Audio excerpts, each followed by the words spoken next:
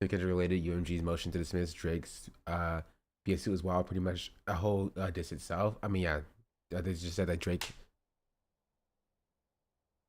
What was that? Yeah, they just said that Drake couldn't hack it in the diss industry, and so he has to try to sue to get away from it, which is like kind of LOL. But anyway, we'll take a look at that later. I do want to see what this is about.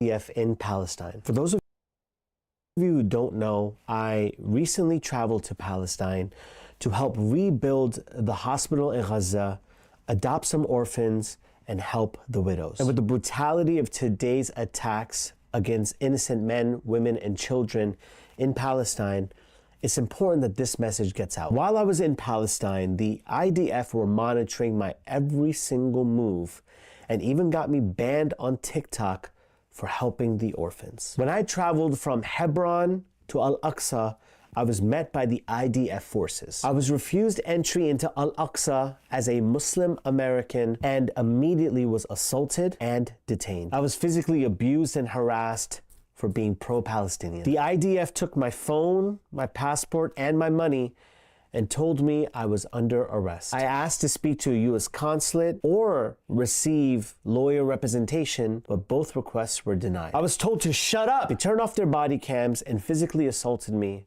for not saying I love Israel. Believe me, this is not a complaint of any sort, because this is not even a fraction of what the Palestinian people go through, or that Palestinian prisoner who was right next to me who was getting beat down. Rather, I pray that this story reaches the right people and I give a voice to the voiceless of the millions of Palestinians living under occupation. The IDF proceeded to arrest me and told me they were taking me to the police station. But before they did that, the IDF paraded me around the Jewish part of Jerusalem, and where hundreds of Jews clapped, celebrated, and filmed me as the IDF publicly humiliated me. That sounds extremely on brand. Only part that's crazy is the fact that, like, not that they would do this to Americans because they kill Americans as well, but more that, like,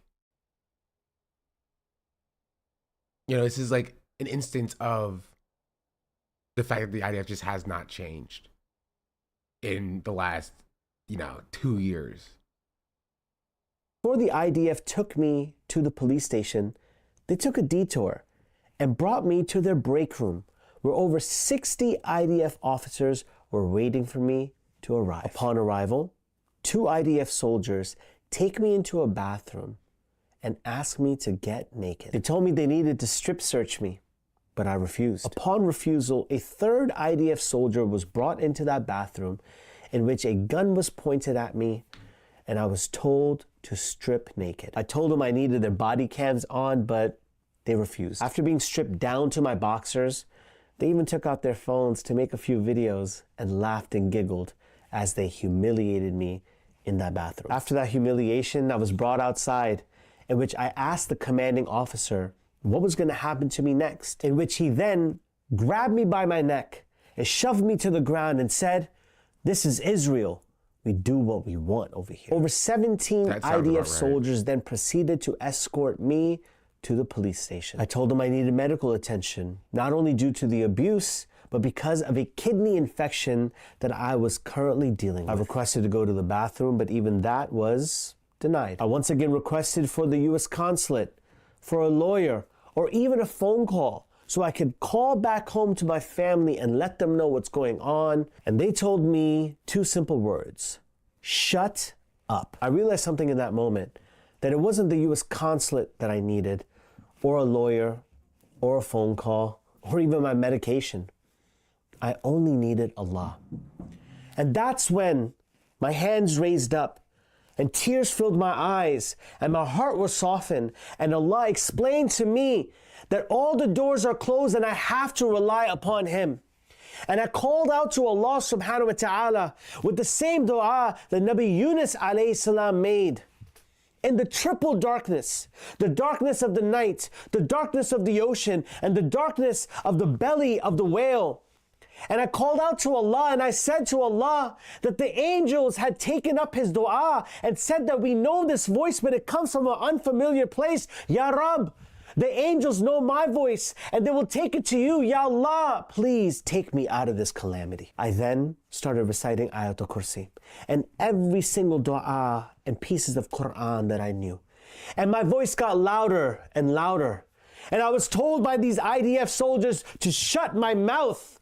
But I realized something, that in that moment, they were getting scared.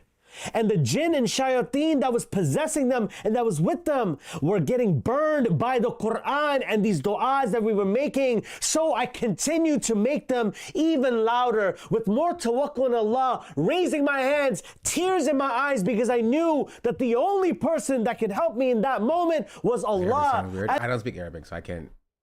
I'm pretty sure he's a very, very popular like Muslim creator. Today I'm playing the role of a Muslim who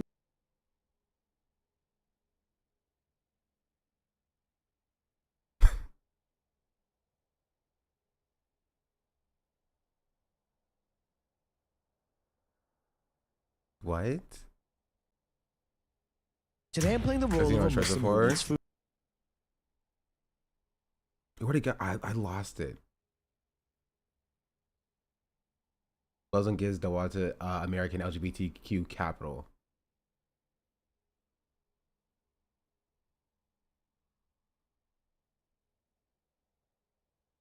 Yeah, I mean, it's something that popped up on my feed. This is very dua prayer.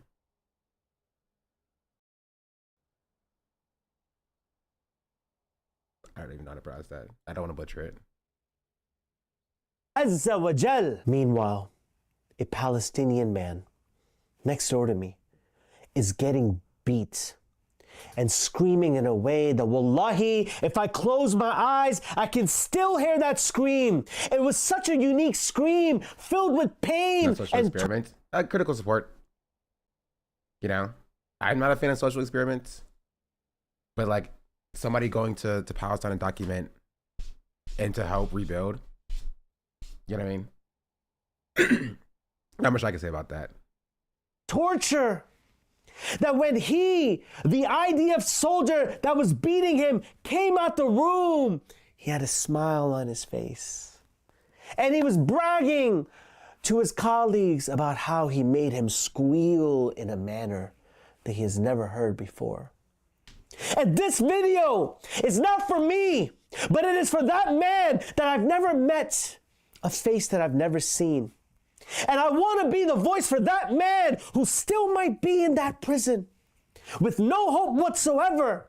So this brother of yours is speaking on your behalf, whoever you are, wherever you might be, because I am the voice for the voiceless. As I make dua and raise my hands to Allah, the captain comes out and coerces me and tries to convince me to open my phone, to place my password there, so that they can find something more incriminating against me to arrest me for even a longer time. But of course, I'm very curious about how we got out of the situation. I refused.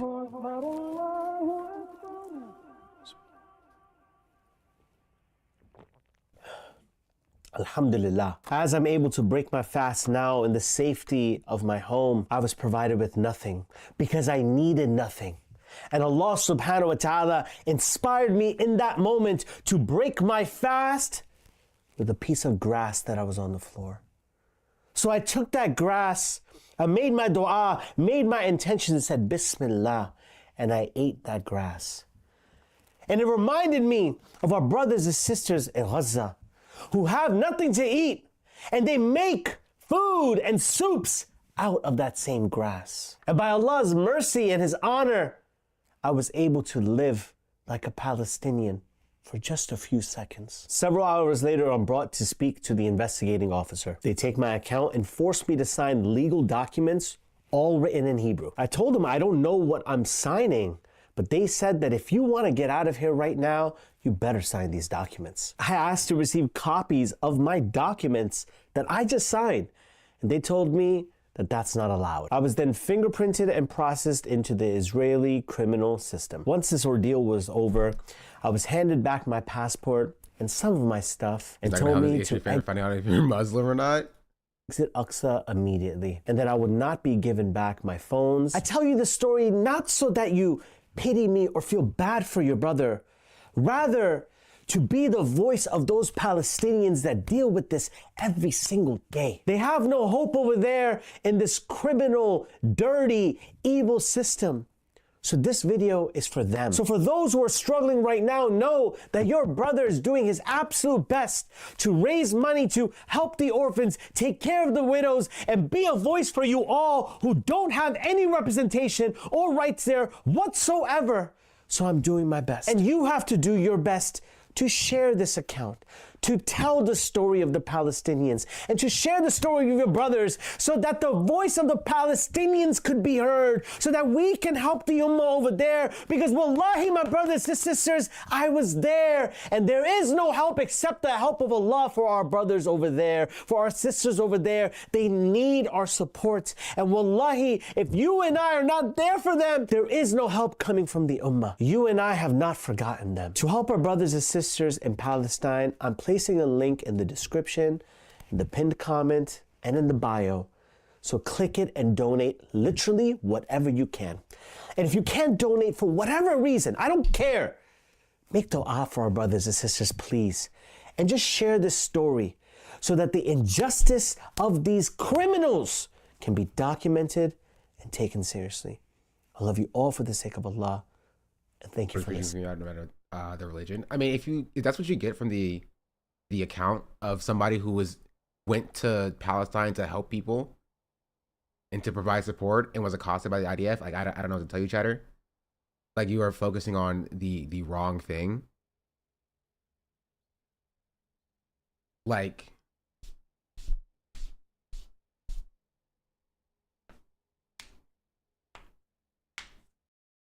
yeah, I think it's a net positive just for somebody who is American and who has a large platform and who has been in Gaza to tell their story about like what they saw over there specifically.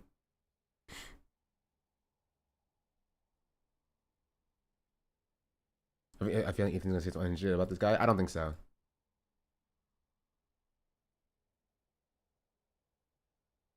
Like, I think this is a good thing.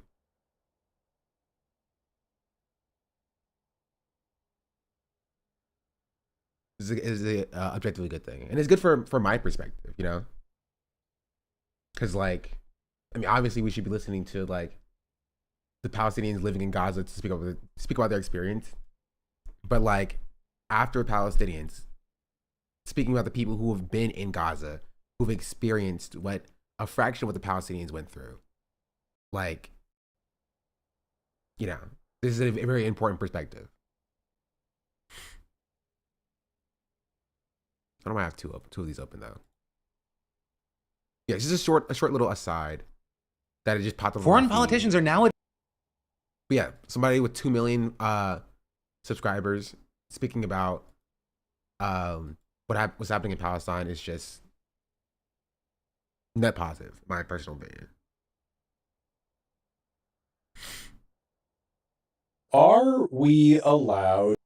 And we'll get to this as It's well. like memeing. I am also curious to watch this LGBT video, though I will not watch this LGBT video. I don't know him or the rest of his content. That video looked a little bit interesting to me. But I will say on like Palestine, like if you travel to Gaza and you talk to Palestinians and you are helping out Palestinian orphans and widows, and you get accosted by the IDF, like critical support in that way. Advising their citizens against travel to the United States amid concerning detainments, seizures, deportations, and what they called the creep of totalitarianism and fascism. Trump just signed an executive I'm order curious about the travel advisory thing. If you want to send that as well. order to begin eliminating the Department of Education, and that's just one of 3 big education news stories you need to know today. The Tesla backlash controversy's only gotten bigger with now Andrew Schultz and Theo Vaughn in the mix, and then a good news story and update to keep you sane. We're talking about all that and much more on today's brand new Philip DeFranco Show. You daily dive into the news, how it's being covered, and how people are talking about it, starting with this. No trans people or LGBTC people. What does the C mean? Should go to the US. I mean, true. We need to talk about why Germany is now warning its citizens about the increased risks they may face while traveling to the United States, as well as, more broadly, the rapidly growing number of stories that show that even if you're in or trying to enter this country legally, if you're not a citizen, and in some cases, even if you are, you might be caught up in Trump's immigration crackdown. But starting first with Germany, I will say that the country has not issued a full-on travel advisory, right? They've just updated some existing guidance, with them warning travelers that tougher immigration enforcement under Trump could land some travelers in detention or see them face deportation. And notably, this is coming in response to several German nationals being detained trying to enter the country, some being held for days or weeks and allegedly facing pretty rough treatment in the process. One German tourist, for example, reportedly spent more than 6 weeks in detention, including 8 days in solitary confinement. Another reportedly spent more than 2 weeks in custody, claiming he was denied a translator and that he spent time chained to a bench along with other travelers. And both saying they were flown back to Germany without a clear understanding of why they were detained in the first place. And a notable thing here is in the second case, his partner, who's an American citizen, came down trying to get answers from officials, and she said they not only searched her car, but also saying that when she raised objections, 2 ICE officers detained her and took her to a separate room where she was subjected to a humiliating body search. So, in case you're wondering how the US and Israel relate to each other, I know you guys know this already, but like, does that not sound kind of familiar to like the story and account that we just saw from that YouTube creator? Like identical. Just gonna call out that similarity. Afterwards, also chained to a bench for a time before being released. And then on top of those cases, a German green card holder, a permanent US resident living in New Hampshire, has also claimed to have been violently interrogated by border officials after returning from a trip to Luxembourg, with his mother also telling reporters that he had been held at Boston's Logan Airport for hours, stripped naked and put in a cold shower by 2 officials. Also claiming that immigration agents had put pressure on her son to give up his green card, and claiming he was given... The humiliation is a process in this. Like, that's a very defined like tactic that is used. They want you humiliated. They want you, and they did it to like who they called terrorists in like 2003, right? Guantanamo Bay. Like, this is what they do. It's like directly out of the fascist playbook.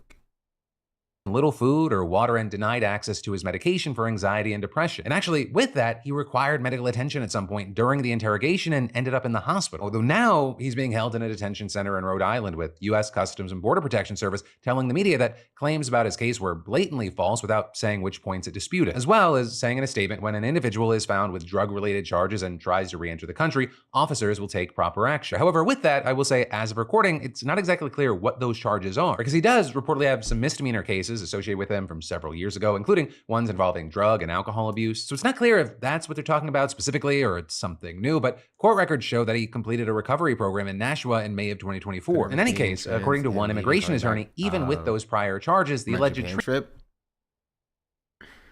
I don't want to tell you to not travel, Chatter, but like, be wary. Because like, currently, if you are an American citizen, you're not directly on the chopping block. They're focused a lot on like immigrants or perceived immigrants, but like trans people are not that far down from the list. You know what I mean? Like they are, y'all are right there, you know? So just, I'm not going to tell you not to travel, but I'm just telling you to like, be careful. That also could change overnight. Yeah, it could change overnight. And I just, again, I don't know. My wife has an appointment to get her visa today. I'm so nervous. I think if she's, I don't know if the visa attaining process is much different and more just like they're just disregarding any process of like legal permanent residency like even after getting a visa. But so I don't know. I have an immigrant coworker going to England for our wedding soon. I'm so worried for her. Yeah, the advisory is that you don't leave the country for the most part. And like in the next couple of months, it's going to be even very difficult for you to travel if you are like undocumented in general or illegal permanent resident, you know? Because there's a emphasis on like real ID that like verifies your citizenship status, and like even interstate flights, you know, are or may be relatively dangerous. You see a video of the guy who was self-deporting? I did see. You can look at it as well if you wanted to send it. You're not getting back into the country for any reason if you're on a visa. Yeah, and so it's scary.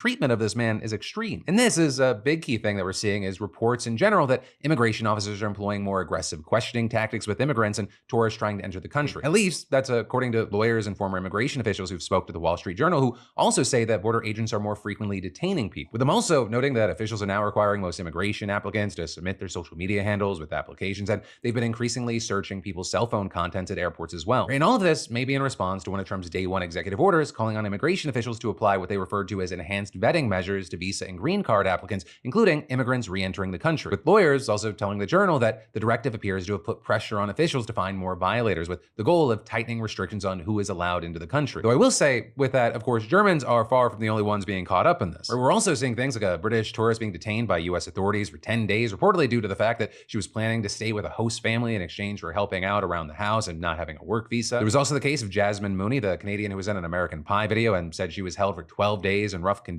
shackled at certain times. And actually, on that note, you had Canadian MP Charlie Angus today calling on Canadians to avoid travel to the United States if at all possible. We have seen too many stories of citizens being pulled out of airport lines and being fingerprinted and deported as though they were criminals. Citizens being kidnapped through illegal detention by ICE. And it's not just Canadians. We see the attack on backpackers, students, doctors, professors. And with that, Angus also calling on his government to, quote, stand up for its citizens who are being denied their rights through arbitrary detention in the United States. People whose phones are being seized and searched for any kind of incriminating evidence that they're somehow progressive or woke. That's not the actions of a democratic nation. That is the creep of totalitarianism. Bro, you said progressive or woke. Bro, woke has expanded. Now, like, you're getting detained under pretense of being woke. That is the creep of fascism, and we need to call that out. But then from that, moving on to France, we're learning about a French scientist report causing reverse brain drain to the USA and start seeing labor shortages. I mean, the grip of capitalism is going to persist and will force people to go back to work unless they have an organized structure to reinforce their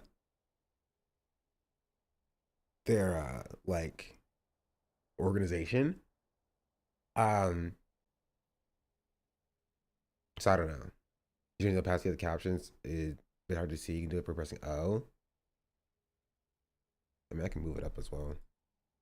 Put it in front of full space. Reportedly denied entry to the United States after immigration officers searched his phone and found messages expressing criticism of the Trump administration, with an unnamed source reportedly telling the French news agency AFP that the individual underwent a random check on arrival, during which his work computer and personal phone were searched, and authorities claiming that they found messages that expressed hatred towards Trump and can be qualified as terrorism, with him also reportedly confiscating his professional and personal equipment and sending him back to Europe the following day. You also had another source reportedly telling AFP that authorities accused the French researcher of hateful and conspiratorial messages. And actually with that, claiming he was briefly being the subject of an FBI investigation until those charges were dropped following his expulsion. However, according to the French Minister of Higher Education and Research, who said the scientist had been on assignment for the French National Center for Scientific Research and traveling to a conference near Houston, that researcher had simply sent messages, quote, expressing a personal opinion on the Trump administration's research policy. And of course, with that, unless there's more information that's set to come out, many would say that the possibility that criticism of Trump has been equated to terrorism is pretty fucking terrifying. Though it also may be, in the eyes of some, unsurprising, considering how we've seen seen the question of free speech become central in other high-profile immigration cases, or with some of those not involving people entering the country, but people already living here, such as Mahmoud Khalil, or the detained Palestinian activist and legal permanent resident who still hasn't been charged with any crime, with him instead being deemed deportable on the basis of a little-known provision in the Immigration and Nationality Act giving the Secretary of State the discretion to deport non-citizens if there is, quote, reasonable ground to believe that their presence or activities in the United States would have potentially serious adverse foreign policy consequences for the United States. But in any case, a key thing here is that following Khalil's detention, Trump promised that it was the first arrest of many to come. And it appears that we are seeing that now as immigration authorities have detained a Georgetown graduate student by doubling down on the same questionable legal argument that they used to justify Khalil's detention. Right? And so this person is Badr Khan Suri. He's reportedly an Indian citizen in the United States on a valid J1 student visa, and his area of study is reportedly peace building in Iraq and Afghanistan, with DHS spokesperson Tricia McLaughlin alleging on X that Suri was actively spreading Hamas propaganda and promoting anti-Semitism on social media. They're going on.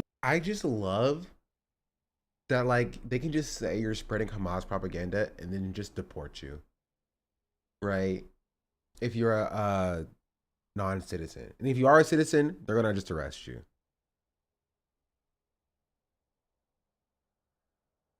Right? If you are a citizen, they'll arrest you. If they're a non-citizen, they'll deport you.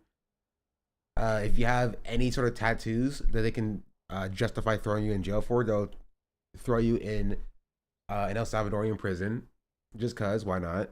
You know, why not? Why not? You know, just do whatever you want to do at this point. Who's gonna stop you? To say that they have close connections to a known or suspected terrorist who is a senior advisor to Hamas. So this also, as Suri reportedly has no criminal record, has not been charged with a crime yet, and his lawyer said that Suri denied all of the allegations in McLaughlin's statement, with that lawyer then adding that he believed the accusations against Suri were seemingly based on who his father-in-law was. Which I will say, with that, his wife's dad is reportedly a former advisor to the Hamas leader whom Israel assassinated last year in Iran. However, you also have people noting that the dad has said that Suri was not involved in any political activism, including on behalf of Hamas, with him also having left his position. Oh, now we're doing like crimes by association. Now we're doing crimes by association. Now, if your father did a crime, you are now a crime, and crime is like political relations. But then you are now held accountable for that crime too. You think that will birthright citizenship? I mean, Trump talked about he's going to attempt to do it. Whether or not he's actually going to get around to it, who knows? I don't know. They also have father-in-law. Like, gifted a tier 1 sub to Isha. not even like blood relations. They have given 12 gift subs in the channel. Track 3 Moon Child, thank you for the gifted sub. Much appreciated. And the Hamas-run government in Gaza more than a decade ago does not currently hold a senior position within the group and has in fact publicly criticized Hamas's decision to attack Israel on October 7th, 2023. With all this, you all. Which is why, like, it doesn't matter what you say, bro. It does not matter what you say. You can criticize or condemn Hamas, right? And say Hamas is bad, super evil, and Israel is doing the best war crimes ever, right? They will find a way to tie it to you if you look a certain way or you say a certain thing in the way that they don't want you to say it, or if you act a certain way or if you protest, they will just attribute you being pro-terrorist. No matter how many different condemnations or how many declarations of how much you disagree is. I live like a capitalist every like, single day. they will always find something on it. I live when I Akawarrick 3000 just subscribed. SDABLOVE. Okay, we're working for the 11-month resubscription. Also had Georgetown saying in a statement that it was not aware of Mr. Suri engaging in any illegal activity. And wait, also, I love that there's 40 people watching on YouTube and there's not a single chat. Is my chat behind? Is anybody on YouTube chat?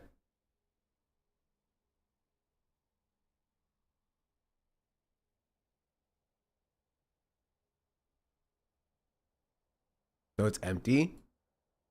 That's crazy.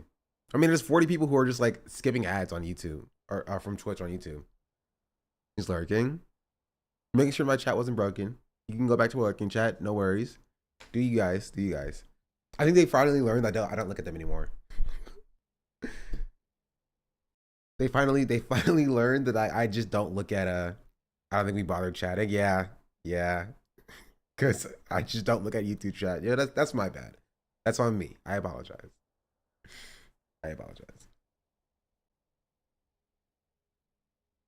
have not received a reason for his detention, and adding, we support our community What's up, members' chat? rights to free and open inquiry, deliberation, and debate, even if the underlying ideas may be difficult, controversial, or objectionable. With them adding, we expect the legal system to adjudicate this. Also, does somebody have a link to that video I was gonna watch yesterday? Or what that creator's name was? It was like Trill Everything something, right?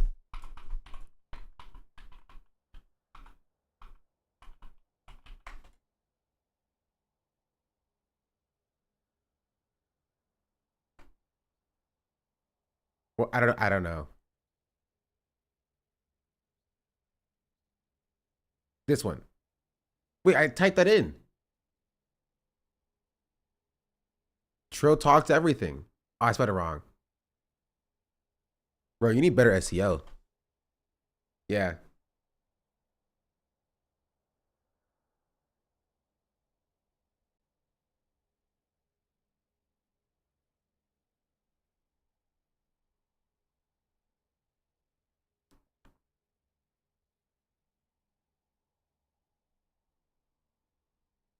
Again, I respect this grind.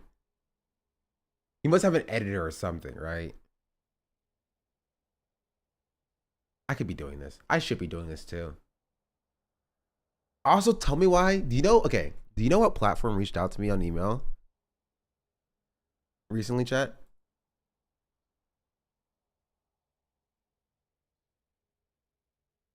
Rumble? No.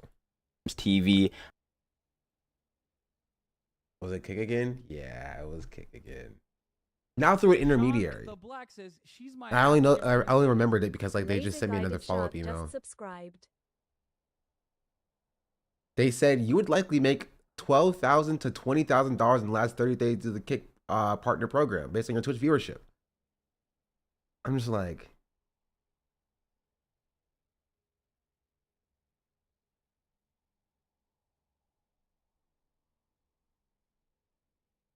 wait, really? No, maybe I should multi-stream on Kick or something. You know what I mean? You said I make $20,000 in the last month. Do you know how much money that is? Let me do a little bit of calculations real quick. Let's say 10,000 low end. $10,000 per month. $120,000. You think I'm making that now? Are you still doing the 90-10 split? No, now they're offering me a 95-5 split. 95-5 split. Premium rates paid weekly. And they said I would make $11,997 to $19,000 in the last 30 days through the Kick Partner Program based on my Twitch viewership, not including subscriber or sponsor revenue. Which I don't know what sponsors I want to get if I'm on Kick, but do you have to gamble? I don't know. They didn't say.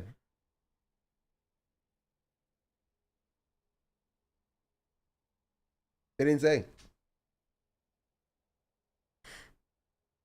So, like, I just don't trust the Kick audience to be normal or fun to be around. I mean, 100% no. The shit on Hassan, though. I mean, I already got started last month. You know what I mean? Are you ever going to do it? No. No, I'm not. Chat, come on. You think that little of me? You think that I did have an idea for a YouTube video because somebody from Kick also DM'd me or emailed me asking to put a time on my calendar to meet, and a video where I like record the meeting and see what Kick has to offer and go through the entire process just to flip them off at the end and be like, no, F you, I don't want to do your gambling platform or whatever. But I was like, I don't care that much too. I just didn't respond.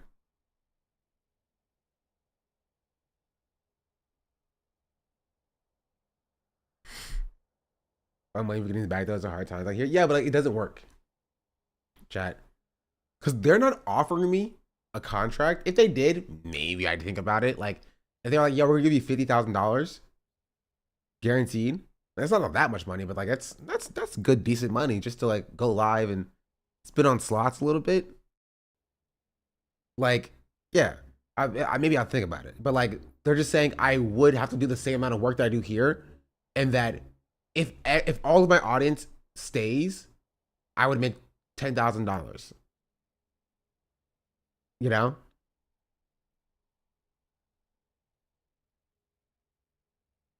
I'm like, but like, you guys wouldn't stay. Like, if we're gonna be real about it, I would be asking people, like, y'all leave my stream that is on Twitch when Hassan goes live. You know what I mean? And I'm doing content, or I'm doing content that you don't want to see. Like, there's no shot y'all are going to go to Kick to watch my content. It's not happening. I'm not going to be pulling like 500 viewers. I don't know how many viewers I have right now. 600 viewers on Kick. You know what I mean? Like, I think maybe I'll pull like 100 people. Why are you talking about Kick? Because they emailed me. Keep up, chat. Keep up. I can't keep explaining this to you.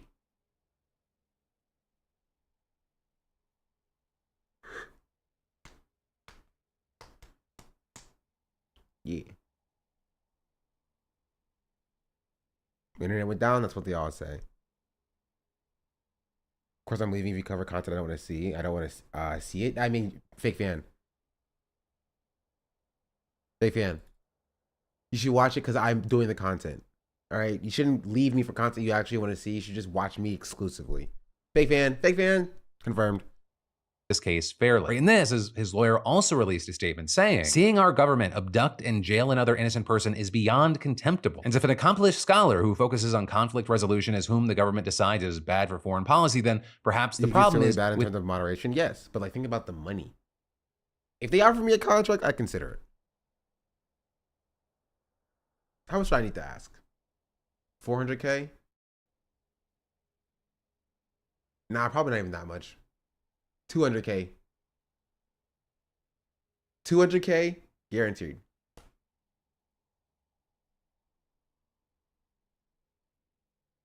Right? That way I can just like guaranteed, I mean like I only have to stream like 15 hours a week.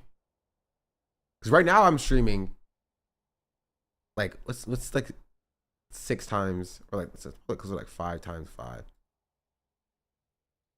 Minimum 25 hours a week. Right?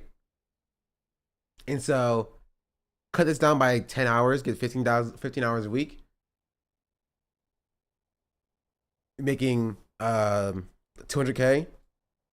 200K divided by, if I stream 7 days a week, that's 365. And if I stream 15 hours a day, that's okay. That's too little. $36 an hour is too little. Make that 10 hours a week.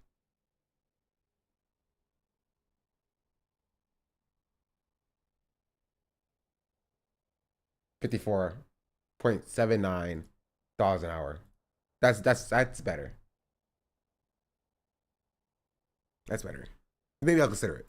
The government, not the scholar. But with all that said, as we wait to see more stories like this, if they're going to come out or not, as well as if more information comes from the stories we even talked about today, I got to pass the question off to you. What are your thoughts here? Because in addition to this being a news show where we're talking about what's happening, how it's being covered, I approve of the radical terrorism of Sonic the Hedgehog.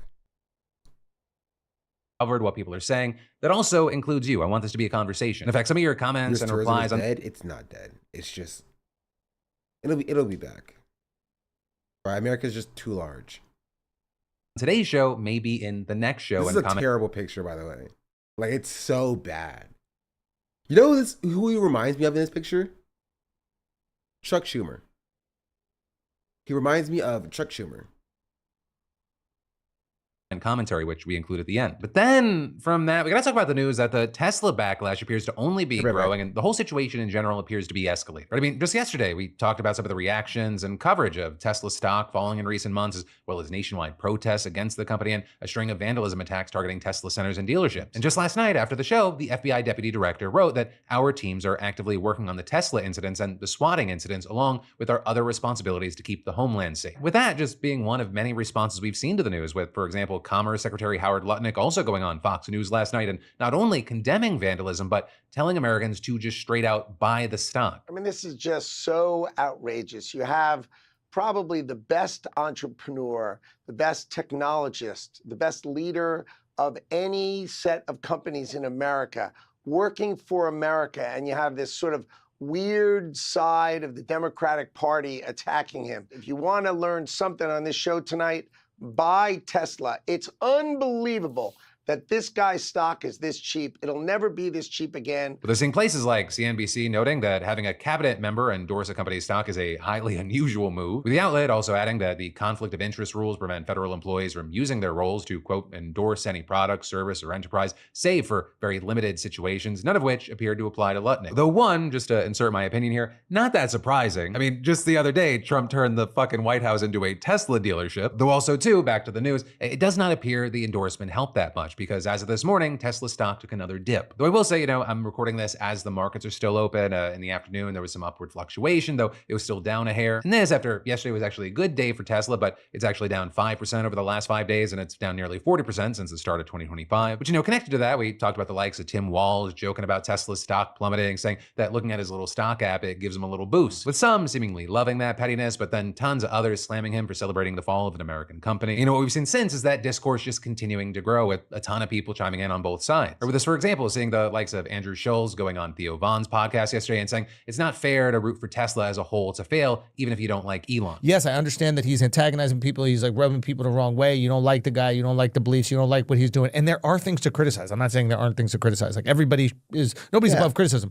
But to punish that car company that is 100% made in America, made by people living in America, Americans rely on those jobs. Like, maybe we criticize another thing. Right.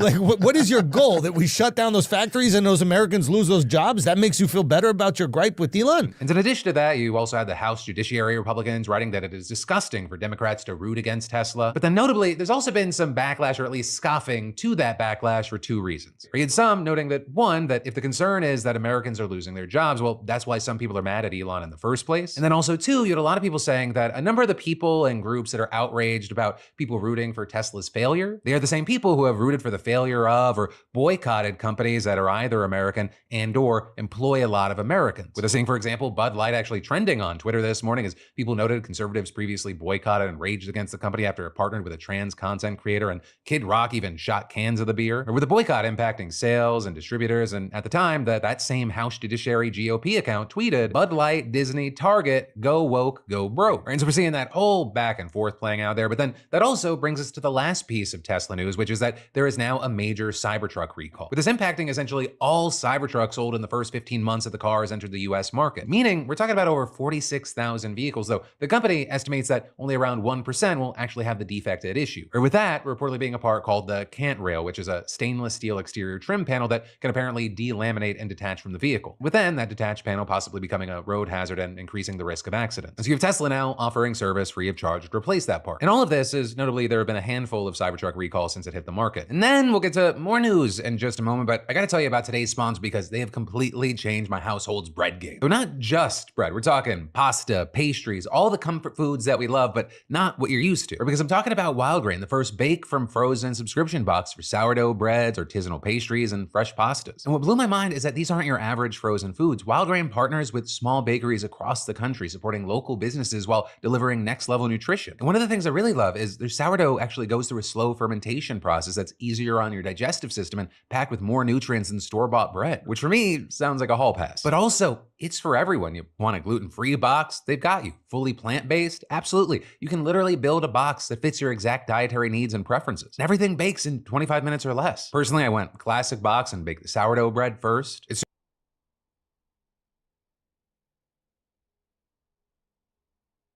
I was muted. I was just reading this comment. I find Philly's commentary so empty. Like, it low-key confuses me how people, so many people value his videos, and he's barely saying anything. Philly D is just like, is the equivalent as, for me, scrolling through Twitter. You know what I mean? He's just a source to see what is the biggest stories of the day, and then moving on. He's reading us the news. Yeah, he's the same as Harry Sisson, essentially.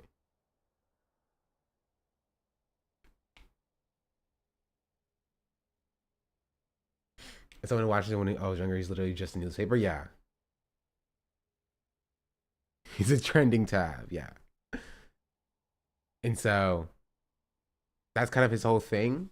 And it's a good baseline to be like, okay, these are the biggest stories of the day, and we can use that as a bridge off point to talk about more stuff. But if he's your only source of news, you should probably find, something else to give you a more in-depth look at what's going on in the world.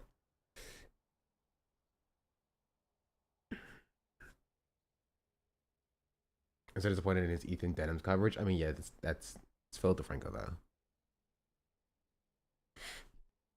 But yeah, before you guys saw this. Before we get too far and too deep, I want to watch the Denims part. This, we're gonna get to it. I've been holding your stick for too long. We'll get to the Denims part. To wrap this up, I did see one other thing that I wanted to respond to. The following clip is from my stream on March 8th. This is the day after Ethan talked about his CPS visit. Look at this. It might be the dumbest, most pathetic thing I've ever heard in my life. Here's Denims. On the floor. And then the part that, in my opinion, oh my God, hold on. was like, oh my God, y'all.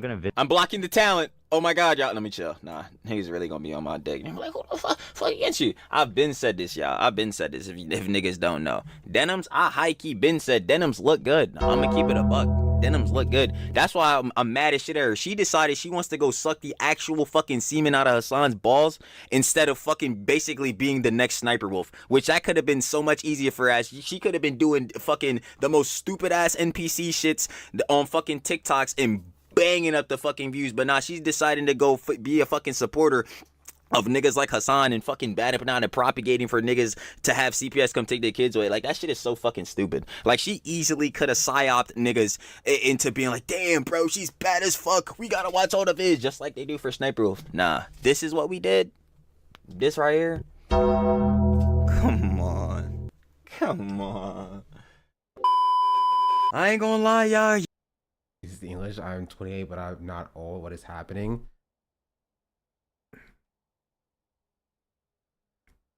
He is speaking in AAVE, right? And so I will say this: it's not like youth language. Like I understood what he was saying.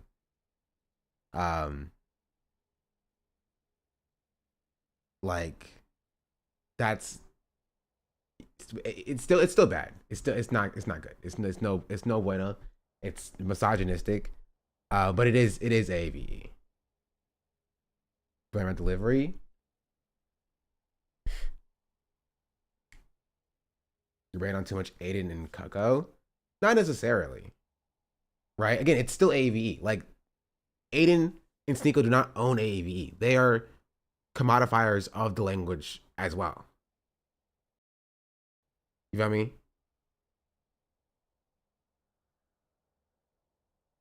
Like, he's speaking in AAVE. This is how, if you are around black people, like, who are like, teenagers, this is how they speak. Right? Because you guys only have, or because you all only get this from receiving it from watching, like, reactions to like Sneeko content, does not mean that it's not like cultural AAVE. You know what I mean?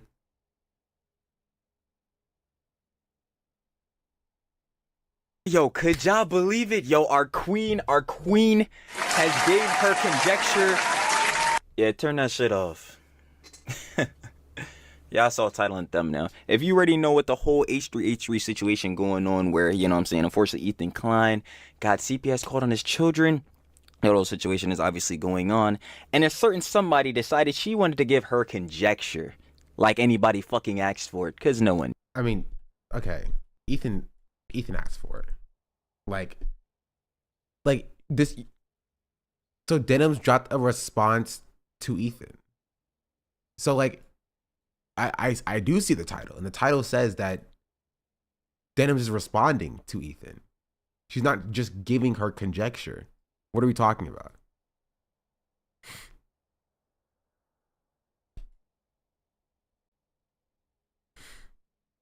If AV were both being misogynistic, look at that confused chat. Yeah, like he's being misogynistic, but the language that he's using, right, the way that he's speaking, right, is like not like off base.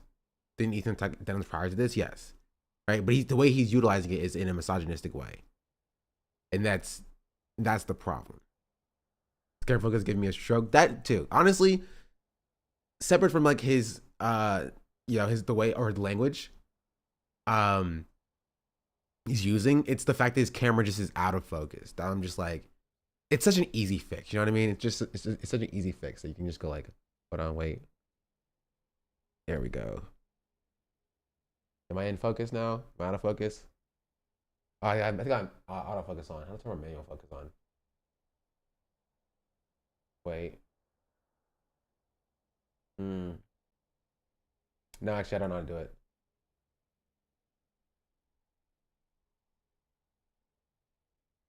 Go with this one. No, okay. Well, I just can't be out of focus, you know. I'm just it's too like that. You're beautiful, my brother. Thank you. I appreciate that. The video where he tries to get his mom to hit Hassan. What? Wait, how does this channel have more likes or more subscribers than this other channel does?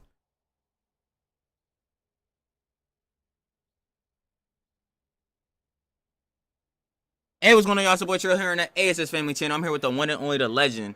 Mom. We got the 10 Superman. Oh my goodness, bro. Please fix your freaking focus, dog. Fix your focus. What are we doing here? Like, look at this. Bro, I feel like I need glasses on.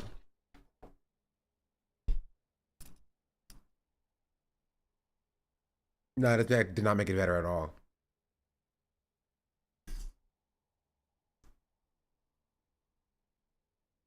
Yo, welcome everybody. This is the... Wait, okay. Oh wait, no, so he goes home, he does this, he does his own channel, and then he hops on with his mom and does his mom reacts channel as well. How did you even find this channel, chat? It has 1.3 million views. Okay, what is his most viewed video? What? I guess if you have 1,000 videos, that's still a lot of videos though. How does this channel have 1.3 million views?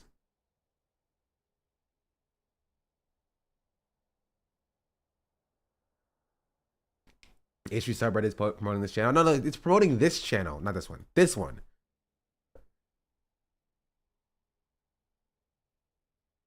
But like, this is like his mom channel. My reacts is a silly idea for videos. I mean, it's been done before. Like, he did not make this idea, chat. Don't get him mistaken. I wonder what parts did they react to? Oh, it was the streaming is a hard job thing. Wait, okay. We have to do the thing, chat. We have to do the thing. Okay, this is only one Hassan video, but I want to check his main channel.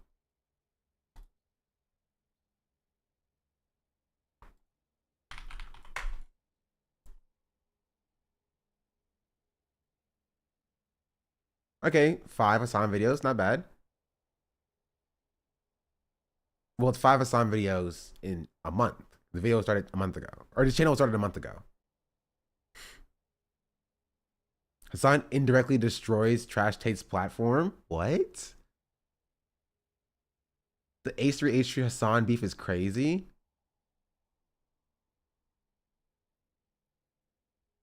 The craziest part of everything is the fact that Ethan Klein got banned from Twitch for showing the content nuke, which is just a... Okay, well, he's just reacting to a video. You got anyone you want to call out? Or from Sensitive Society, who sucks anyway. The craziest part of everything is the... Okay, we're gonna go back to Denims thing though. did. I ain't gonna lie. Of course, that being Denims TV, obviously she was one of the main people propagating for, you know what I'm saying, the CPS to be called, even though she's trying to pull off this fucking plausible deniability that no one's falling for because, you know, niggas can fire their 2 fucking neurons. But, you know, that's besides the whole factor. She decided to mention he had 2 neurons.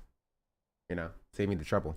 To drop her own response to Ethan Klein, and spoiler alert, it's fucking garbage. So yeah, let's get right into it. Y'all already know. Nothing.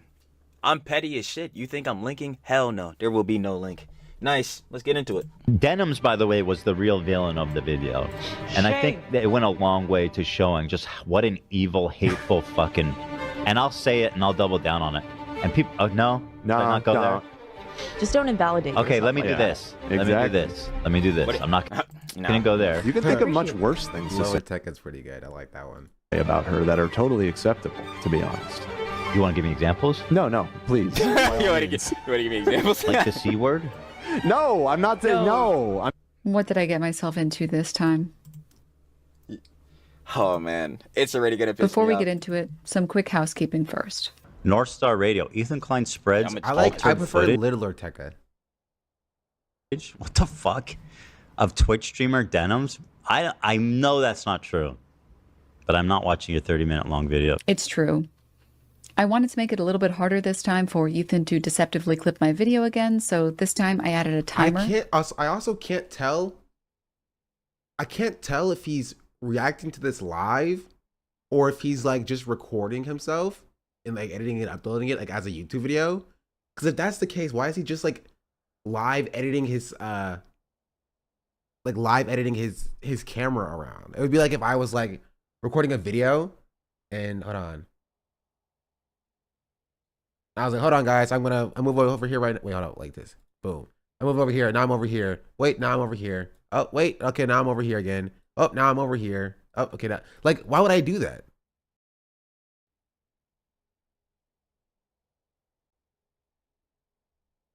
Like if it's a video. You feel me?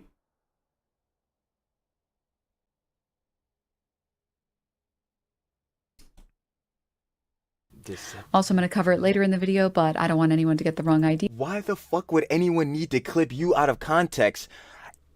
Wait, but they did that though. Like, okay, I feel like this entire video is just going to be him saying something with having no idea what he's talking about. Like, they did clip Denims out of context. Like the last time Ethan responded to her.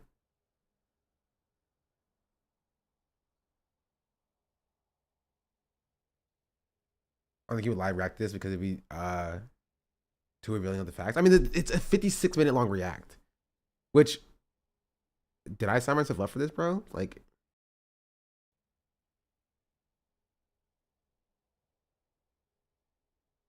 maybe we can like double speed it or like 1.5 times speed it.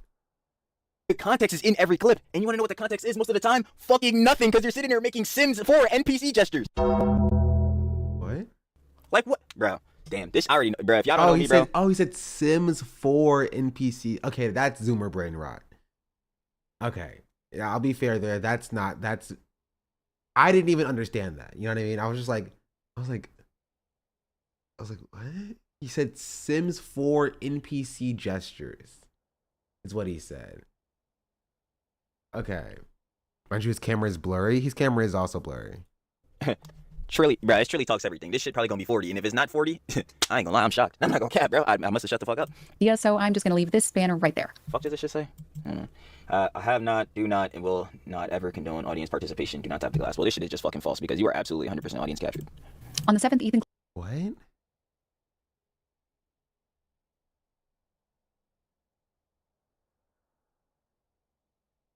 He watched a song video with his mom and gives more insight to how bad his brain rot is.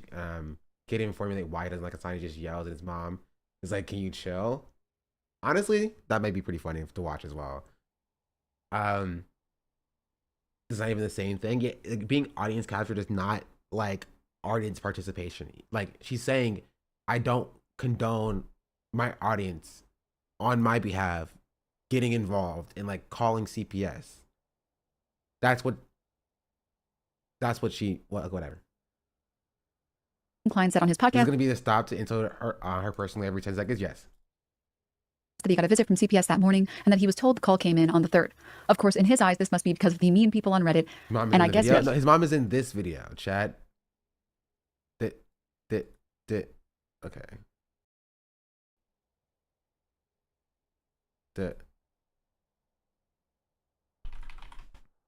This video. And Superman. Shout out Jamari. We got the most delusional streamer now. If y'all been on the internet and you in the streaming culture, you may know this this guy on the screen. His name is Hassan Piker. Like I don't understand making Hassan bad content and like only getting 760 views. That's kind of rough, I will say. Like, I mean, get on my level. I at least got 4.5K. You know?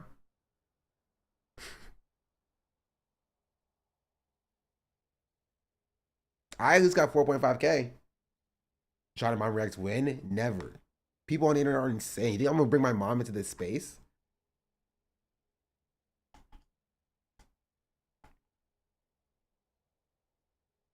So I usually brings in 2K plus views. I mean, it depends on your profile.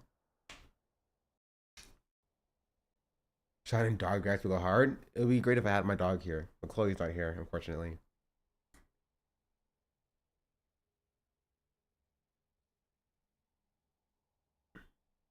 Y'all rented a D lawsuit? No. John is flourishing. Being able to drag their moms into Hassan bad content instead of going to therapy. I mean, he's a child. He's young, you know. I think I hear a fire alarm somewhere. But like, it's not close. I feel like it's like in the apartment next door.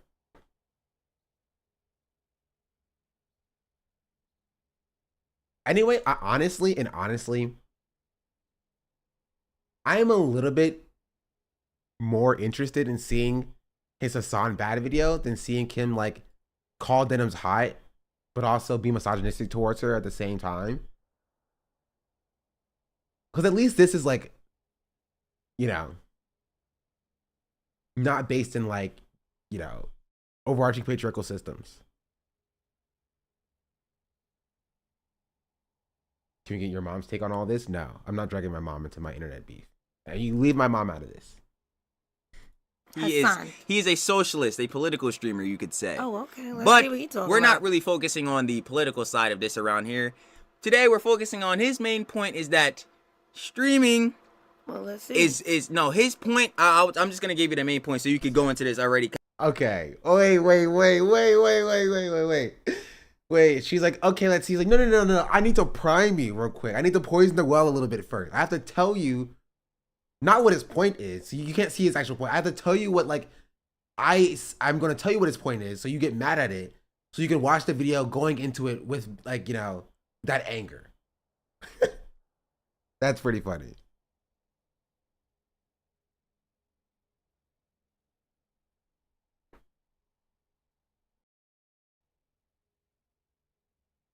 I hear a fire alarm.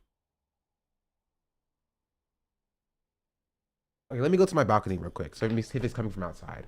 Here, enjoy this while I go away, chat. Kind of having a little bit of background information. His point that he was making in his take, and you'll probably see it a little bit more and get a little bit more context, was that work like streaming in terms of like a social battery is more draining as again social battery, right? Which means like talking and interacting with people is more draining than an actual 9-to-5 job. Okay. Well, now, Mom, initially, how do you feel about that statement? Would you say you agree with that? No. I would also. It's across the street. They're building a new apartment across the street, and they are testing the fire alarm.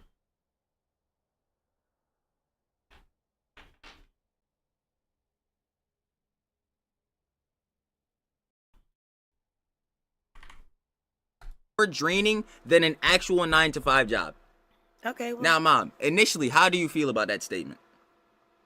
Would you say you agree with that? No. I would also agree and say I wouldn't. And I want y'all to be real, because a lot of people are like just straight. A lot of people just hate this guy. And honestly, I can't blame them for real. I don't exactly hate him, but I don't like his takes either. They're pretty trash in my opinion. But I'm a realist, so I like to see both sides and all that. And which is like, okay, he said in terms of social battery, but it's just not when you see all the stuff in that it's probably gonna be mentioned. Yeah, Okay, it's gonna be see. looking a lot of hypocritical. Okay. A lot. Okay, wait. So he's moved on from saying like, so he does drop in at the end there the actual context that it was in terms of like your social battery and how social you can be. Then he just like, well, we're gonna skip past that and be like, he's hypocritical anyway, so it doesn't matter. You know what I mean? Never gonna said this if I had a sans chat. Then yeah, I'd be more socially exhausted when I worked in customer service. I volunteered at kids elementary in middle school. Is it physically hard? No, but social battery drains quickly. Assume you're dealing with chat's the same. Streaming is different when you have 20 and 30 viewers than you have like 20 and 30K. I mean, yeah, but even if you have like 20 and 30 viewers, if you're sitting and you're talking and you're entertaining for 6 hours a day, 7 hours a day, 8 hours a day, no matter how many viewers you have, like it's going to be like tiring. You're going to be tired at the end of it. You know what I mean? Like, I hate turning on my camera on work calls for like 30 minutes even. And yeah, like when I end stream after streaming for like 5 hours, 6 hours, I then have to go to work calls and I sit there and I have my camera off if I can have my camera off. Unless it's like necessary for me to have my camera on. Cause I don't want to be on camera no more. Cause it's tiring. Like it's just, that's what it is. I'm tired. And I can't do on camera for much longer. Oh, it's off. Cool. So again, shout out to Jamari for the vid. Obviously, please go subscribe to him and all that. The original video is gonna be down in the description below. Oh, this person. So there was this streamer out there named Hassan. Oh, this guy.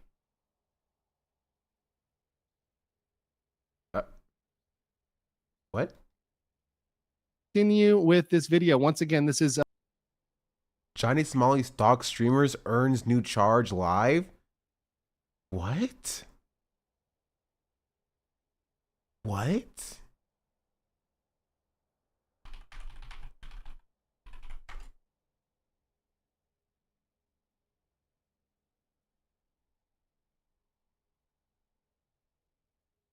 What do you mean he stalks a streamer?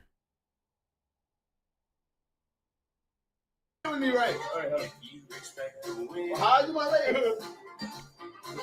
1, 1, 1, 2, 1, 2, 1, 2, 1, 2, 1, 2, 1. I'm still here. Oh, hell no. And he's walking around with a MAGA hat? Okay. Oh, hell no. Oh, hell. That is, by the way, that's Hank's love rag. In case you guys don't know the context or the context of that oh hell no clip. But yes, that is damaging my soul, and now it has to haunt yours forever. So you're welcome. You're welcome. Bro, the fish stream was so legendary. Chat. I'm gonna tell you right now. When I went to the court, right? Look, they told the judge. This nigga was carrying a fish in public. That's a charge in Korea. It's like a 50. So the issue is that I'm he pretty was sure not guy just stalked in Johnny to be that. I mean, Johnny's in jail right now. It's like, I don't think that's true. carrying the fish, but the issue was that he was causing anxiety, right? He was causing anxiety with that to other people. So of course you've got him here. This is the part I want to skip forward to right here. Okay, let's show this part. Let's show this part. Again, minor crime violation. Nigga twerking in public. Charge me, nigga. Charge me right now. I wish I could unsee some of this stuff. I don't give a fuck. Trump gonna save me, nigga. Trump is not gonna save you. I'm gonna tell you that very clearly. Trump is not gonna save you. We can get a bottle because y'all don't need $10 on my line. I never lied to y'all. Chat. $10. We can get another bottle. Here we go. Honestly, his chat is like slow. hardest working, most hated man on the planet. But also, it's like he's getting nothing for it. I'm sorry. I got distracted briefly because I'm like, what is even going on? But like, he's not even getting anything for it. Like, he has no. Like, his chat is slow. He has maximum like 20, 30 viewers, or like engaging viewers, like actual viewers. Fuck nigga, sharp nigga, I swear to God, they said the nigga. They told the judge. I promise you, I'm telling you what they didn't tell you. They told the judge he twerked in public. We all talked about that, but it wasn't just twerking. You were bothering people and disturbing the metro and bus. It's not just twerking. If he just twerked alone at home, no one would care, right? But the problem was he did it on the bus. He did it on the metro. Okay, I care about him like stalking streamers though. What does that mean? No, definitely causing like an issue there. And then he goes out and he finds them. So he goes out and stalks them. He goes down into this hookah place inside. But and I'm going to have to fast forward because I don't want to get a copyright claim by boom, boom, boom, boom. I want you in my room. But he's also got soju again right now. I don't believe he opens it inside, but he's definitely annoying the cashier, definitely causing like an issue there. And then he goes out and he finds them. So he goes out and stalks them. He goes down into this hookah place, and I'm going to play this. That's the one? Oh my God, the Koreans. Wow, that's crazy. That's crazy. The Koreans. So he stalks these people and finds them at a hookah bar. They be helping me so much.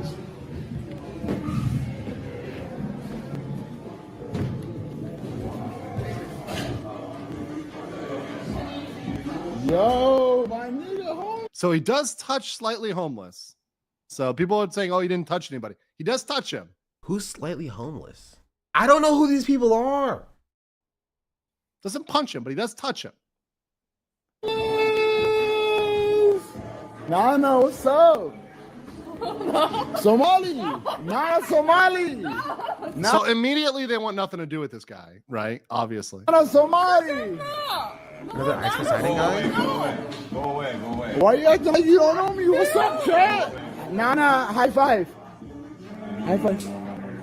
Don't listen to this guy. He don't know anything. High five.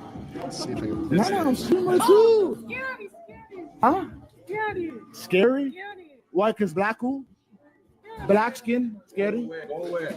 High five. So they're telling him to go away, and I'm going to fast forward a little bit here because there's a little bit of he just annoys him for a while. And then I think around here. Why are you putting the leg down like that? So homeless. You changed outfits and everything on me. So I think here there's an issue. Let's get some shots. Or what if I get us around the shots? Let's just chill. Go away. Why are you scared like that? Oh, don't touch me, bro. Really? Okay, so that's the second time he does touch him and say, don't touch me, bro. Because suspenders told you? Go away, bro. Oh my God, that's crazy. I feel like there's context here that I'm missing. I'm not on your streaming website. I'm on a different streaming website. What are you scared of? You don't gotta show me on camera. Point the camera to you. I think he's on Party, by the way. I think he's on like Jack Doherty's streaming website, Party.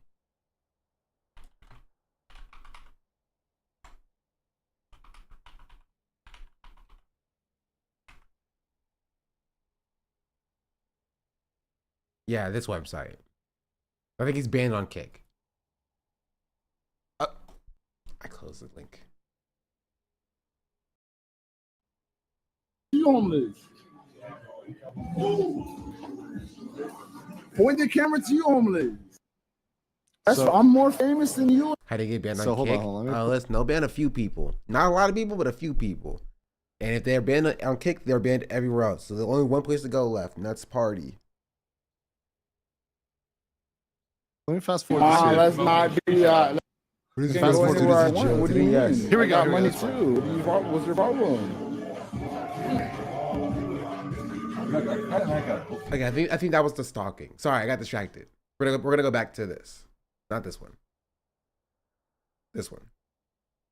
As always, and let's get right into it. Let's do it. So there is this streamer out there named Hassan. I'm sure many of you know who he is. Some of you probably like him. Others might hate him. Like many political figures online, Destiny. he is polarizing. You see, Hassan... Oh, he knows who Destiny is. That actually answers a lot of questions. Is that his mom? Yes. Hassan has been around this internet game for quite some time, and over the years he has His head is tiny here. I'm being entirely real. It feels edited. become increasingly more progressive with his views. And at this point, I would describe This is all him the as same basically person that alt-left. just showed? Like Wow. even Ethan Klein, who has become very much a leftist, you know him. couldn't deal with his nonsense. No, I don't remember Actually, him. you know what? They do for the Bill Burr video. Oh, Yeah, they- okay. Listen to Hassan. People say, I need to go listen to Hassan. This is bullshit. Please, go listen to Hassan. And over the past couple of days, Hassan has now been going viral on Twitter after he made the take that streaming is harder. So read this right here. Read this Where? out loud for Okay. everyone. Millionaire streamer. Wait, okay, why not just play the video?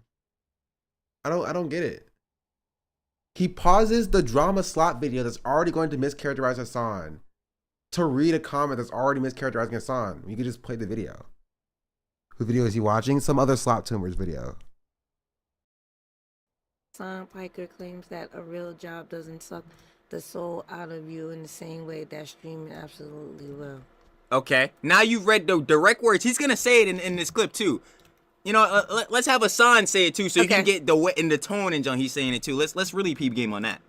than any other job, at least from a social battery draining standpoint. Like I said in the beginning, a writer in the title, yes. We got here for him like reacting to like Denims, right? And Denims' response. It honestly, he's not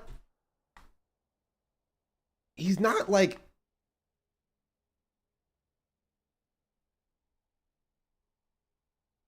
You know what I mean?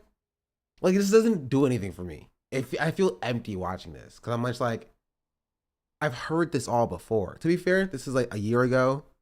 So like maybe reacting to Denims was actually a better thing. Like, but even here, we watched for 5 minutes and I was just like, I was bored. All right, I'll just say it. I was bored. I know. I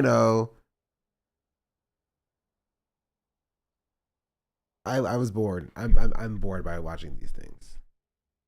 I thought it would be fun watching an Ethan Dick writer. Like, I think it's probably because he has no real convictions. We can tell he's saying to try to gain attention. Yeah. Like, somebody who I think does this content very well and more successfully is like Roz Media. Same like anti-Denims content as well.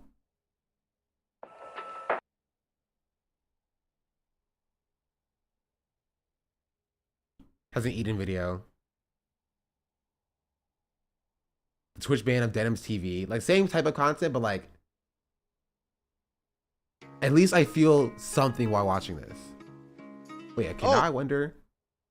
Responding to the accusations of him being misogynist. Really? When was this posted? Yesterday?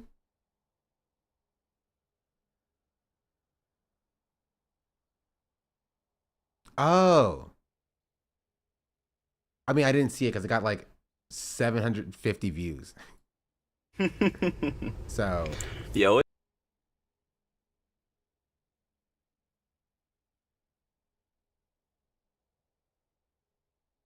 Bro, brutal the Google definition of misogyny to be like, I'm not doing that. That's not me. Look, I don't hate women. Look, you already know what it is. Misogynist. A person who dislikes, despises, or is strongly prejudiced against women. Now, I ain't gonna front to y'all. If anybody knows Trilly, I most definitely do not dislike the love of babes. I most definitely.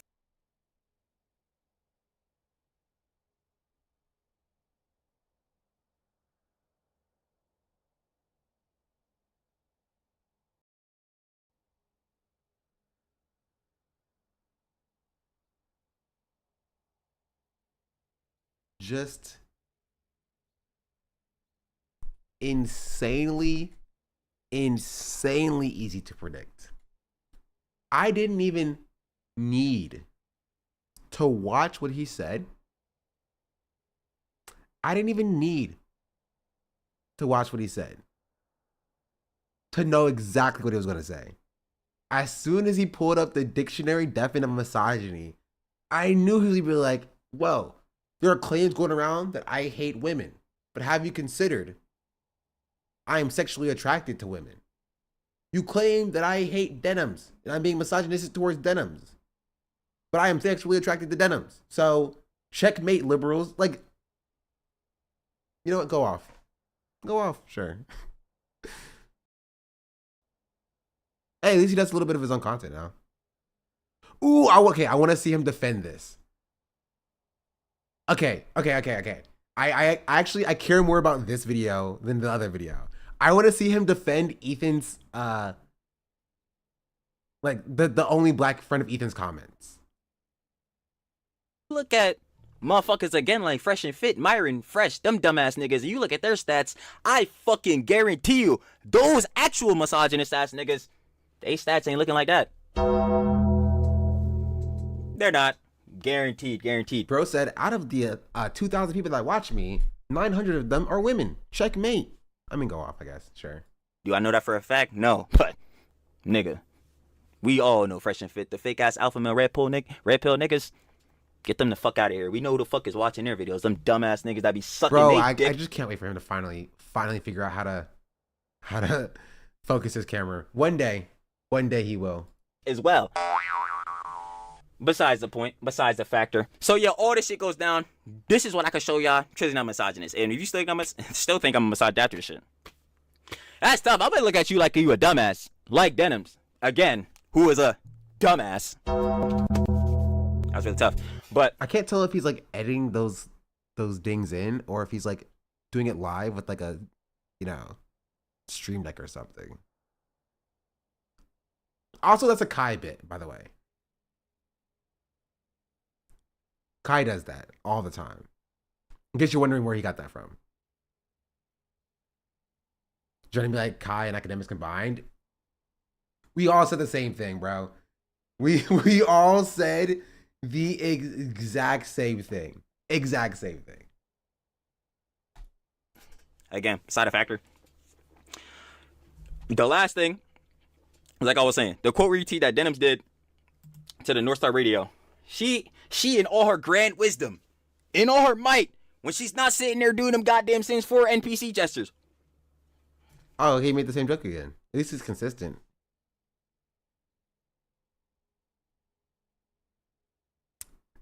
Sims 4 NPC gestures. When she not sitting there doing that shit, she busted this out. Quote retweets this John. Could this be Ethan's first black friend? And then plays this clip. We gonna get into it. You know what's crazy? I grew up in the suburbs of Los Angeles, Ventura. Yes. And I grew up, I don't think I've ever known a black person. Really? What? I know it's fucked up. It's fucked up, but I've never been in a situation in my life where I've been in close proximity with black people. I've never known a black person. Are you being serious? Yes, I'm serious. Like all through elementary school, high school? No, I went to school, elementary school, high school. There was only like a couple of black people in a class of like 500. And in college, I went to I kind of want to know what his response to this would be. I am genuinely curious. UCSC, they had a joke. Oh, there's no black people in Santa Cruz. No, I know. I'd be down to hang out with a white dude pretending to be a black person. That would make me a lot more comfortable. That's something that can get my toe in the water. Yeah. And then maybe I can graduate. Yeah, I agree. That's wild, man. Yeah. You guys have been friends with black people? Yeah. How many black people have you known in your life? In my life? Oh, gosh. I've had black roommates, man. Holy shit. Yeah. You have a black cast member. Yeah. We do. I just had to check. See how it's doing. Yep. He's still so Do there. you Fashionable, too. Do you have a huge dick? I just... Did you? No, I said, no, do you? Not did you? Well, I want to see what his response to this is going to be. I'm genuinely curious. Because any self-respecting member of the Afro-skinned American community would at least be like, I mean, yeah, that's it's not great. Right. That's a bit strange. But I just want to point that out. You gotta at least give that. You gotta at least do a little bit of critique at Ethan to be like, yeah, it's a bit icky, a bit gross. Let's see. Let me go ahead for the snark niggas, the Denims fans. Let me go ahead say it. Let me go ahead press it for y'all before I even say shit. Oh my God, you're about to shill for Ethan. Holy fuck, you're about to glaze H3. Nigga, shut the fuck up. First of all, am I even about to take this clip serious? Hell the fuck no, I'm not. You really think Ethan has never had black friends ever in his entire life? I don't give a shit if he's...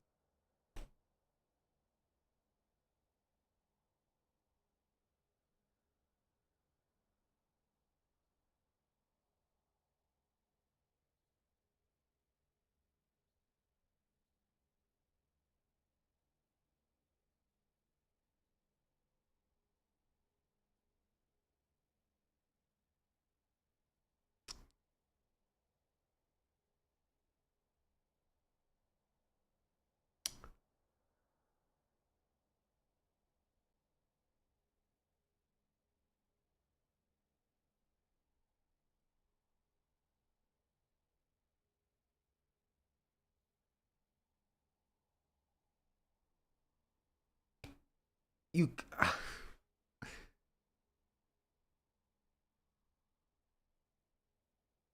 There's literally no reason to be shucking and driving like this. No reason. You could have just been like, yeah, that's cringe.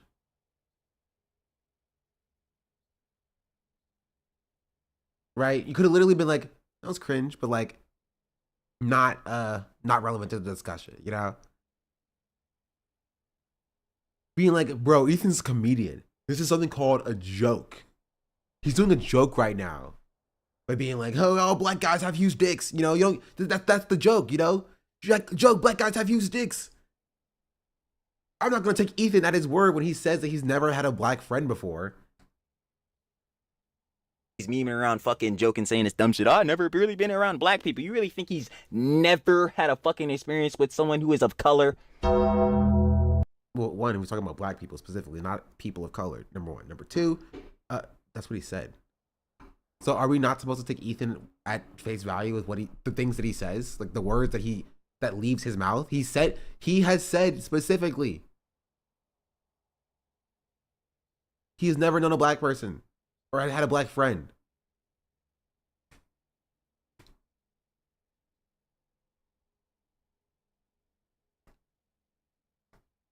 The way he said been friends with. You saw a single black person asked about his cock? Yeah, like. In this very clip, he literally said, oh yeah, we got a black cast member. No, that's not what he said actually. And to be fair, I'll be fair. Right? In that, like, I also misunderstood him in saying that he had a black cast member. But no, the podcast that he's on had a black cast member. That's what he said.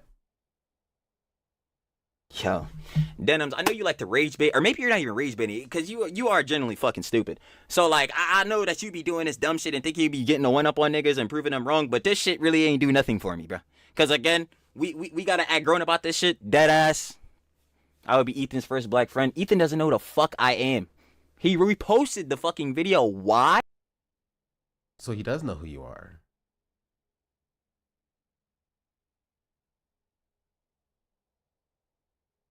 I love that Ethan doesn't know who I am to immediately saying that he reposted the video you posted, like, or you made, like. Because it was pushing the narrative that everybody should be pushing. Calling CPS on an innocent family unfaithfully is fucked up and wrong. And again, unfaithfully. I don't know if that's the correct term to use here. I'm gonna be real. I don't know if unfaithfully is the correct term. Like unjustifiably in bad faith. Even then, it's like I cheated on the FBI with CPS. Fatherlessly calling CPS. Like, again, like I said in this vid, in the one before this, and the main one on you, you have yet to say this shit genuinely. But she did say it though. So now I'm confused. I'm not gonna go back and check either. This guy, a streamer or a slop tuber, this is just his YouTube. Which I don't understand. Like, if you're gonna do content like this anyway, and you're gonna make like 7 different videos, why not just like stream it? This is a little bit of sauce. Let me put you on real quick. Just stream it. You don't lose anything. If you're gonna make 1, 2, 3, 4, 5, 6, 7, 8, 9, 10, 11 videos in one day, just go live 5 hours. Knock out all the topics. You get paid for going live, subs and stuff, and you can just edit it down into videos. Because it doesn't want to be checked in real time. No, I don't think that's the case. Creators like this don't care about being checked. He started on his YouTube a month ago. It's all gossip. He's a slop tuber. No, he had another YouTube as well with his mom apparently from like a year ago at least.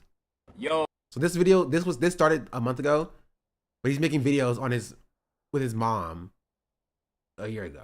Yo, welcome everybody. This is the A It's Us family channel. My name is A It's Me Trill, and I'm here with. Well. Oh, here we go. Hey, Trillionaire fam. Mom Mindset here. Oh no, aka Miss DJ Terry. But now, hey, it's me, Mom. You feel me? So yeah, obviously y'all can see, if y'all know our previous social medias from Trillionaire Mindset, me being Trill, if y'all seen Mom Mindset or It's Me Mom on TikTok, y'all would know that we're definitely into the social media sphere and we really like making content. So we thought, why not? Let's make a page where we can do all of it together, and that's how we got the A It's Us family channel. So you guys be definitely excited for more content coming with his through. mom. Well, this, you know, his a side thing where he does like slot tuber stuff, you know.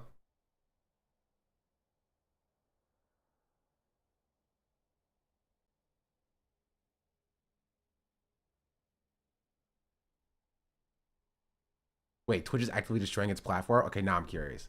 I'm trying to get like a... And how Twitch wants to really prioritize streamer growth and monetization. Twitch just announced that there's some pretty big changes happening in 2025. And one of these changes, talking about removing affiliates, has gotten a lot of streamers upset. This is about Twitch in general. That was about a song video. So heads are turning on Valkyrie? Okay, leave Valkyrie alone.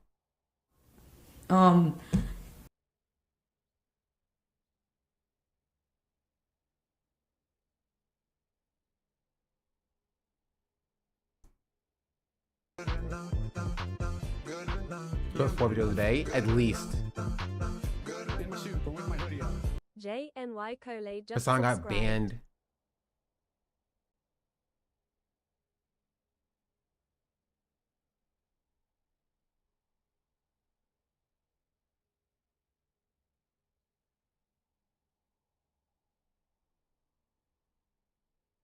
Pokemon's tier 4 subs are on a whole different level. This is my thing. I know she says she's single. Oh wait, I saw this. I'm pretty sure I saw that thing. This is my...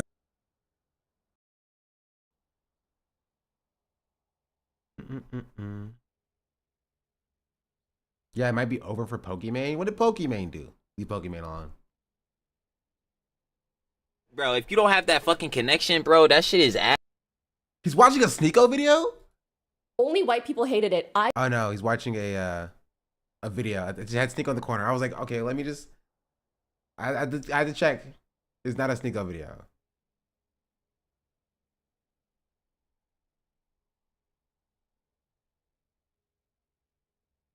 The internet hates Pokimane.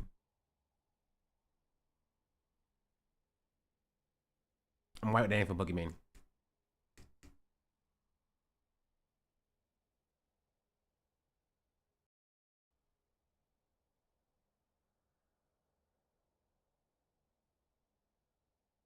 He literally talks about anything and everything, which I said before, I respect. Being able to push out so many videos, it's... Wait, he has a Frogan video? Bro, what is going on? Where's my video at? Okay, now I have to check. The thing with Frogan is that she's... I am sure every single one... Oh, this is another sensitive society video. It's not surprising. I wonder if I'm in this video. Why does no one ever talk about me? John. Dang it. Maybe I have my own video here.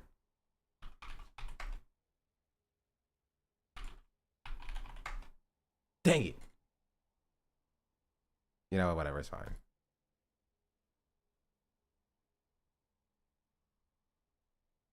Anyway, I want to finish it. I want to see him finish writing for Ethan real quick. Yeah, too. Very interesting shit we got here. I'm not gonna lie. Crazy works. But yeah, y'all obviously see all this shit. I will say, not even being able to convert an Ethan Klein story into like consistent viewership is kind of sad. You know what I mean? Like, Denims did it, Mike did it, I did it. Turning like, you know, or using Ethan Klein to like propel your career into the future is like, it's not that difficult to do. But not even be able to turn a mention from Ethan Klein into anything substantial, kind of cooked a little bit. Overall laughing. This shit is fucking hilarious. Like, overall, this shit is like just fucking stupid and like crazy. And obviously we all should know, like I just said, like, bro, the main part of this whole argument is like, yo, Denims, you should not be propagating niggas like Bad Empanada. Again, niggas who are absolutely chewing the fuck out of expos. Deadass. Yeah, Bad Empanada, fuck you, nigga. You a weird nigga. Anyway, back on the factor of Denims. Yeah, you shouldn't be putting all the niggas up, bruh. You definitely shouldn't be sucking Hassan off the way you do. If you want to agree with the niggas' general opinions and political opinions, sure. I ain't gonna lie. Do whatever the fuck you want to do. But when you start pushing these radical shits, when you start putting out fucking plausible deniability, again, reading the chats and not fucking saying shit about it, you know what I'm saying, not denying it, you know what I'm saying, it looks pretty fucked up, especially on your rep. But I know you don't give a shit, bro, because as long... What is he even talking about?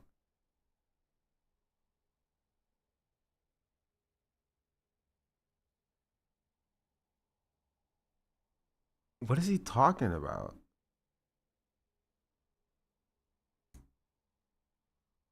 As your son is around, your God King, oh my God, your career gonna stay afloat. I'll give it to you. Do not let that nigga Hassan fall off. I love the fact that... Okay, someone send me that song, please. Wait, what is it? Is it like...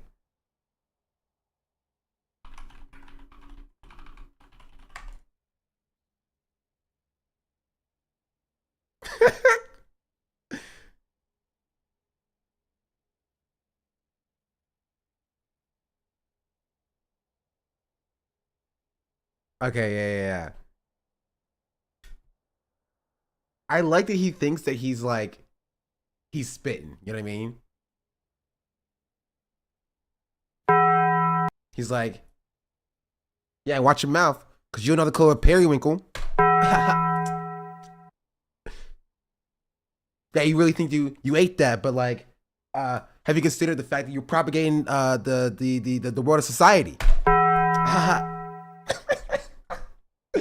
Is the other one about? This is the only one that I can find.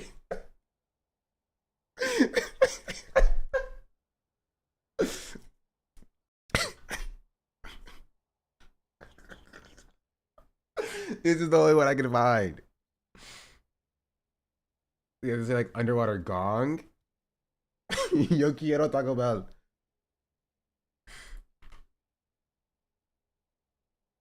Bro, because as long you're not denying it, you know what I'm saying, it looks pretty fucked up, especially on your rep. But I know you don't give a shit, bro, because as long as your son is around, your God King, oh my God, your career gonna stay afloat. I'll give it to you.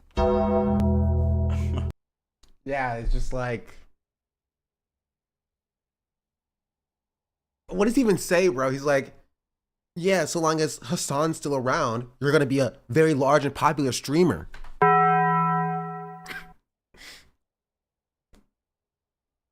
Yeah, you may be hot and sexy and stuff, but like, you're mean to Ethan, and I don't like that.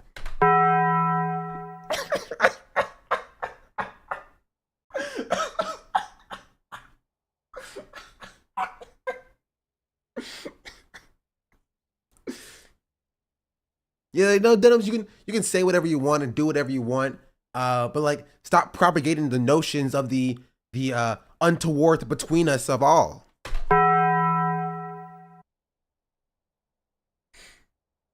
Why would you propagate for unfaithfully calling CPS upon the society? Exactly. Exactly.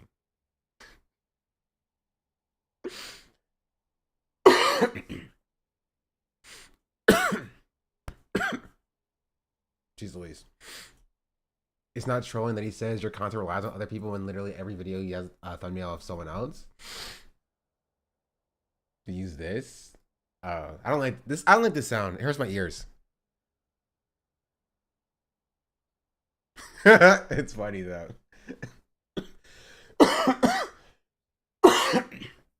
Okay, I'm stealing this sound. How do I steal it?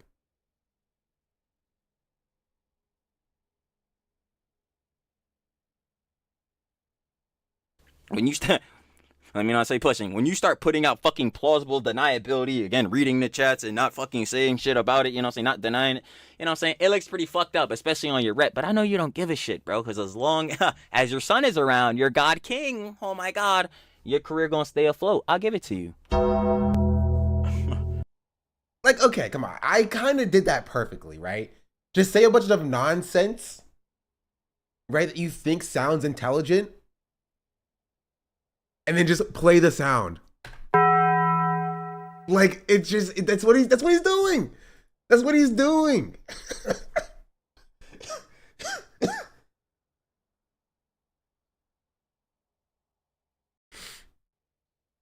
Yeah, when you start putting out, I mean, I probably shouldn't say putting, when you start pushing, or when I probably shouldn't say pushing, when you start putting out plausible deniability, because in the way you cannot actually criticize your God King, I probably can't say God King, you know, it's like, you know, probably good for your rep, but like, you know, you don't give a shit.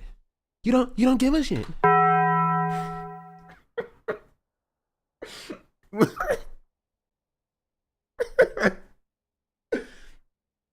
Do not let that nigga Hassan fall off. Guaranteed. Do not let that nigga fall off. And I know it's like, yo, who the fuck are you? Small YouTuber. Whatever the fuck, nigga, you gonna fall off. You probably right. But if Hassan fall off, her whole shit in the water. In the fucking water. Yo, stop playing, you heard? Bro, what? Like, yeah, you're famous right now, but like later on, you may not be famous anymore. And yeah, I'm a small streamer with no platform and no notoriety, and I only recently got people paying attention to me because Ethan Klein mentioned me on a story. But like, if a song ever falls off, your career is done. And you may think that I don't have a career, and you're right, I don't have a career. And I've spent a lot of time and effort onto growing this channel, and nobody's watching me, and it's actually really sad and disappointing. And I'm upset that somebody can become very popular and is also attractive, but also because not using their attractiveness to become very, you know, successful, but becoming successful off of their own intellectual merit. And that, me as a man, makes me feel insecure that a woman is able to do that, and that my platform is still pretty small.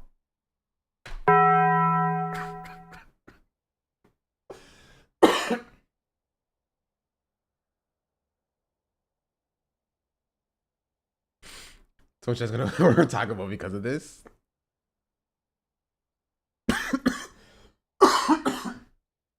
Oh God, I'm dying. You guys have anything original or insightful to say? Why would anybody watch him? Oh, there's a market for it.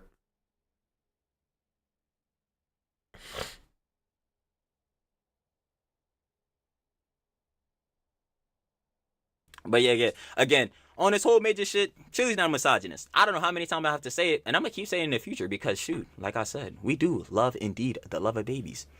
It's always gonna be a shout out to y'all. It's always gonna be it's always gonna be love from Chili's side. Cause like, bro, it should be love on every side. We should be trying to put positivity out in the fucking world. But again, heads like Denims can't do that shit faithfully, can't do that shit genuinely. So wait, what did he say? He said Hez? World. But again, heads like Denims can't do that shit faithfully. Did you say Hez? Did you say Hez like Denims? I'm trying to figure out what he said. Maybe I put the captions on. Heads? We should be trying to put positivity out in the fucking world. But again, heads like Denims can't do that shit. Heads? I guess you could say heads like Denims. Faithfully can't do that shit genuinely. So, and heads like Denims can't do that shit faithfully, can't do that shit genuinely. So, okay, sorry, I'm getting distracted by the heads. He said he can't do it. Can't do it faithfully. Side, cause like, bro, it should be love on every side. We should. He meant Huz. I thought he meant Huz as well. Be trying to put positivity out in the fucking world, but again, heads like Denims can't do that shit faithfully. He's trying to say Huz, but he's not trying to get banned or reported for it. I don't know. No, you're incorrect. He's like Huz is a thing. HUZZ is a thing. It is hoes, but like it's something that people do actually say.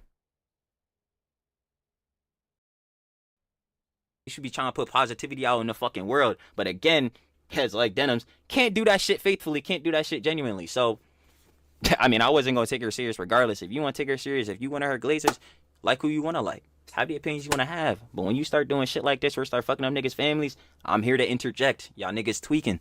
And again, that's no glaze on no sides. Again, like I've been saying all the time, I don't give a fuck if you're on Ethan's side. I don't give a fuck if you're on Hassan's side. We just need to be able to point out this shit is wrong. Gangsta.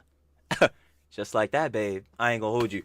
But yeah, like I said, this whole John is just dumb and crazy. And I'm not trying to milk this shit. I ain't gonna lie. Like, even like I said, I was joking around. But I ain't. If this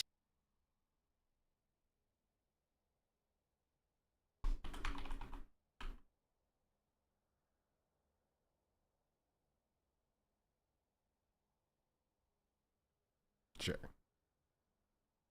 What is this video about then?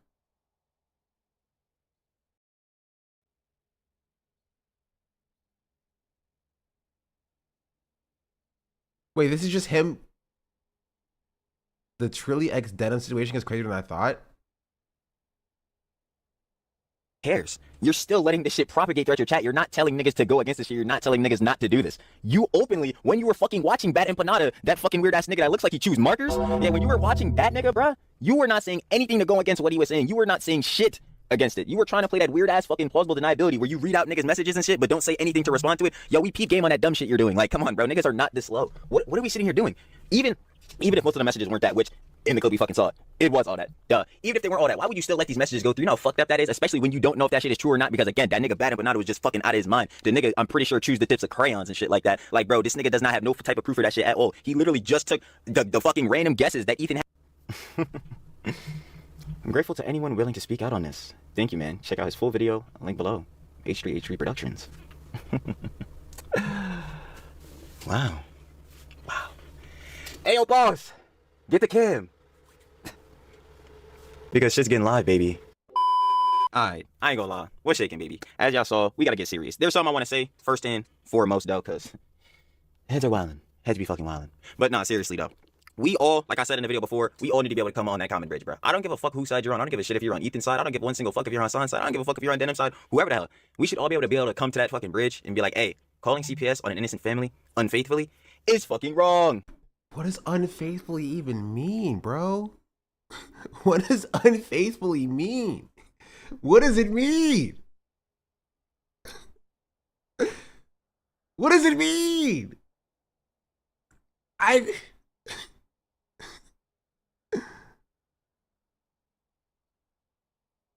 Do you mean disingenuously? But even disingenuously or bad faith doesn't make sense.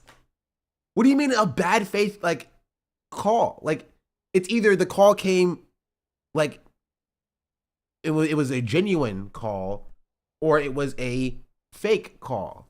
Like, there's no unfaithfulness about it. There's no even like disingenuity about it either. Like baseless. Baseless is a word that could work, right? But like unfaithful is not a word there, right? And again, I still want to point out that there's still no evidence provided that the call was from Snark or was fake. I just want to again point that out there. If the call was fake, of course, I disavow any fake call to CPS. Once I see some evidence provided by somebody that the call was fake, right, I'll condemn it. Not yet seen it.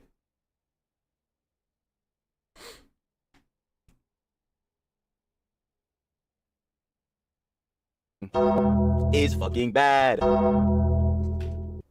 I'm seeing some heads in the comments. They really wild and they not even going against the John. They still trying to play this plausible deniability factor that Denims Okay, is he playing. said heads here. I think he was saying heads, not huz. I think because he says heads consistently. I will point that out. Absolutely ridiculous. I can't even believe it. But still, even on that factor though, what I did see, which is the second thing that needs to, of course, be mentioned, was a lot of love from the H3 community. Yo, shout out Ethan, Ela, everybody. Gangsta, I ain't gonna lie. Yo, y'all was showing mad love. I couldn't even believe it, yo. When I first saw Heads was saying like, yo, I just saw you off the Reddit. Then Heads was saying, yo, I saw you off the Instagram. I'm like, yo, what are you talking about, bro? I peep game going to Gram, bam, type of H3 Productions. I'm like, huh, never. I'm like, never. I can't believe this Jonas up there. Like, yo, oh my God, bro. Mom, we made it. Nah, but y'all already know I be feeling on the call tip. I appreciate, like, you know what I'm saying, the shout out, but I was just speaking my reels. I'm gonna keep it a buck. Like, bro, it is very just obvious to see, bro. Bulls like Denims being disingenuous as hell and crazy ass niggas, again, who chew markers. You know what I'm saying? Who chew markers like fucking bad for not putting out. Like, I don't get like the chew markers insult. Not like I don't get what it means, but like I don't get like what he like thinks. Like there are stronger insults you can make that have been made about Bad Empanada. Like the whole it chews markers thing is not gonna like harm Bad Empanada. You know what I mean? Like Ethan himself has said worse. Like I don't know what's the like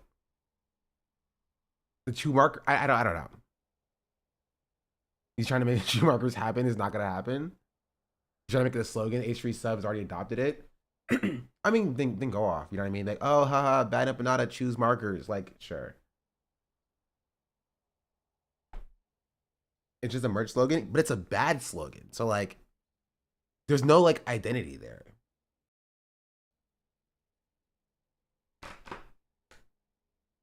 Out this fucking false information that you don't even know is true or not, bro. You just saying all this dumb shit. Why? For clicks and all that type of shit? Like, bro, nigga, if you want to farm, bro, at least farm on some shit that's not like this, bro. You doing the weirdest shit. And that's not even a major factor. But yeah, even still, like, shout out everybody from the H3 community, you know what I'm saying? Again, like, it's just crazy to see that as they're showing this much love. But one thing I did want to point out, yo, gotta get into this. Y'all already know what it is, bro. Because a lot of heads was asking, you know what I'm saying, too? But yo, shout out my man's Ryan, bro. I wanted to read this out because this is what I was seeing a lot of love and people keeping it, you know what I'm saying, real and amicable in the comments and all that for the most part, you know what I'm saying? There was, you know what I'm saying, the stragglers, probably the snark balls, I ain't gonna lie. We're gonna talk about them in a sec. I already know what it is. But let me go ahead and read this out because he was keeping it a sec. He said, personally not a fan of Ethan, but he doesn't deserve it. Sped up. It is sped up. Having child protected him, you know what I'm saying, called him. That's low and despicable. And his son and all his sheep should be ashamed of themselves. Them niggas should be. Even keeping it a buck. But like, even if you can't use logic and fact to back up your argument, then also I do love that he's saying like, oh, Hassan, like I don't care if you're on Hassan's side, I don't care if you're on Ethan's side, but like Hassan and sheep should be ashamed of himself. Huh, yeah, they should be. Like it kind of feels like you're on Ethan's side and are anti-Hassan, personally, right? Personally. I personally am not on any side. I'm on the side that's against genocide. And it just happens to not be Ethan's side. For whatever reason. I don't know why that is. It's a bit interesting. It's weird to me that that's the side. But for some reason, like, when I picked a side, I was like on the anti-genocide side. Ethan walked away from me. So I'm like, what's that about, you know? Shut up. Don't call CPS. Again, Bad Empanada, we looking at you, nigga. We looking directly at you, nigga. Here's the tips. Go ahead. Anyway, past that factor. Don't try to stream snipe and don't swat people because you are a monster for doing so. And I'm being entirely real. Entirely real, entirely genuine. I don't think he should be going after Bad Empanada. I'm saying this for his benefit. Right? I like genuinely, I don't think he's prepared to go after Bad Empanada. Like, bro is ruthless. I wouldn't go after Bad Empanada.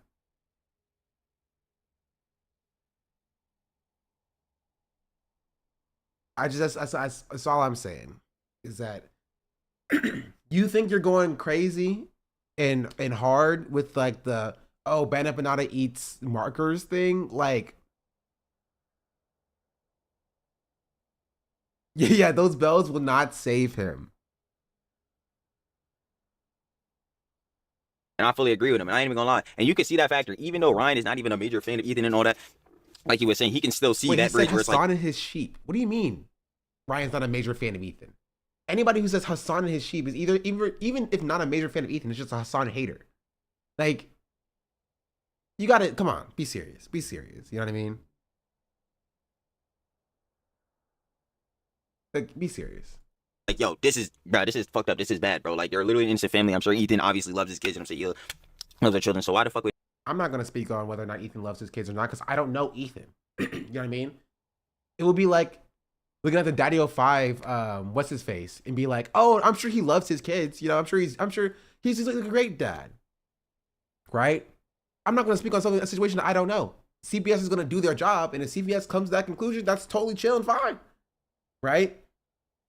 But I'm not going to sit there before CPS comes to that conclusion and be like, oh, no, I'm going to defend the honor of somebody who may potentially be, you know, a danger. I don't know Ethan.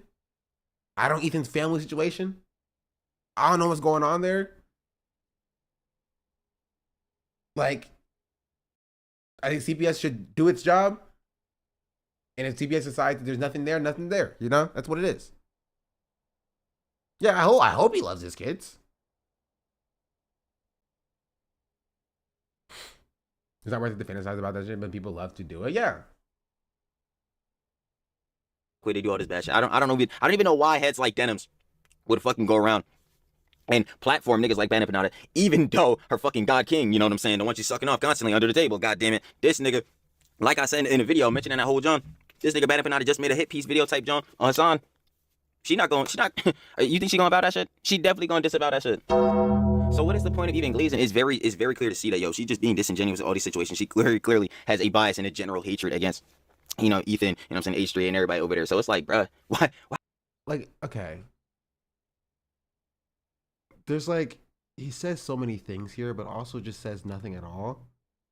Like, number one, you don't have to agree with everything a person says to agree with something that they say in a specific instance. If you're a fan of Ethan, I assume you would agree with that. Like, don't look at Ethan inward compilation, you know? Number one. Number two, I forgot what my point was, but that's my overarching point. Why are we even about to sit here and do this shit? But yeah, even for, like I was saying, shout out Ryan, because he's in our community. And if you don't know, because a lot of heads was asking, like, yo, do you stream? Do you do all this, that, and the third? Yo, I got a page with the boss. Some of y'all might have heard me say that, John, in the video or whatever, or even in other vids. The boss, shout out, you know what I'm saying? That's my Dukes. We love the boss. We love the boss. But yeah, we got our own page. So for heads, wondering if I stream, yo, we stream on Saturdays. Yo, we be covering like nuisance IRL streamers, all that type of jazz, bro. You know what I'm saying? Johnny Somali, all them type bulls. Bad works, bro. The brain rot for them fools. Not. I love that he showed this channel, but he also showed like he okay.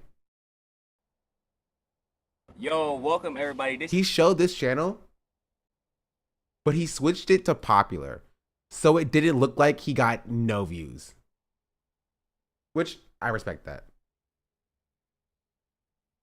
I respect that. Like, I noticed it. I'm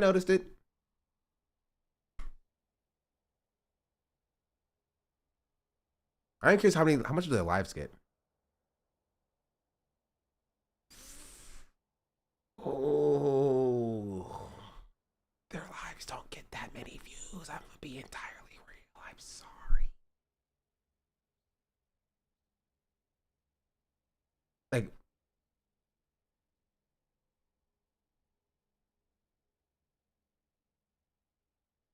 okay, to be fair, it's about the same. But like, YouTube is my afterthought. So if I were to compare like my live views to his live views, they're similar in certain instances, which means he's getting like 40, 50, maybe 40 live viewers on YouTube. Because that's how many I have on my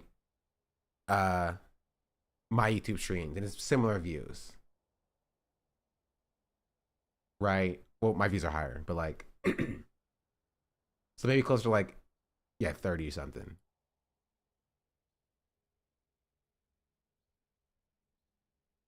It just seems like he's trying to ride the wave and hoping he gets some boost in the current algorithm he's in. I mean, maybe it will. That type of jazz, bro. You know what I'm saying? Johnny Somali, all them type bulls. Bad works, bro. The brain rot for them fools, not hitting. Not hitting. I'm not gonna lie. Which I already know what it is. Getting back on a not hitting. Yes, bro. You know what I'm saying? Johnny Smiley, all them type bulls. Bad works, bro. The brain rot for them fools, not hitting. Not hitting. I'm not gonna lie. Okay, Which I already know what it is. I feel old when I listen to this. Like, I'm picking up like half of this. Getting back on a main factor of this. It's just, again, I just had to get on my reels. I just really wanted to get that out there. I'm not even gonna lie, because when heads is doing stuff like this, it's just generally wrong to see, bro. And this is not even a factor of like taking a major side, because I know a lot of heads are saying like, oh my god, bro, he's slopping it up, bro. He's glazing, he's glazing, bro. He's just, bro, you're just taking us out of the context and all these balls. I'm like, nah, I'm really not. Like, especially not with Denims, bro. We sat there and watched the entire video, getting crazy. Oh, bro. Oh no, sorry. And all these balls. I'm like, nah, I'm really not. Like, especially not with Denims, bro. We sat there and watched the entire video, suffered through it. Suffered right through that shit, because goddamn it, I can't take a Jezebel. It's getting crazy, especially not Jezebel. She need to get out that. Oh, so like, I love that this video came a day before. He'd be like, you calling me misogynistic? How dare you call me misogynistic? I love women. And he's like calling Denims a Jezebel. Like, what are we talking about here? What are we talking about? And he's surprised that people said that he was misogynistic. Okay, sure. That goddamn orbit. And it's funny enough because she in the orbit, but she's fucking Pluto. It's like you on the farthest edges. You really not about to get no type. Well, to be fair, I consider myself Pluto. Then it was more like Neptune. You know? Yo! FD Signifier, thank you for the raid. Okay, check. Moscow, check if that's the real FD Signifier. Just a little looksies. just little tad peeksies. It's him. W on Twitch. Is real Unk? It is. Okay, I see a lot of my chatters in here, and I love that none of you told me that FD was gonna be live on Twitch. Like, none of y'all told me. Y'all were just totally fine with not doing that. But I didn't know. I know which one of y'all know, because I can see y'all chatters' names. Excuse you, why didn't you tell us? I didn't know, bro. Whatever, it's fine. You made a YouTube post 5 minutes before you went live. I had no idea. That was all good. Welcome in, Raiders. Thank you for the raid. Much appreciated. And I'm still a new viewer. Well, I want to follow him now. Mods, can we get a shout out? Mods slacking. We're watching this person.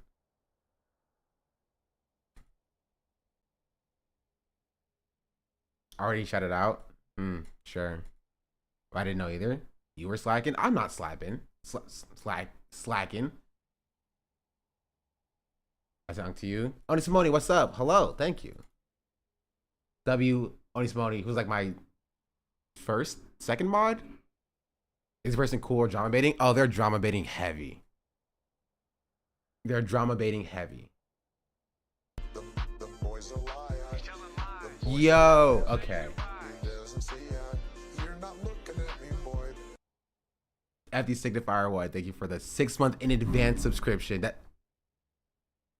That's the trash truck. Much appreciated. Chat, if you don't know, I mean, if you watch me, you don't know who FD Signifier is. First of all, that's your own fault.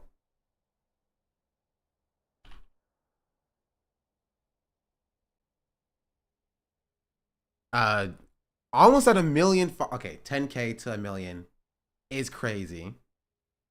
I follow on this account too. This is not my main account.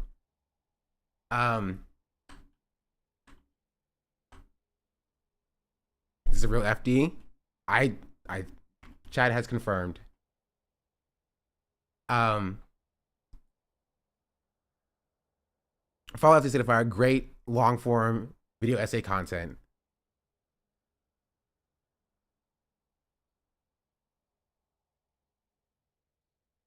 We were watching one of the videos recently. I think it was specifically I think it was this video, actually. How one word killed black radicalism. Watch FD longer than Hassan. I'm excited he's almost at 1 million. Watch the Hotep video. Vids. I think we started it on stream.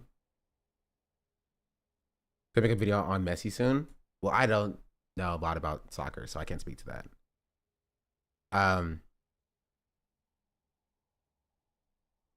But yeah. I'm in Sean's chat. You are in Sean's chat. Let me hit the VIP real quick. Of course. Of course. What does FF stand for? FF? Depends on the context, I think. What did you stream? I'm curious. On Twitch. Follow Frogan. Final Fantasy. First interview from the FD shout out. It comes full circle. Tell it's FD because of his Twitch name. Look, it's from AIM. Tekken. Final Fantasy 15. He played Limbo. What's Limbo?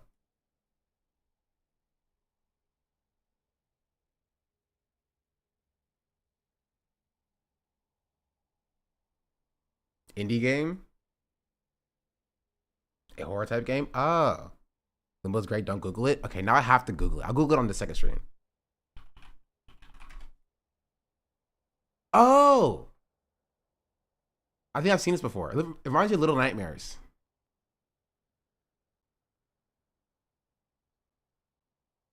Oh, the FD and FD.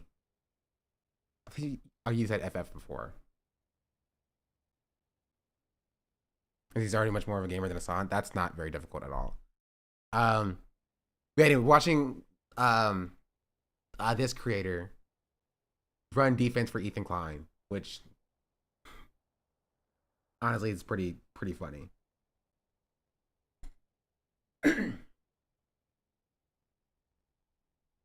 Inside the game is called Inside. I'm getting mixed signals here. What does Sean mean in Sean the Black? You know, that's a great question. I gotta ask my mom that.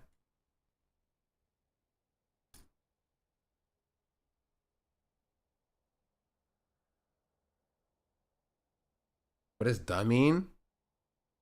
You know, duh came to be because Sean Black was freaking taken on Twitch. Like, I don't know if it's still taken. And we'll get back to this video in a second. Or it was on TikTok.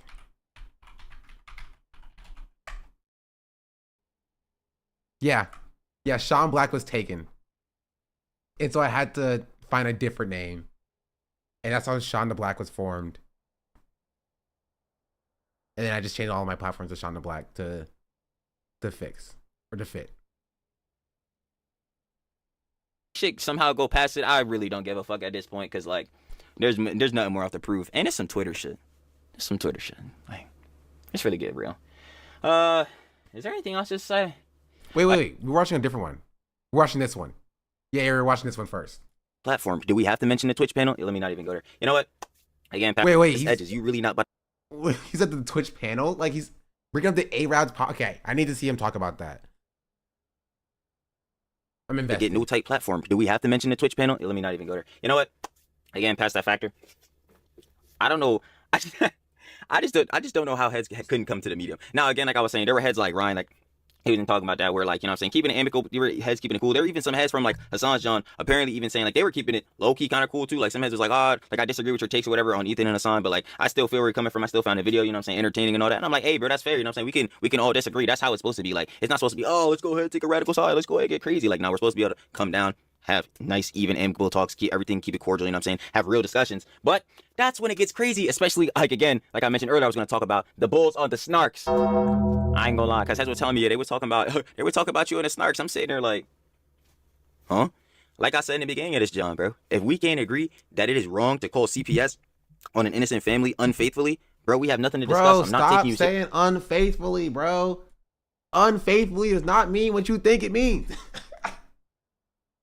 Like, I understand what he's trying to say, but that's not what unfaithfully means. Please. Please. Serious. If I can't say that and you can't genuinely agree. No, I can't agree with that because that's not what that word means. Yes, he's doing it on purpose. I mean, I think he genuinely might be like thinking of something different, like a different word. Good. Tell me if you agree. I would hope y'all do agree. But for the heads that really genuinely can't say it back and can't agree, it's like, yo, what type of timing are you on? What are you trying to say? Do you want this John to happen? And this is the same thing I was saying with Denims. Why she was playing hefty on that plausible deniability. You're reading out people say this, John. You're watching it and platforming people that are going out making crazy rumors, being so exaggeratory about this, John. But you're not disavowing it. And then she had the nerve to say in response, but oh man, I never said. She did disavow it though. That's the kind of the point.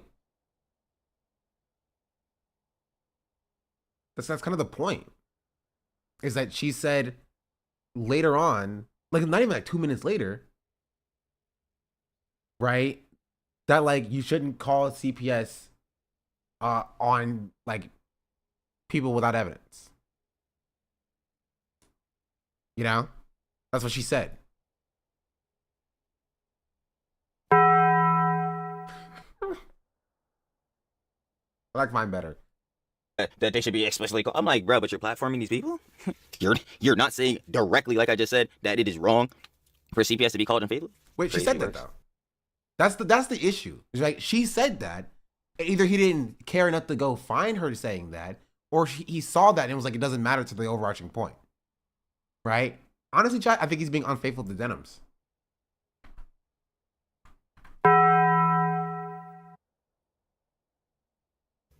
Insane works. I ain't gonna lie. It is just wild, bro. I still can't even believe this whole job, bro. It is truly insane. But yeah, that's just my major factor, bro. That's really it.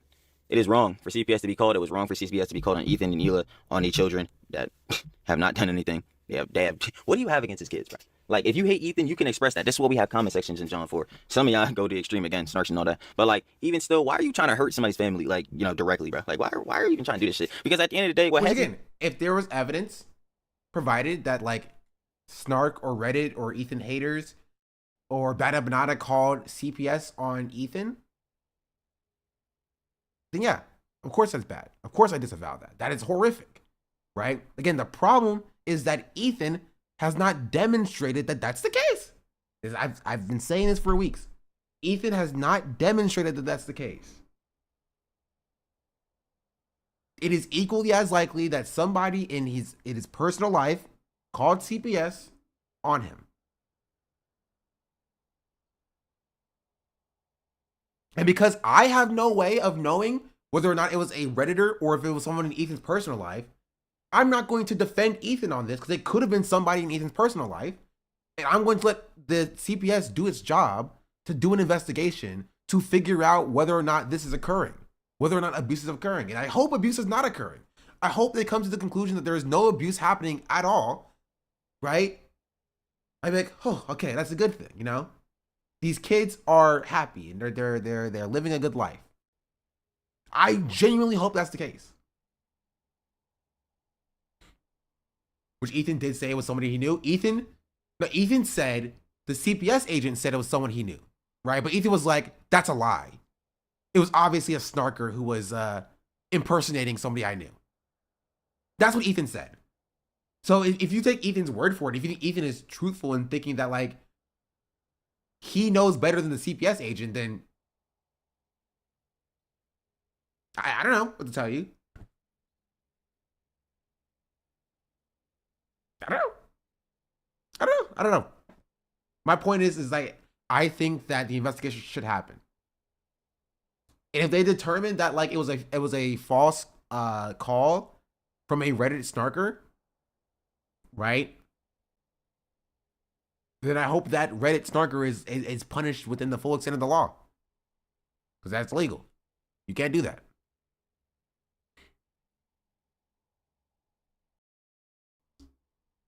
Right? But if the call actually came from somebody that Ethan knew, I hope the situation is rectified and that the kids are provided, you know, some level of comfort and guidance, whether it's that Ethan, you know, cleaning up his house or whatever the issue is or whatever, or if there's rectifying steps that Ethan and Hila can take. Then I hope that happens.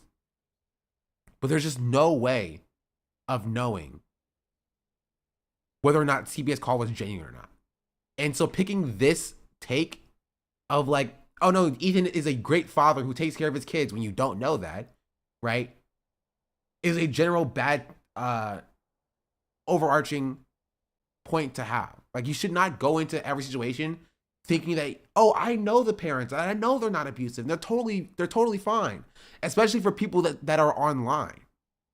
Right? Because people said this about people who were abusing their kids online. Right? Like Ruby Frank. There were Ruby Frank defenders. There were 8 passenger defenders. People who had no idea what was actually going on behind the scenes, who were like, no, we see them and they take great care of their kids. Right? They take great care of their kids. There were also 8 passenger haters, right? But there were defenders of 8 passengers saying that they were totally fine. Remember the family of 5? Yeah, Daddy of 5. Right? And my take was the same back then. I think generally, right, you know, if CPS is called, I have no way of knowing if it was called by a viewer or if it was somebody in their personal life, but I hope CPS gets to the bottom of it and determines that their kids are safe. And if they're not safe, they are taken and putting into a less abusive space. I'm not going to project this onto Ethan, that Ethan is like totally innocent and like is not abusive when I don't know his situation. I have no way of knowing. I'm not Ethan. I'm not Ethan's friend. I've never been to Ethan's house. I don't know what Ethan's going through. And so because I don't know this information, I'm not going to like defend him reflexively by being like, oh, I must defend Ethan Klein without having any other information. Because I feel like I'm doing the kids a disservice. Need to really accept though is like, no matter if heads share their life a good amount like Ethan does on the internet, this shit is still all internet shit. Like, we still all behind screens.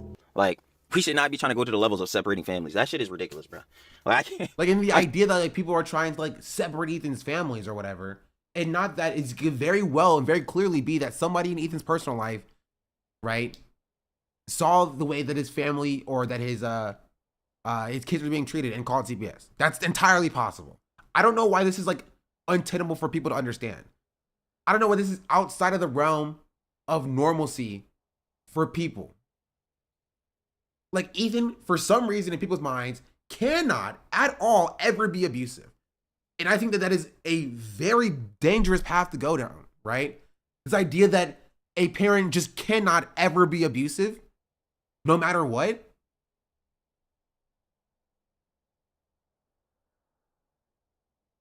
Like, I think that's dangerous. Mental reports, teachers, childcare, etc. are legally obligated to report abuse and is most likely who called. Again, I don't know. I can't say who's most likely to have called because I don't have any proof one way or the other. It could have been a snarker or a hater or whatever, you know? But my point is that I'm not going to use the maybe that Ethan is like, you know, who's got called a hater on or called on CPS from a hater as a reason to why CPS should not like investigate. Because there's also a maybe that like there could be something there and it could have been somebody who's a mandatory reporter. You know what I mean?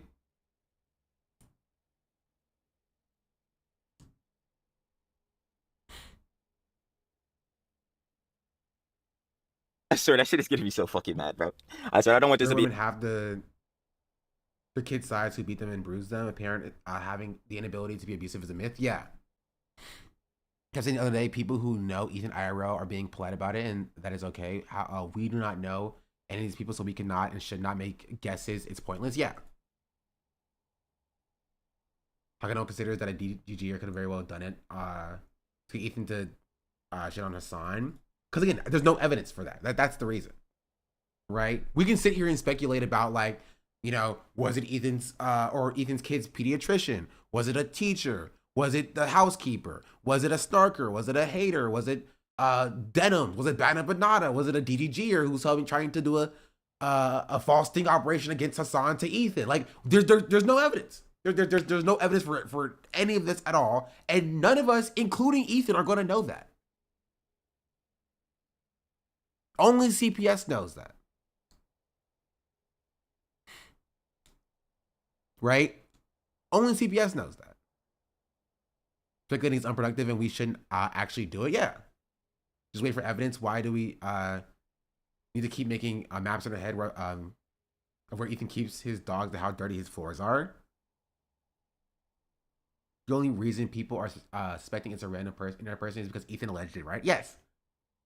The only reason that people suspect that it's like a snarker is because Ethan said that it must be a snarker. Right? And that's it. That's the only evidence that was provided. It was Ethan saying, "Oh, it was definitely a Reddit hater who called CPS, like, or Reddit called CPS on me," and then everybody kind of just took that and ran with it, right? To be like, "Oh, Reddit must have called CPS on Ethan," even though Ethan has not demonstrated that in the slightest. Be a major gap, John. I just wanted to come on here and really say again, like I want to really stress this, bro. Like I can't say enough. Shout out Ethan Klein, shout out Ela Klein, shout out to H3 fam. I showed major love. I just say I have to keep expressing that, John, bro. Y'all showed major love. Y'all showed more love y'all even had to, because you know what I'm saying. But y'all just keeping it a buck, like I was saying. And Head's gonna say, "Oh, again, you glazing," but nah, I'm gonna keep it a stack, bro. Like, and I literally said it in the video mad times, like, yo, Ethan got his own demons. There was stuff I disagree with Ethan on, like, you know what I'm saying. And I was even bringing up to John again, like the Bench Bear John. There's other clips and many things that Ethan said in the past I'm obviously going to disagree with. But like, bro, right now in this specific situation, at the very least, everyone should be able to say, "Wrong. What are we sitting here doing?" You know what I'm saying? And even if everything Ethan said was correct, I don't care. Like, genuinely, like I that's not what my focus is going to be on specifically. Like, if you want me to disavow, like, you know, us, like in a world we're going to imagine for the next 30 seconds that everything Ethan said was correct and that a Reddit snarker called CPS on him. Like, that doesn't change the fact that he's defending genocide. You know what I mean? And if your priority is to disavow Reddit snarkers for calling CPS on Ethan, which is a bad thing if it happened, instead of calling out the genocide as it's currently, you know, being defended by Ethan or being perpetuated by, like, the idea specifically, then, like, you are not a serious person. Like, I'm not going to take this person seriously when his only output, right, talking about anything Israel related has been, like, to yell about Denims. Right? That's silly. I live like a capitalist every single day, Shank. I live as a capitalist. You don't care about, like, you know, the sanctity of families being separated or whatever. Exactly. Because guess who separates a lot of families, actually? Just an insane amount of families. America, actually. America separates families too. But I was specifically talking about Israel. Like, why are we not talking about that? And we can't all say that. What's the point? So yeah, I'm not gonna lie. I'm not gonna yap y'all ear off crazy because y'all already know how Trilly gets, bro. Trilly talks everything. We about to be really talking it. Really talking it. I ain't gonna lie. John's ridiculous. Yeah, my last thing I gotta say, at least for Denims, because you know what I'm saying, I probably named the video, the Trilly X Denim situation actually got crazy. Now I'm definitely naming it that. Clickbaiting. Oh my god. Oh yeah, that's another thing I want to cover. Trilly talks everything. I knew this was gonna happen. I literally called it. I have more stuff to say, I swear to God. But like, if Boss League about to be milking this, John, you're cooked, bud. You're cooked, bud. At least I'm not milking Denim specifically. I'm not gonna lie. I need a solid week. I need a solid week of like no Denims content, bro. I'm sorry, bro. I need a solid week of that. He made a video about Denims the next day.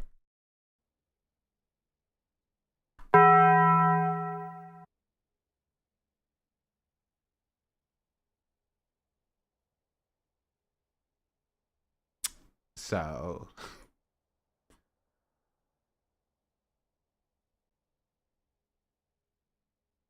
yeah.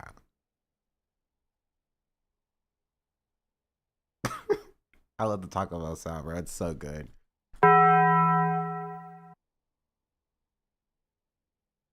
It fits though. Talent, gone. I need a solid week of that shit done. So if y'all think I'm about to be making vids every day on Denims Twitter to milk this shit, he made a video literally the next day.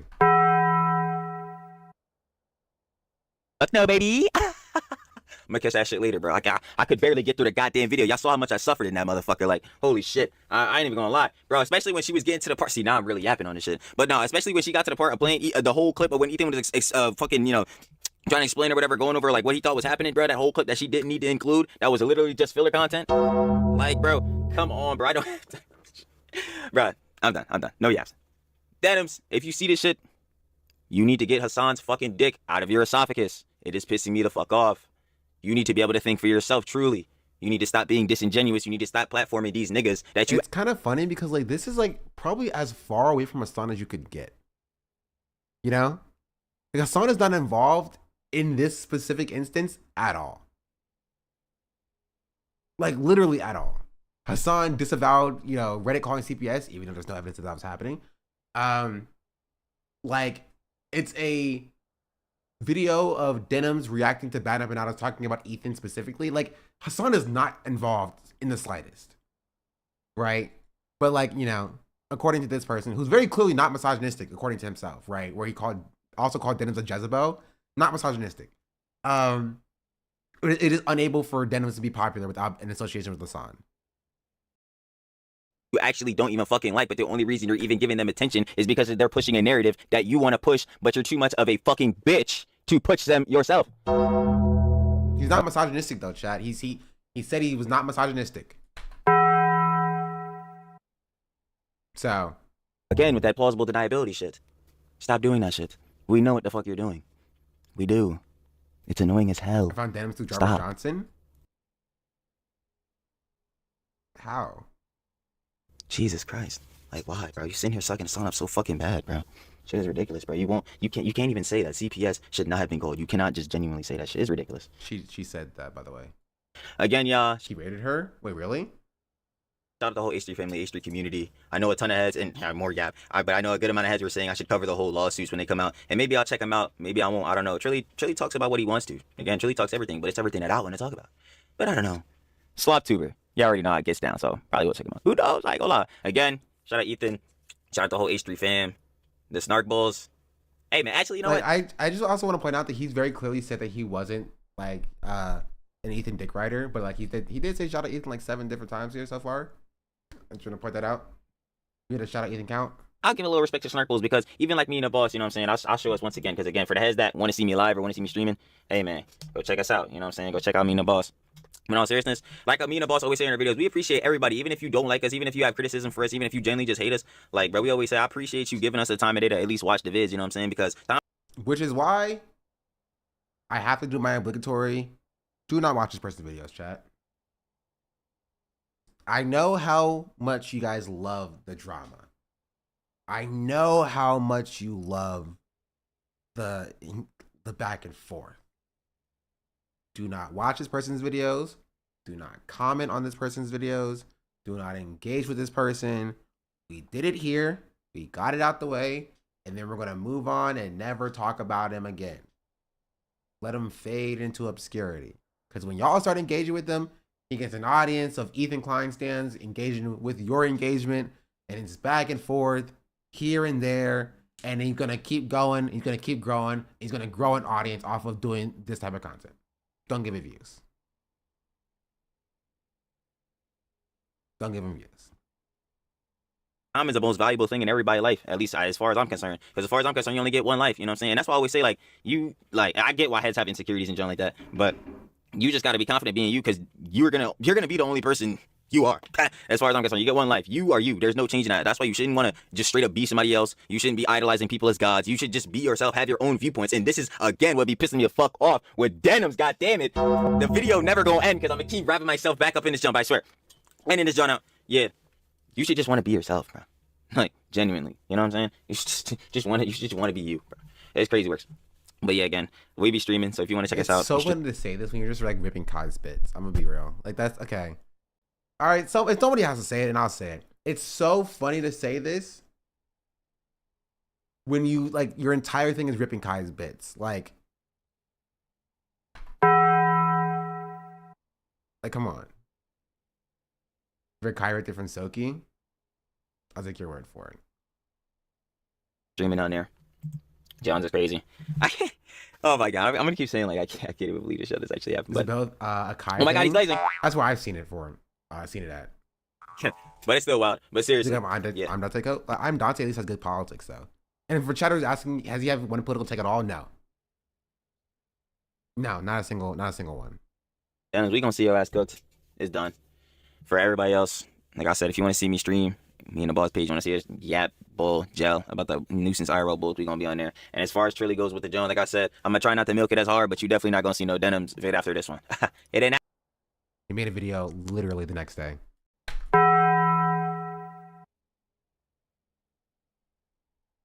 Happening, baby.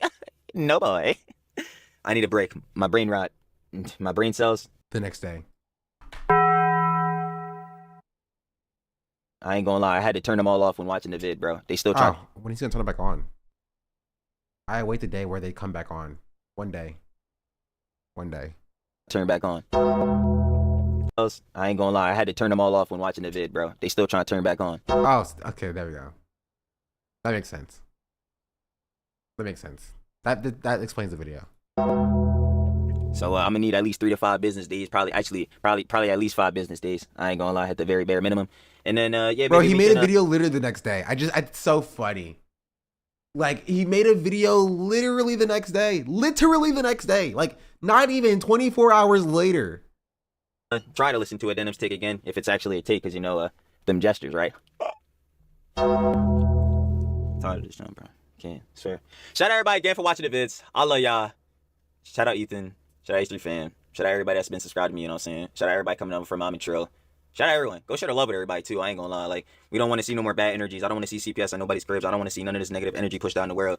Other than that though, I'm gonna catch you on the flip, baby. Peace.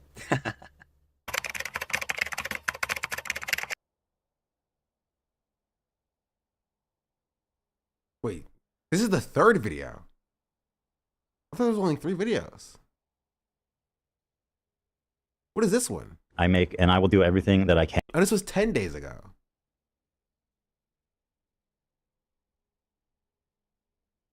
Because he needs to.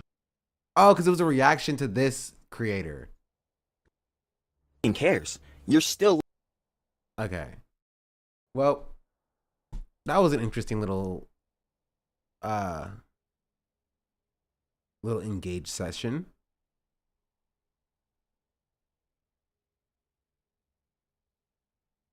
Oh no, I want to keep this.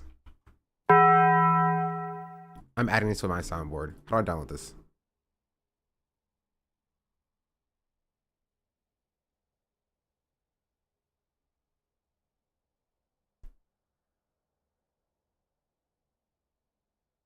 How do I download this?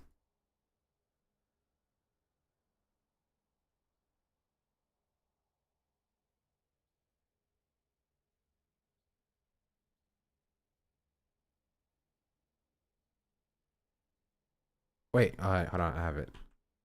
Don't worry, I have it. Boom. Audio. Let's... Did I miss the Andrew Schultz thing? I mean, just the other day, Trump turned the fucking White House into a Tesla dealership. Though also, too, back to the news, it does not appear the endorsement helped that much because as of this morning, Tesla stock took another dip. Though I will say, you know, I'm recording this as the markets are still open. In the afternoon, there was some upward fluctuation, though it was still down a hair. And this after yesterday was actually a good day for Tesla, but it's actually down 5% over the last 5 days, and it's down nearly 40% since the start of 2025. But, you know, connected to that, we talked about the likes of Tim Walz joking about Tesla's stock plummeting, saying that looking at his little stock app, it gives him a little boost. With some seemingly loving that pettiness, but then tons of others slamming him for celebrating the fall of an American company. You know, what we've seen since is that discourse just continuing to grow with a ton of people chiming in on both sides. Or with this, for example, seeing the likes of Andrew Schultz going on Theo Von's podcast yesterday and saying it's not fair to root for Tesla as a whole to fail, even if you don't like Elon. Yes, I understand. Ugh, bro. Andrew Schultz sucks. So much balls. Just literally can never have a good take. Comedian being like, oh, people crying about Tesla dying, stock dying are mean. They're so meanie bobini. They're so meanie bobini. Go back to saying you're gonna sexual assault Kendrick Lamar or something. And make fun of black women. Go back to doing that. Wait, did that even work? It did not work. Okay. How do I fix that? I'm curious.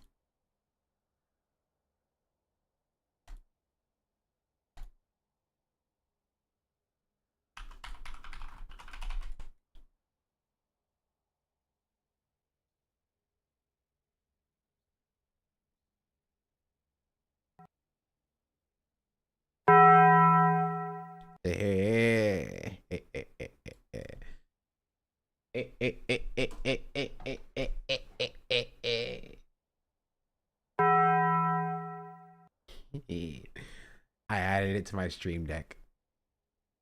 Understand that he's antagonizing people. He's like rubbing people the wrong way. You don't like the guy. You don't like the beliefs. You don't like what he's doing. And there are things to criticize. I'm not saying there aren't things to criticize. Like nobody's above criticism. But to punish that car company that is 100% made in America, made by. Bro, shut up. Suck my. Gosh, freaky. Bro. Jeez Louise, what a loser. What a disgusting loser. You're supposed to be a comedian. Where's the comedy? What are we doing? Oh, people are you're being meanie bobini to a car company. That's too far for me. I'm Andrew Schultz. I'm a comedian, by the way. Oh, you're being too mean to Tesla. You're being too mean to Tesla. Like, what are we doing, bro? You're supposed to be funny, man, and you're crying about people just not liking Tesla. It's called capitalism, last I heard. It's called market demands. And the market demands Tesla go out of business. So it doesn't sound like you like other markets.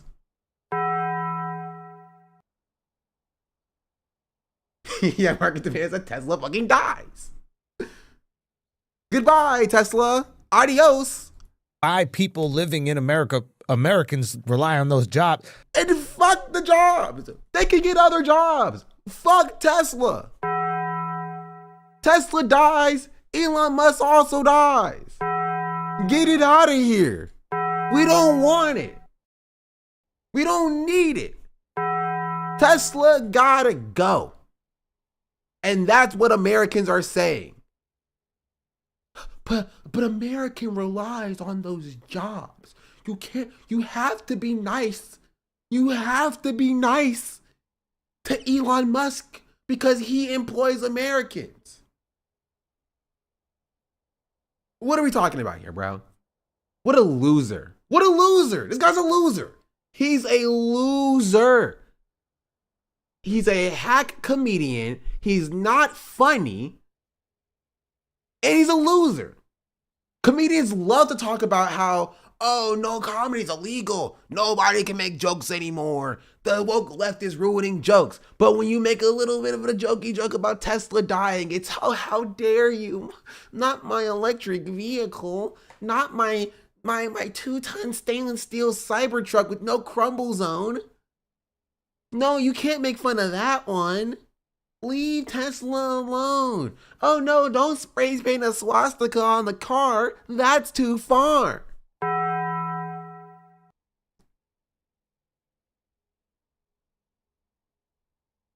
What a cuck, dog. You are cucked to American society. To punish that car company. I'm talking about that is 14 Uber Eats orders. Am I talking about Curly to my crib?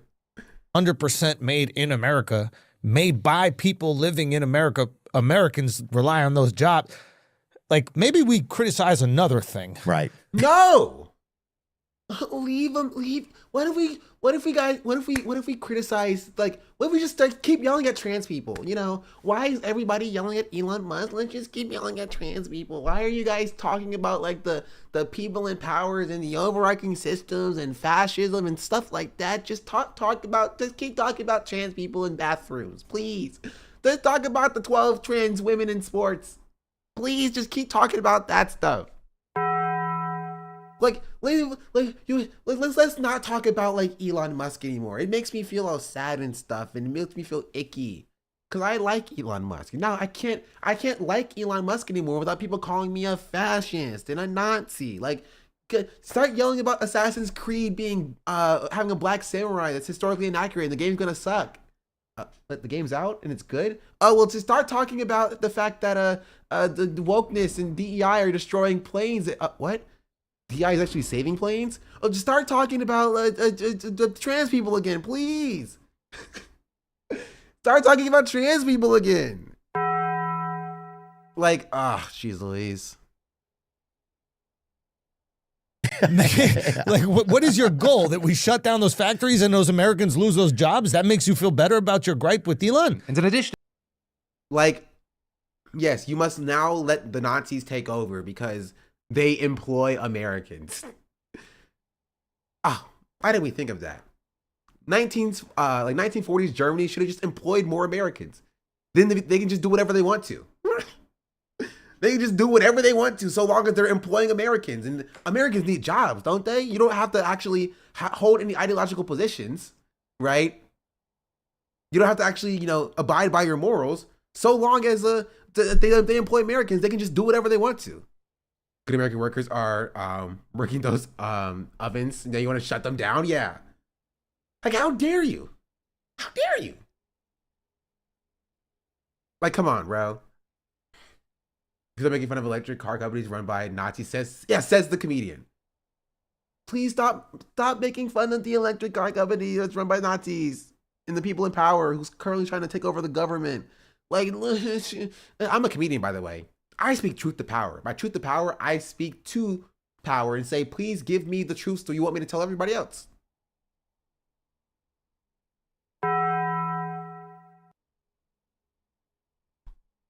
I'm gonna get better with the button.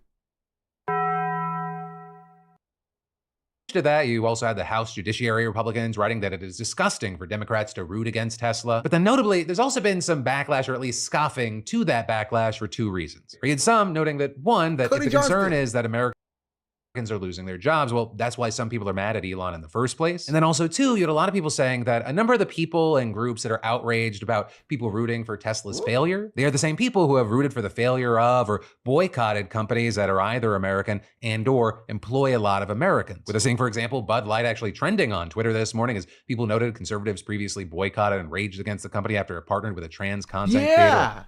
Yeah, whatever happened with that? It's an American company. Americans are employed by Bud Light. Would you call for Bud Light to be shut down? Whatever happened to like every company? Get woke, go broke. Americans are employed by those companies. You wanted to shut down every gaming company. You wanted to murder Colin Kaepernick for kneeling during the national anthem. Get woke, go broke. But like now, when we say get fast, gonna crash, now it's a problem, right? Get fast, gonna crash is a problem.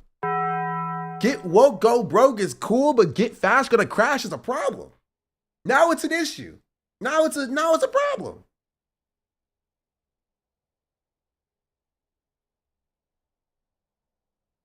Like, come on.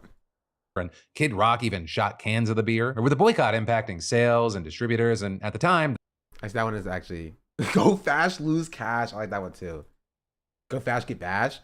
That same House Judiciary GOP account tweeted, Bud Light, Disney, Target, go woke, go broke. And so we're seeing that whole back and forth playing out there. But then that also brings us to the last piece of Tesla news, which is that there is now a major Cybertruck recall. With this impacting essentially all Cybertrucks sold in the first 15 months that the car has entered the US market. Meaning we're talking about over 46,000 vehicles, though the company estimates that only around 1% will actually have the defect at issue. Or with that reportedly being a part called the cant rail, which is a stainless steel exterior trim panel that can apparently delaminate and detach from the vehicle, with then that detached panel possibly becoming a road hazard and increasing the risk of accidents. So you have Tesla now offering service free of charge to replace that part. And all of this is notably there have been a handful of Cybertruck recalls since it hit the market. And then we'll get to more news in just a moment, but I gotta tell you about today's sponsor because they have completely changed my household's bread game. So not just bread, we're talking pasta, pastries, all the comfort foods that we love, but not what you're used to. Or because I'm talking about Wild Grain, the first bake from frozen subscription box for sourdough breads, artisanal pastries, and fresh pastas. And what blew my mind is that these aren't your average. Isn't bread one of those things that like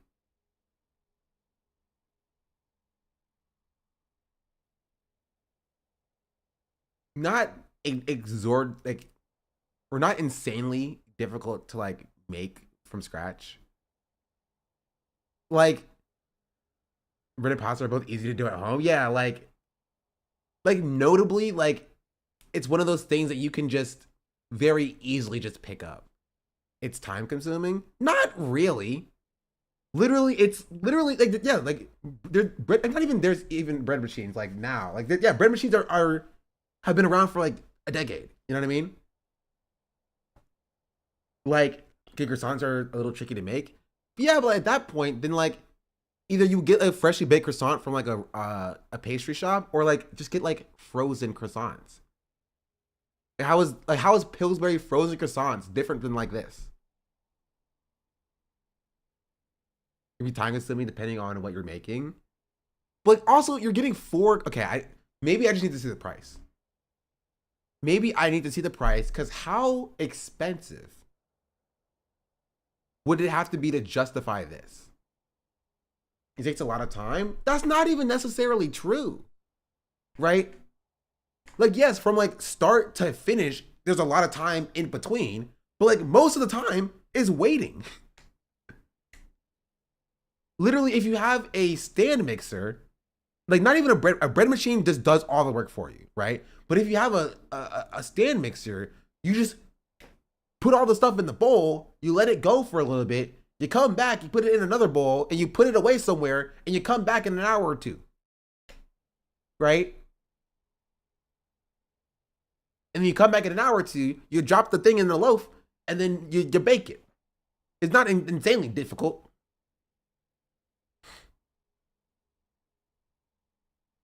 As a baker, it depends, but yeah, a lot of bread is easy. It's just messy and a little time consuming.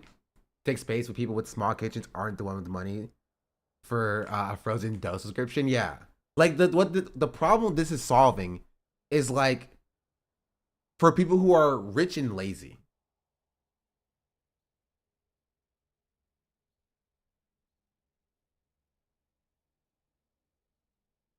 For sourdough, you have to keep your starter alive, but I don't know how much time that consumes. Not a lot. And I know because during COVID, I did a sourdough starter. It wasn't a lot. Literally, you just put some water and some flour in a jar, you sit it somewhere, and then you come back, you scoop out some of that stuff, and you put some more water and flour in the jar, and then you sit it back somewhere else, and then you come back later. Like, it's just, it doesn't take long to do. But like, if you want sourdough, what is the benefit of like doing this instead of like just going and baking yourself? Because sourdoughs I started doing now. Oh, it's in the trash. Yeah, I threw it away when I moved.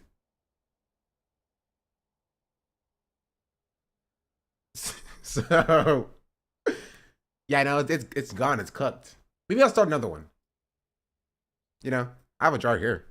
This is my water jar though, like in a different jar. Recently, there are less people making enough money to afford products, so a lot of companies started existing purely to cater to rich and lazy people. That's true. Average frozen foods, Wild Grain partners with small bakeries across the country, supporting local businesses while delivering next-level nutrition. And one of the things I really love is their sourdough actually goes through a slow fermentation process that's easier on your digestive system and packed with more nutrients than store-bought bread, which for me sounds like a hall pass. But also, it's for everyone. You want a gluten-free box? I need to see the prices, bro. $69 for 6 items?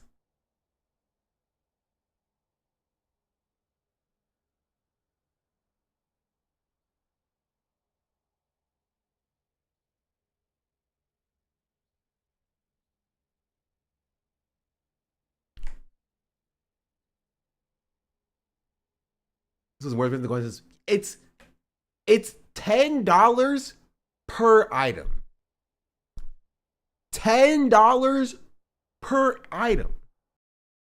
A loaf of bread for $10 is insane.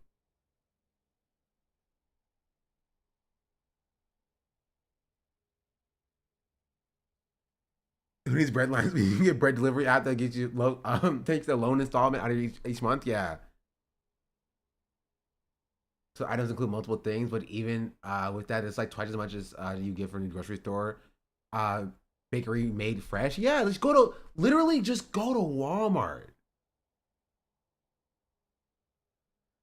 Can you use Klarna on this? Don't even get me started, bro. Imagine using Klarna to get your freshly baked frozen bread delivered to you. That you still need to bake yourself, mind you. Like, you're still going to need to bake it yourself.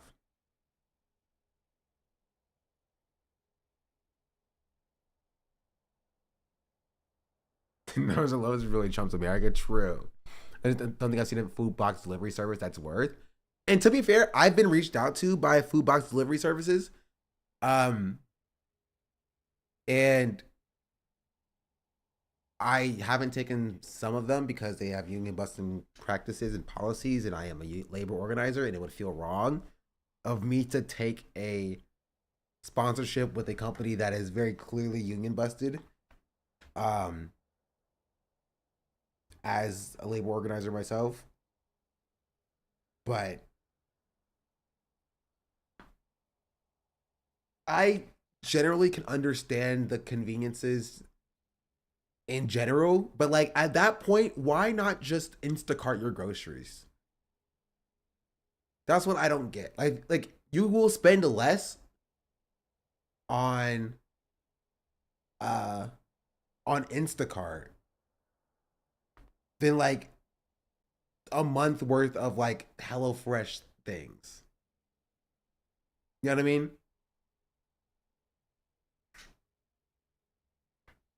But about the HelloFresh, which it was all really convenient. I would be dead after a long day, so it was easy to have meal prepped.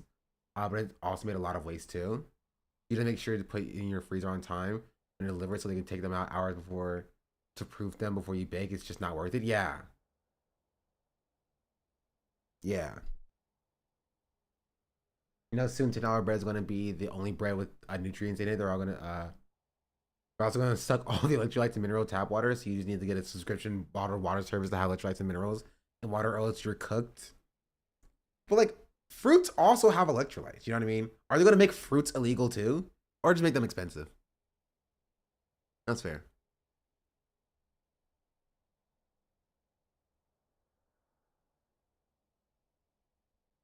Just on the chat, do you have any takes on the AOC Bernie interview with Hassan from yesterday? I'm getting more and more sick of that old man just not making a third party. I mean, he's not making a third party. That's my take. My take is that Bernie is never going to make a third party. And honestly, he's too old. He's too old. He's too old. Right? And we should be doing the work to pulling for that local third party alternative and not putting that all on Bernie. And to find another candidate, maybe Tlaib. Tlaib is still a Democrat. Like the Democrats are going to be Democrats, chat. All the Democrats, right? AOC gets a lot of smoke, but like AOC, Ilhan Omar, Rashida Tlaib, Jamal Wilburn got kicked out, Cori Bush got kicked out. Like, it's either they are Democrats aligned with the Democratic Party, or they get kicked out. I mean, y'all need a new person. Bernie is too old. I mean, even like the point is, like, there's not going to be a person in the Democratic Party who's going to break away from the Democratic Party to make a third party. Ayanna Pressley, Summer Lee Time, they're still Democrats. They're still going to align with the Democrats, right? Because if they don't, they'll get kicked out, right?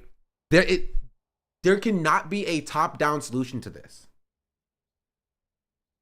Bernie needs to appoint a new progressive leader at some point in the way that Pelosi did Jeffries. I don't know. It won't do anything. There will not be a top-down solution to this problem, chat. Bernie could be like, AOC is my successor. Here she is. Listen to her and what she's doing. And AOC could be like, I'm making a third-party alternative to the Democrats. Who's all with me? Ayanna Pressley would be like me. Rashida Tlaib would be like me. Ilhan Omar would be like me. Summer Lee would be like me. And they'll all get kicked out. Greg Casar would be like me, and they'll all get kicked out. You know what I mean? They'll all get primaried. Every single one of them. Or they'll be like, outspent. There's not a top-down solution to this issue. It's only bottom-up. There has to be work done from the local level upwards, especially for a third party. All here is the guy in office will never do what is necessary because they'll become that a little bit more ineffective than they already are. Not even necessarily, right? I see there is a usefulness in having an opposition party to the Republicans, right?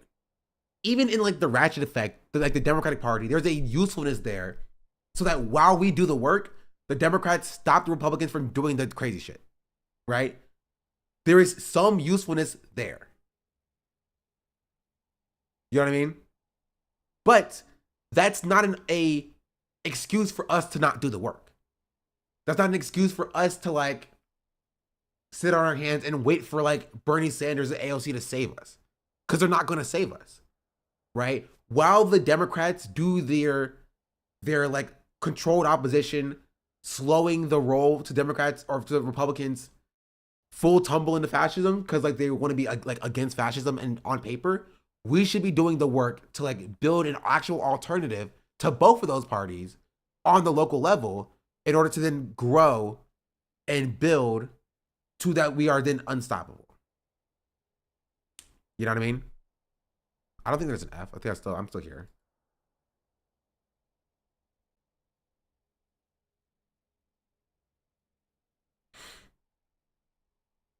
What is the last straw where we demand support from the top to build up the bottom? These guys only got there because of the grassroots movement. There is no demand support from the top. That doesn't exist, chatter. That's not a thing. You're still looking at the top to save us. There is no top to save us. There's nothing up there to save us. We should not be looking up there anyway, at all. Right? You should be looking at like voting to get people in that space just to be there to be like, all right, you are a cone. You are a cone that maybe the Republicans will slow down when they see, but that does nothing. Right? You need to garner worker power on the local and community level. Is it imperative? Next primary is going to be super, super important. I don't even think so. I don't think so, because it's going to be meaningless. Right? Unless there is an alternative to the two-party system. Right? It doesn't even, imagine a world where like the progressives take over the Democratic Party and you just have everybody who's a Bernie Sanders and AOC. That's still not going to save America, chat. It'll be a net positive future, but that's not going to save America. Right?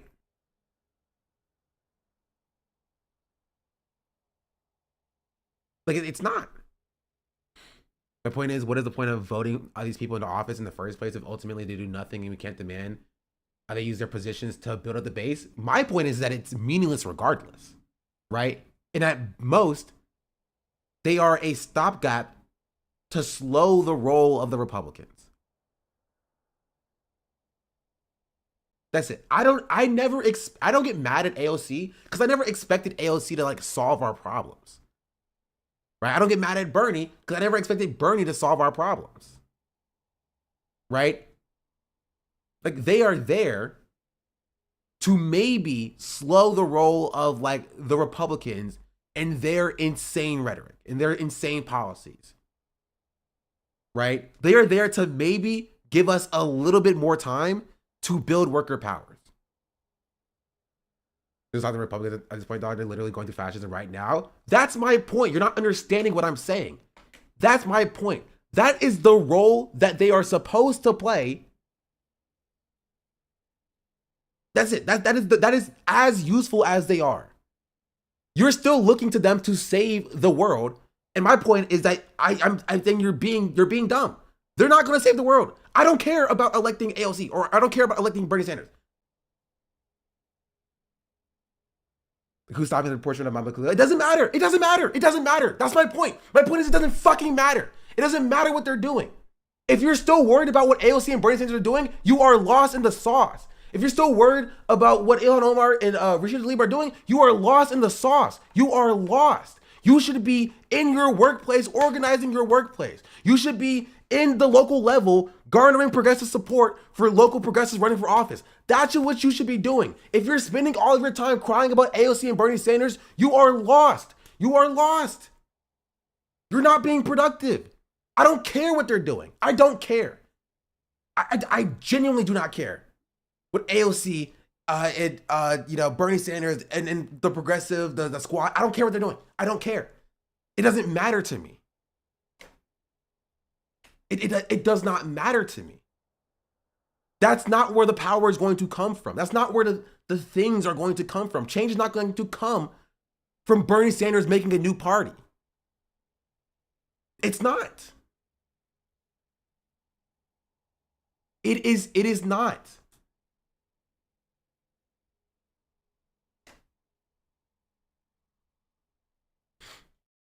I understand why people don't talk more about how unregistered independents there are, how many Democrats and Republicans lie, claim independents are in the middle, independents are progressive. We focus on your own community chat. I promise there's already groups doing important work where you live. Get involved there. Yes. It got you. Fully plant-based? Absolutely. Back to the bread. You can literally build a box that fits your exact dietary needs. But this box is actually $99. So I was annoyed looking at Twitter yesterday. People were already dislike Bernie and AOC harping on how they aren't leading a third-party movement. I'm like, why do we have this expectation? I have no clue. I don't know. Like I'm like, it's like we're losing at chess to a dog. You know what I mean? Like, if you're still expecting like people who are aligned with the Democrats to like not be aligned with the Democrats, I don't know what to tell you. It's not going to be useful. It's not going to work. If AOC came out and was like, I'm a part of a third party tomorrow, like, she's not winning her next election. Like, it doesn't matter. Right?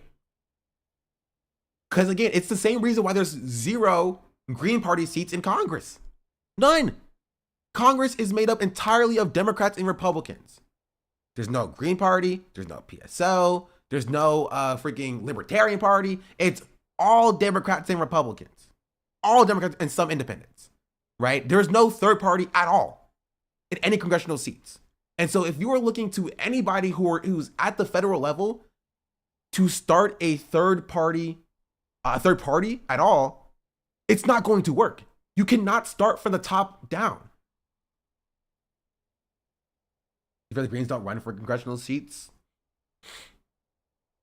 well, I mean it's still the point. You know what I mean? The point is that it doesn't exist. There's no third party infrastructure there, right?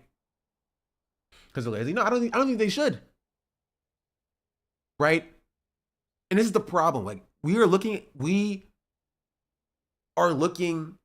at like trying to fix this issue now, when 10 years ago we should have been looking at how to make sure this issue was fixed like now. Like in 2015, we should have been doing the work in local areas to get actual real worker movement to establish a third party, an alternative to the Democrats, so that in 2025 there would be, mass, mobilization for whatever the new third party is.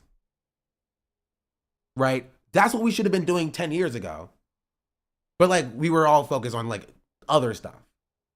Right? And so now we're looking at like the state of the world now, and we're like, oh, we need a national third party right now, currently, in order to fix our issues. But that's not how politics works. It's not.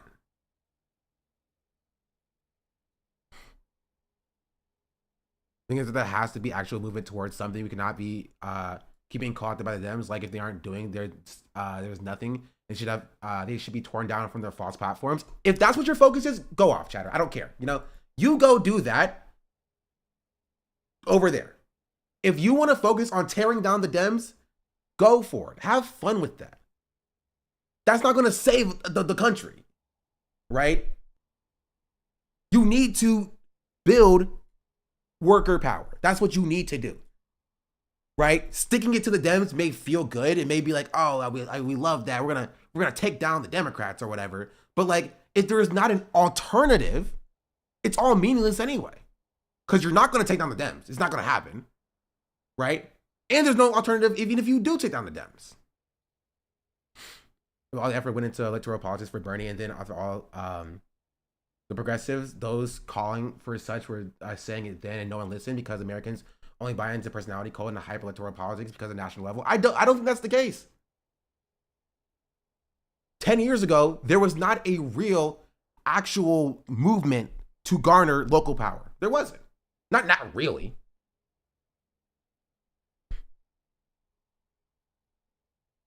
The foundation's installed, the walls are made of paper, and the building won't hold. Think of local government as the walls.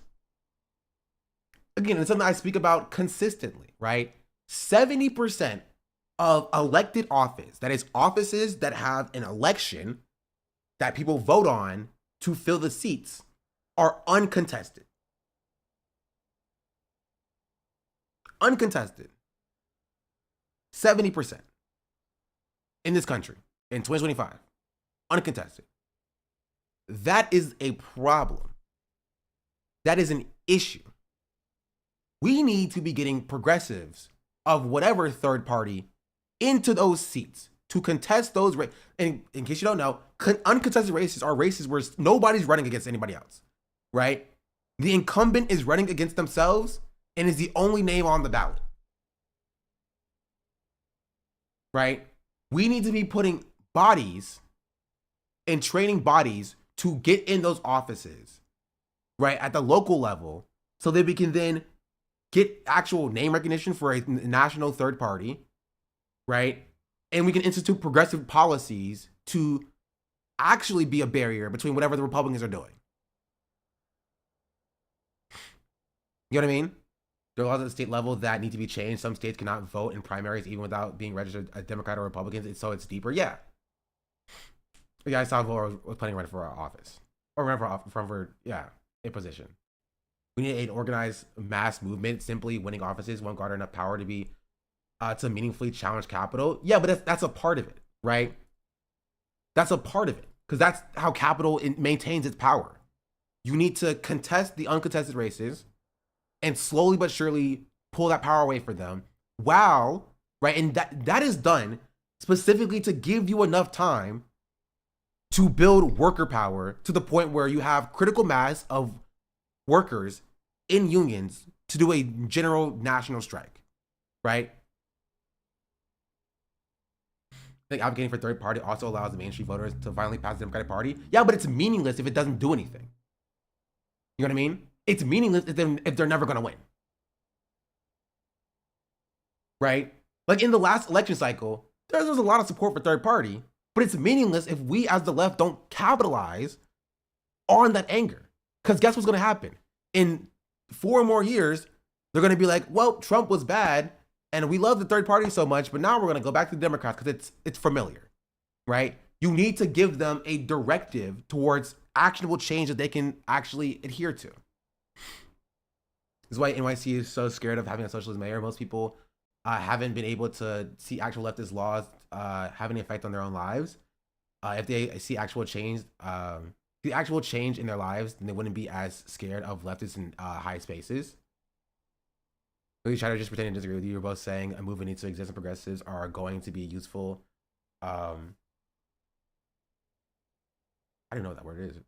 Promulgating it, but it has to be grassroots. I'm not saying that there shouldn't be a local organization. I'm saying that it's asinine to me that we don't demand our foremost figures and put weight towards these movements. Why are we giving them an out? The Dems will, I mean, again, you yell at them. I don't care. Yell at Bernie Sanders all you want to, right? If you think that that's going to change anything, I think you're incorrect. I think you're wrong, but go off. Go off. Like that's like demanding a dog not to bite. They're Democrats. They're going to be aligned with the Democrats. If they are a part of the Democratic Party, they are going to be aligned with the Democrats. You're not going to convince a Democrat to not be and do Democrat things. It's like cops. that cops as a system are inherently immoral, right? You can yell at cops to be more transparent. You can yell at cops to be, nicer to black people and stop killing unarmed people, right? But the underlying system, functionally, that cops operate under is an inherently unethical one. You're never going to yell at cops to stop being cops. They're always going to be doing cop things. They are. You're not going to demand Bernie Sanders into doing what you want in office.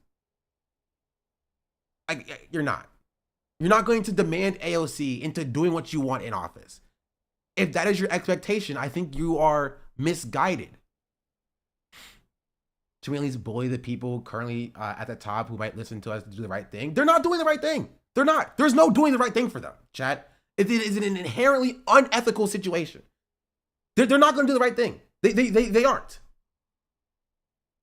That's the thing. Yes, you can yell at them, and yes, you can bully them. But they're not. They are Democrats through and through. If there is no third party alternative, right? It is a catch-22. It's a rock and a hard place. It's, oh, okay, we listen to you and do the right thing so you don't primary me, and the Democrats outspend me. I get primaried anyway. Or, oh, I align with the Democrats so that I don't get outspent by the Democrats, and nobody votes for me because I abandoned my constituency. I don't get elected anyway. There's nothing there.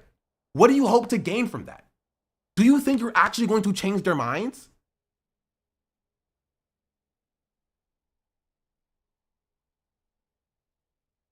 It will not happen unless there is an actual alternative. It won't. If there's a pressure from the base, the contradictions don't become clear. They know the contradictions. They don't care. They do not care. They don't care. They are still Democrats. It doesn't matter to them. Even in a world where, like, sure, whatever. You yell at AOC enough where AOC does what you want. What is AOC going to do? 1 out of 430 something. Do you think you have enough pull over enough people in Congress in order to actually do some actionable change? Because to me, it sounds like you want a figurehead. You want somebody who says the right things instead of somebody who actually has, the power to do stuff.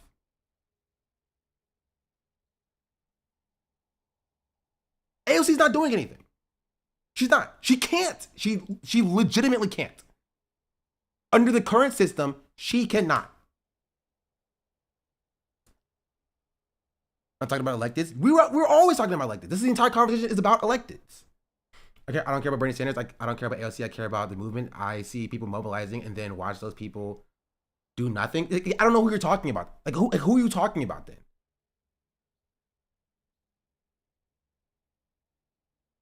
Because if people are organizing or mobilizing, that's something. That is something. They have the social capital of our movement. They aren't actually organizing us. They are cancerous to such. Who are you talking about? If you're not talking about AOC, you're not talking about Bernie Sanders, who are you talking about? Who is they? Who is the they that has the social capital of our movement? Who are we talking about here? When there are a few Congress people, I think, who are on our side, but they don't have the power at all and constantly get sidelined by the party, i.e. to leave, which is exactly my point. It doesn't matter. And that is, it is a fool's errand to focus on that. Like, voting is such a small task for, like, the politically aware, like, leftists or whatever, that, like, sure, go out and cast your vote for the most progressive person in your local area. You know what I mean? For Congress or whatever. Like, if you're in AOC's district, vote for AOC. Right? But understand that it's, what are you going to do? What is that alone going to do?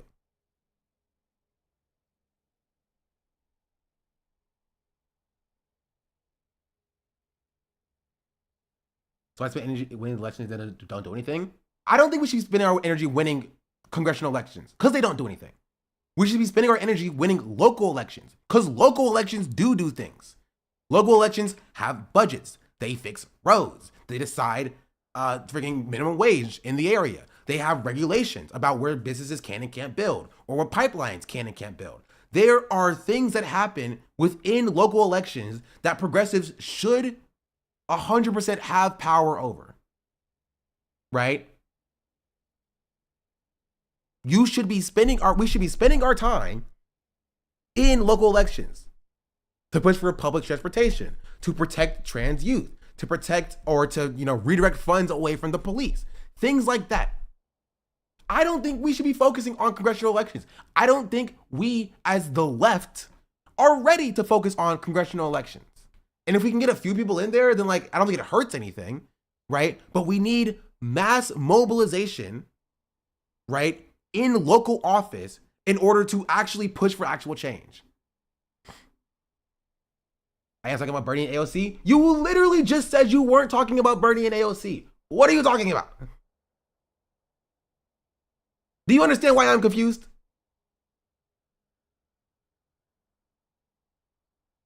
I am not talking about the elected. I'm talking about the people. I don't care about Bernie Sanders. I don't care about AOC. I talk about Bernie and AOC as I work under Kwame Ture's idea. The mobilization is not the same as organization. I want people to know what organization AOC and Bernie Sanders are mobilizing people to join. What infrastructure are they building? And if they aren't, why aren't we pushing them out of political limelight?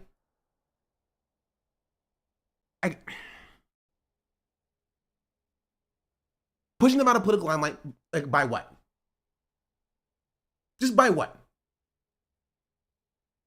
Like genuinely, by what? I think that not talking about them, right, and not focusing on them would be pushing them out of political limelight. But you seem to think that just yelling at them for some reason is doing that same thing.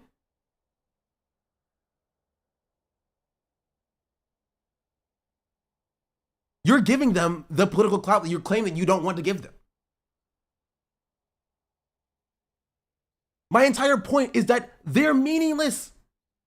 They are meaningless in the grand scheme of things. And we should not be talking about them and focusing on them at all. That's my point. That's all I've been saying for the last 30 minutes.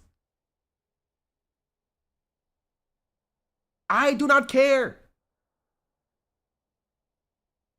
about Bernie Sanders or AOC. I don't care what they're doing. Right? I'm saying that our focus should not be on them because I don't care about them.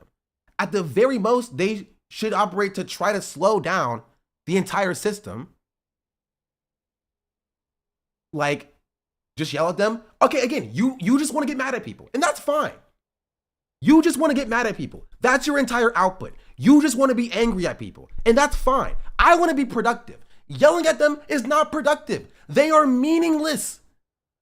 They are 2 people out of hundreds in federal government. It's meaningless. If you want to spend your energy doing meaningless things like yelling at AOC, then by golly gee, go do that.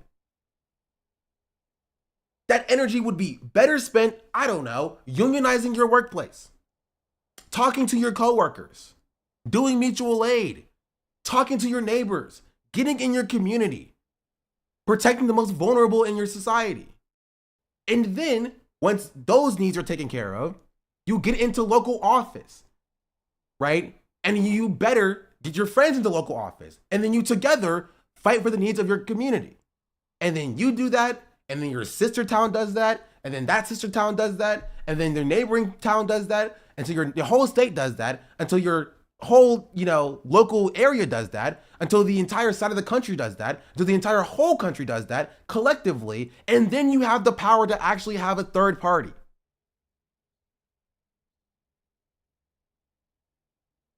It needs to be bottom up. Yelling at Bernie Sanders isn't going to do anything because there's not a single thing that Bernie Sanders can do to fix this situation.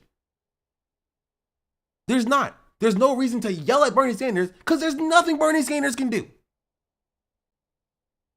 What I'm hearing is proper criticism isn't useful? Fuck no! It's not useful. No, it's not. It's not.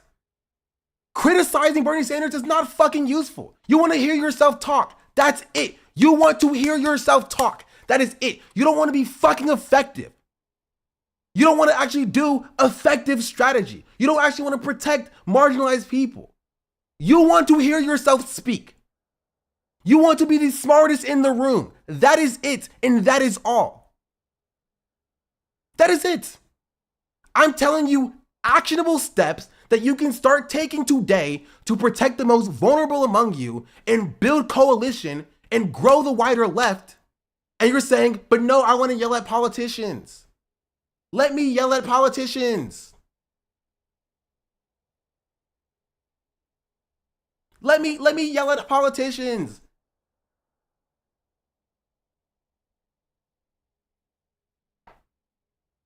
I don't agree with that. I literally do not agree with what you mean. I do not be able to criticize political leaders is inherently a horrible idea. When did I fucking say that, chatter? When did I say that criticizing your political leaders is a horrible idea? I said it's not effective. Do whatever the fuck you want. I don't care what you fucking do. I don't care. I don't care. Do whatever you want. I'm just saying it's not effective. Again, you just want to hear yourself talk. That is it. That is all. You want to hear yourself speak. You're like, I'm going to stick it to Bernie Sanders because he made me mad. He's abandoning the left, and I'm going to stick it to him. If that's what you want to do, if that's what you want your output on society to be, go do that. Go do that. Go over there. Go do it. Go yell at Bernie Sanders. I'm sure that, you know, that's going to be make you feel very good.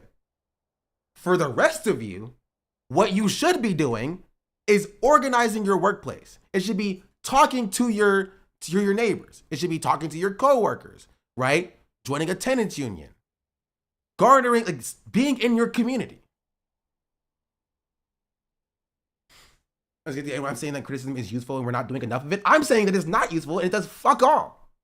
You can do it and it makes you feel good. Go do it, but it's not saving the left. You're not saving society by criticizing people. If the extent of your activism is doing fucking critique, then it's not fucking activism. It's not. It's not. That is not activism. It's not activism. There has to be something real behind it.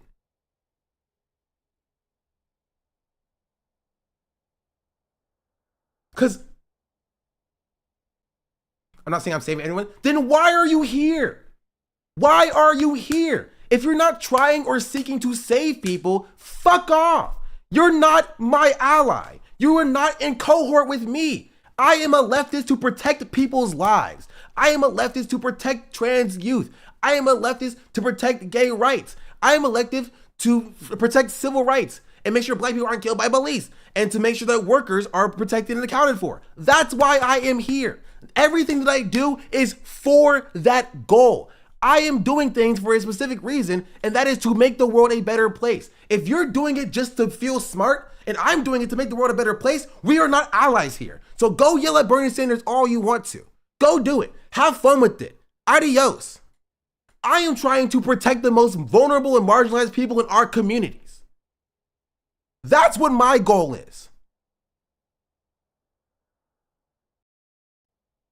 And I don't see yelling at Bernie Sanders as a way to arrive at that goal.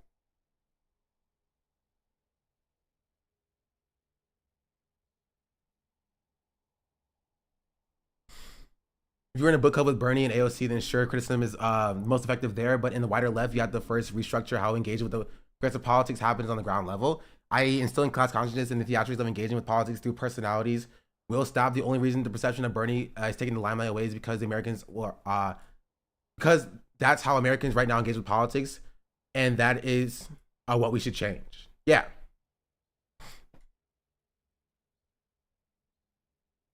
And learning black gender, like, please not yell at me and listen to when I talk here. I'm not doing this to feel smart. I am the most vulnerable and marginalized, and I'm voicing out criticism. And I don't think other people do. And do you think that's effective? Genuinely, do you think that is effective? What do you think will come from yelling at Bernie Sanders? Tell me your game plan. Because maybe I'm not understanding. Tell me your game plan. Tell me your game plan. What is your game plan? Tell me how going from yelling at Bernie Sanders and AOC into like protecting the most marginalized people in the world. Please. Tell me how those connect.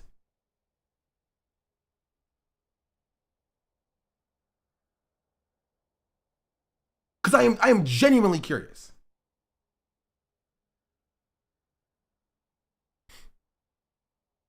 People are putting two and two together. Use your criticism to join the local PSL chapter, run for local office, and organize your workplace. Be critical, but be productive. Otherwise, criticism is pointless. It's old man yelling at a cloud shit. That's what I'm saying. That's what I'm saying. Is that like holding Bernie accountable is not going to further the wider left. That's not a thing.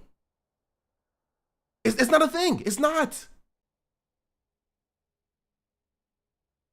It's not. It's not going to further the wider left. We should be ignoring Bernie entirely. Love Bernie. We should be ignoring him. AOC is my mutual. We should be ignoring AOC. Ilhan Omar. We should be ignoring them.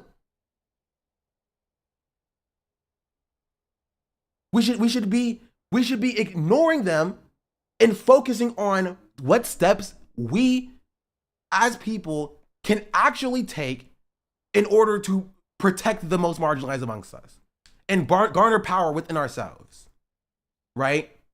Because yeah, we can look at AOC and Bernie Sanders and be like, why are you not fixing our issues? You should be doing this to fix our issues. You should be voting for this, or you should be advocating for this to fix our issues, right? And I don't care what they do. My activism does not change based upon what AOC advocates for or what statement AOC makes about one thing one day. It doesn't. It doesn't. It does not change. My activism is the exact same. Local power, worker power. Do that, succeed. For lack of a better term. I'm of the opinion that criticizing a lack of movement into organization is a genuine problem. I think Bernie AOC are doing rallies without funneling those people into actual work is the issue. I don't care about what they're doing. That's the problem. You're looking at them as like what they do doesn't affect you, right? That's my point. Regardless of what they're doing, it doesn't matter. I don't care. You should be doing the good work regardless, right? If AOC and Bernie Sanders are failing, it should not matter. It should not matter. You should still be, I'm going to go and garner community power myself. That is infinitely more useful. And guess what? Because if you do that, right? And then if Shad Cheetah does that, and then Socialism Not a Crime does that, and then I do that, and then my neighbor does that, and my mom does that, and my siblings do that, and my cousins do that, and if we all do that, it's gonna get done. It'll get done. What's important, leader yesterday made a point that you should join any organization, even if you don't agree with theirs. Bernie and AOC don't have an org. Well, AOC is a part of the DSA, to be very clear. And they aren't pointing people towards them. I think that's a problem. And I think that the standard line of joining a union doesn't cut it. I think you're incorrect. That's very important. If somebody has lied and tricked you over and over and over, you have to revoke your trust in those people. There's a reason Bernie isn't directing people to local orgs. He's a bit of a lib. Yeah. And I don't expect him to. Because I know that my work is done regardless of what Bernie Sanders does.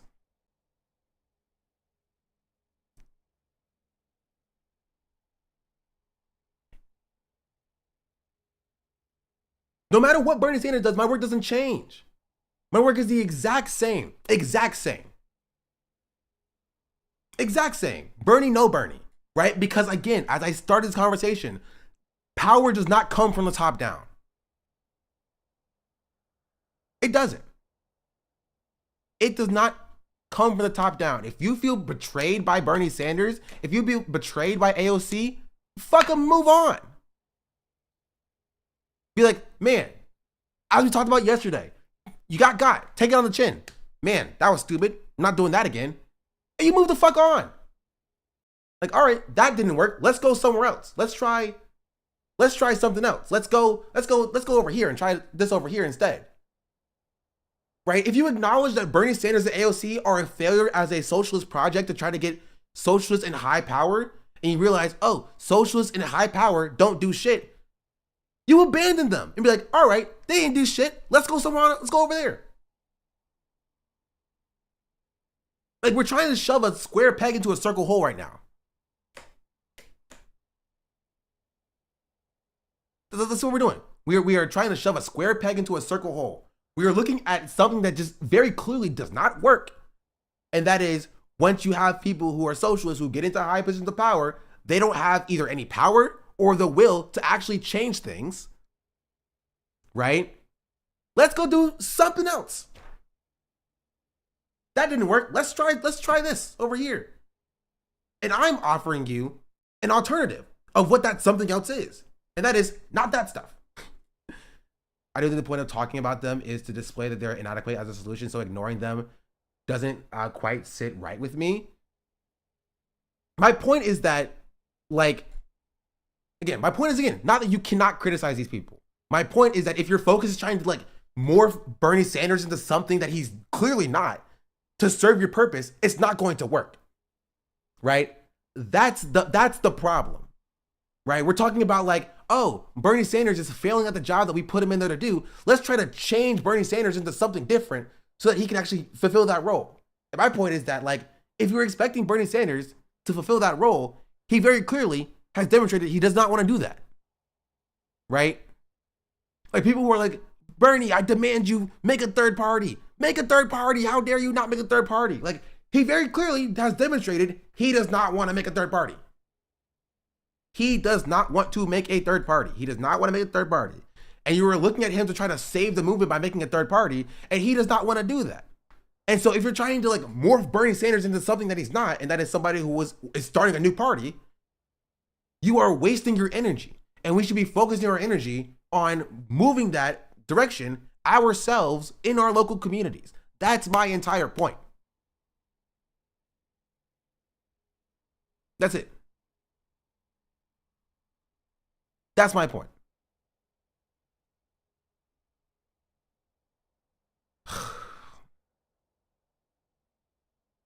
Jeez Louise. Freaking bread.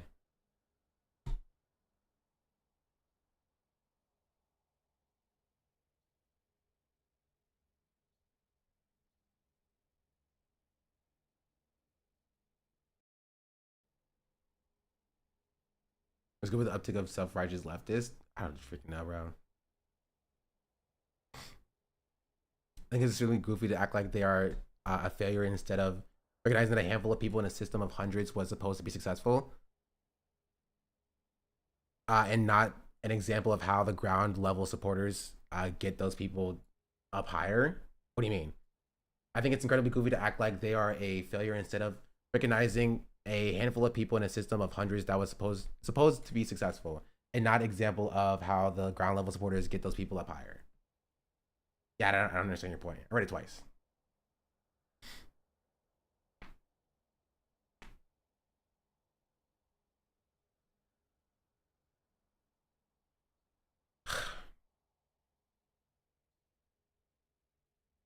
Anyway. RJ, please shut up, chatter.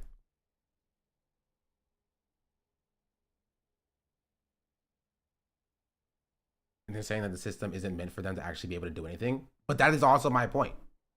My point is that it's the way that the system is designed. Why try to focus on, again, shoving a square peg into a round hole? It doesn't work. Do what works. Instead of like trying to force what doesn't work to working. My point was that never to mold Bernie was to say that if he won't get there, he should be used as a stepping stone, an example as something that's ineffective. A rallying cry for greater radicalization, that is it. I can understand disagreeing with that, but that was my only real thing. I think that there should be real organization. He doesn't do that, and my point is, and a point should be made about that. But that's what my point is. My point is that if you're gonna do that, okay, you can do that, and you're fine with doing that, right? But you still have to do the work. You can't just end it at a greater cry for radicalization and then end it there. That's nothing, right? That's nothing, right? If you're like, okay, guys, Bernie Sanders didn't work. Now let's do this other thing. You then have to go then do that other thing. is my point. You have to then go do that other thing. It is required. It is necessary. Because if you end it off on saying, all right, Bernie Sanders didn't work, he's bad, let me yell at him, that's not activism. You have to do the steps afterwards in order to arrive at the correct position. You have to do the steps afterwards in order to garner actual power.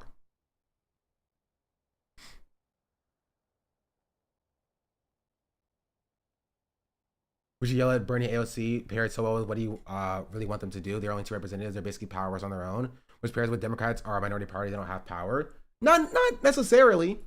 Like, that's not entirely the same thing, right? There's a difference between like the Democrats being the minority party, they don't have power, right? Is a lie because they have power, they refuse to use it, right? There is truth to the idea that like they are two representatives. It's like there is nothing they can do. There is genuinely zero things that Bernie Sanders and AOC can do in Congress to have real, meaningful change.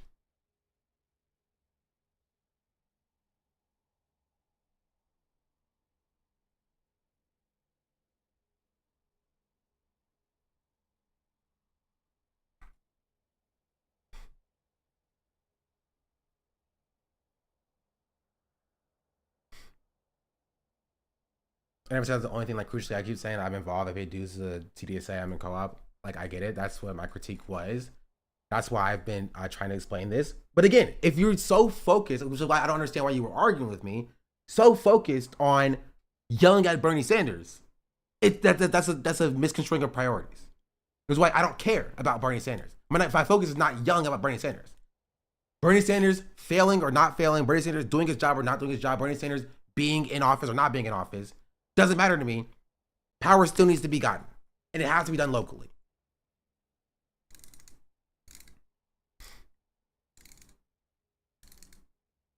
Exactly. So why would we spend a Herculean effort to move these two when they can't even make a chance? Very frustrating discourse, low key. Yeah. Bernie and AOC are actually out there getting people to listen that may have never listened to Democrats speak in their lives. I think that's what they can do, wake people up. They're not going to save us nor affect change of their own. They are tools in the toolbox. I don't necessarily even agree with this, right? Because like what they are advocating for is not necessarily like their end goal. I agree with their critiques of the Democratic Party, but their end goal, if it's like, yeah, like, you know, we have to run on the Democratic ticket, I disagree with that, right? We have a difference in method. Right. Again, I'm not even saying that Bernie and AOC aren't useful. I'm saying that I don't care about how useful they are. You should be talking to people in your workplace, organizing there to garner local power, and that's how you get an actual third-party alternative. They have demonstrated that they don't want a third-party alternative, or they don't care enough to go do a third-party alternative themselves, right?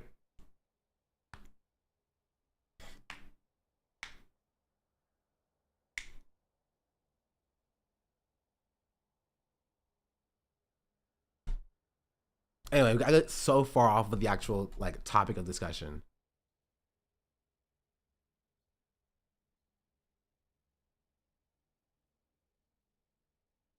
Ugh.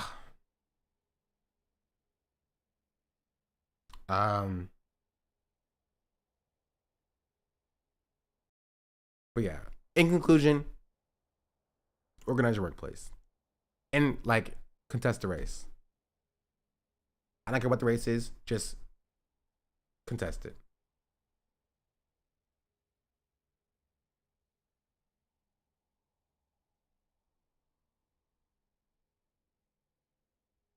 I don't care about the rest of this stuff.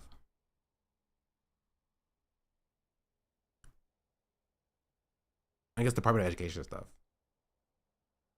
Alleging that the department is blocking millions of student loan borrowers from accessing affordable repayment plans and student loan forgiveness programs that are authorized under federal law. Right? And this suit comes as the federal student loan repayment system is currently undergoing a major crisis that has left millions stuck in forbearance due to a legal challenge to an income-driven repayment program enacted is suing the agency funds are being withheld, or even what policy the administration is doing this under. Because, Trump's order banning trans athletes specifically required the education department to take enforcement action, but this move is apparently coming from the DoD and HHS. But then, on the note of the education department, that brings us to the next piece of news, which is that the American Federation of Teachers, one of the biggest educators unions in the country, is suing the agency and accusing the agency of effectively breaking the student loan system, or with the AFT specifically alleging that the department is blocking millions of student loan borrowers from accessing affordable repayment plans and student loan forgiveness programs that are authorized under federal law. Right? And this suit comes as the federal student loan repayment system is currently undergoing a major crisis that has left millions stuck in forbearance. I am directly I was looking, I thought it was you went with the convincing white voice. Thank you. I appreciate that. I do have a very convincing white voice. I've been affected by this. Parents due to a legal challenge to an income-driven repayment program enacted by the Biden administration. And that program, called SAVE, allowed students to repay their student loans based on how much money they made, with the idea there being to keep payments affordable and avoid defaults. But SAVE notably has faced a legal challenge from a group of red states, and last month, the federal appeals court ruled that it was illegal and questioned the legality of two other income-driven repayment programs, aka IDR. And while the court stopped short of striking down the other programs, Trump Education Department responded by shutting down all IDR plans, including one that the appeals court itself explicitly said wasn't part of the ruling. And that has had an absolutely massive impact, right? According to reports, more than 12 million student loan borrowers use IDR plans, and over 1 million borrowers were waiting for their applications to be processed when the agency shut everything down. And so now where we are. I'm a part of the million, chat. That's right. I'm still waiting for my application to be processed, and I'm currently in forbearance. And yep. Student loans. Whereas 1, no new applications are being processed. 2, people enrolled in SAVE are unable to move to new plans or apply for income-based adjustments to their payments. And 3, borrowers who need to recertify their income for an existing plan, right, which is an annual requirement, they're being blocked from doing so, resulting in massive increases to monthly payments. And all of this as the administration's efforts have blocked one of the biggest avenues of student loan forgiveness, the Public Service Loan Forgiveness Program, or PSLF. And you see, the PSLF, it provides forgiveness in as little as 10 years for borrowers who commit to work for nonprofit or government employers rather than taking up more lucrative private sector jobs. Wait a minute. Think teachers, nurses. I work for nonprofit. So I just have to stay in nonprofit for 10 years if this thing is not struck down, which it might be. As public defenders and prosecutors, law enforcement officers, and military service members, they can all qualify. But PSLF, it requires most borrowers to repay their loans under an income-driven repayment plan in order to qualify. So by pausing all IDR programs, the Trump administration effectively blocked borrowers from PSLF as well. So as a result, AFT argues in its lawsuit that the Education Department's decision to suspend... Why is Caroline live?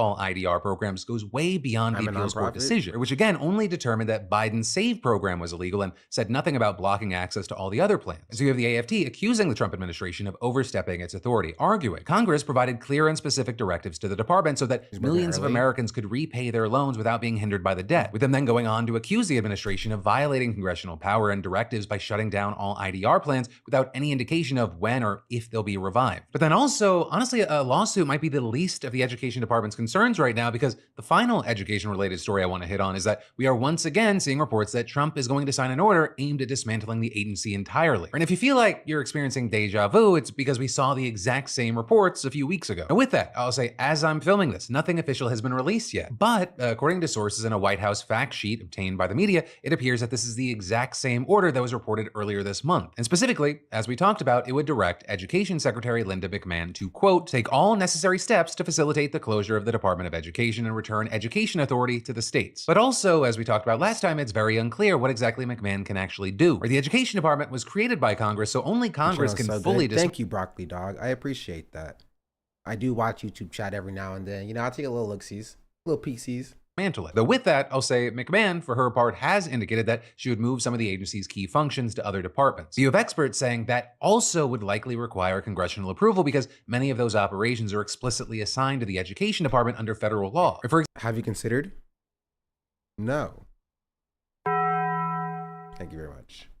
Example, some of the education department's main tasks are to administer federal grant programs that provide billions of dollars in federal funding for low-income schools and students with disabilities, as well as overseeing the $1.6 trillion federal student loan program. But Congress specifically gave that power to this one agency, not any others. And notably with that, you had a senior administration official telling the Washington Post that those programs will not be touched. But, as the outlet explained, those programs make up the bulk of the education department's budget and work, so it's not clear what that means or how the White House expects significant change without touching those programs. Right? State and local governments already carry most of the responsibility for education. They provide around 90% of the funds and determine most of the rules. The education department doesn't set curriculum or decide most schools' policies. Again, most of its work is supplementing funding for at-risk, high-need students and dealing with loans. So beyond that, it's unclear what McMahon can really cut, especially given the fact that the department has already been heavily gutted by the administration and DOJ, which began sweeping layoffs last week. Right, by the Trump administration's own count, 1,300 workers have been told they would lose their jobs and nearly 600 others have chosen to leave, meaning that the workforce is already roughly half the size it was when Trump took office. And so for now, we're gonna have to wait to see what happens, though. Like I already offered opinion since you just logged in here today, but do you have any thoughts about the Bernie AOC fight, the oligarchy tour? Check the VOD chatter. Check the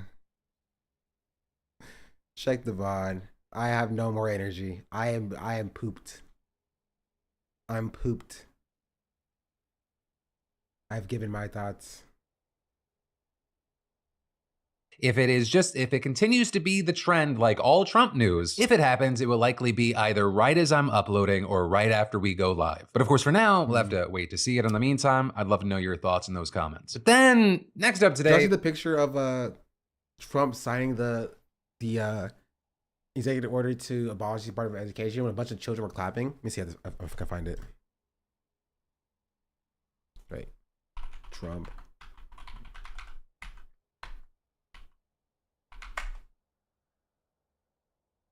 Thanks. We have minutes for you to special events. Okay. After 45 years, the United States spends more money on education by far. Boo. Okay. Boo. So today, President Trump. The children signed their own little fake copy of the executive order as well, in like solidarity.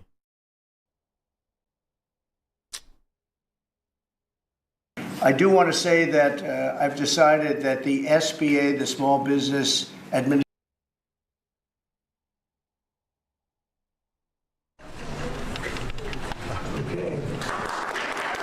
With the stroke of a pen, President Trump Like, okay, you can see a little bit here. With the stroke of a pen, Yeah, right here. Okay, chat, for old people in chat, did presidents usually sign with like jumbo Sharpies? Or is that a full Trump thing?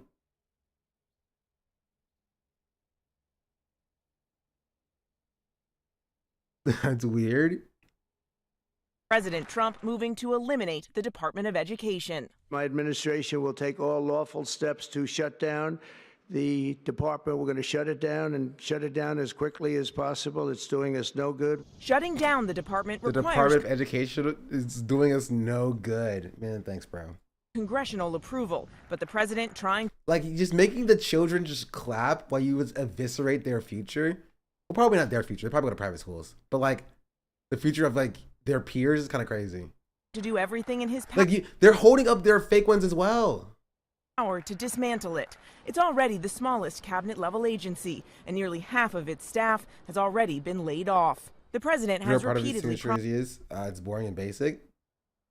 promised to return education to the states. States already administer curriculum for the nation's students, and most funding for public schools is provided by state and local governments. What the Education Department does oversee, enforcement of civil rights laws to prevent discrimination in schools, funding for low-income students and students with disabilities, and the process of students... Oh, there's a list of pens? Why does this even exist? I guess it's from purepens.co.uk.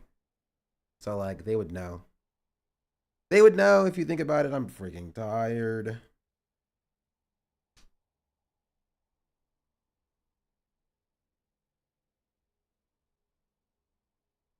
What is this? Novacast? What is that?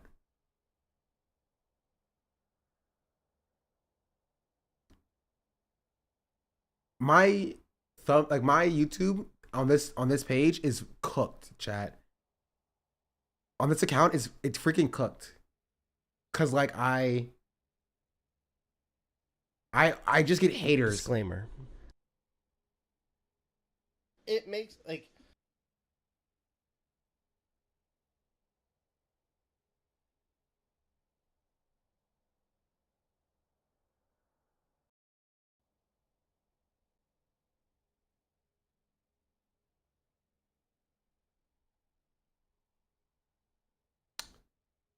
I'm not gonna say anything. I'm not gonna say anything. I'm not gonna say anything.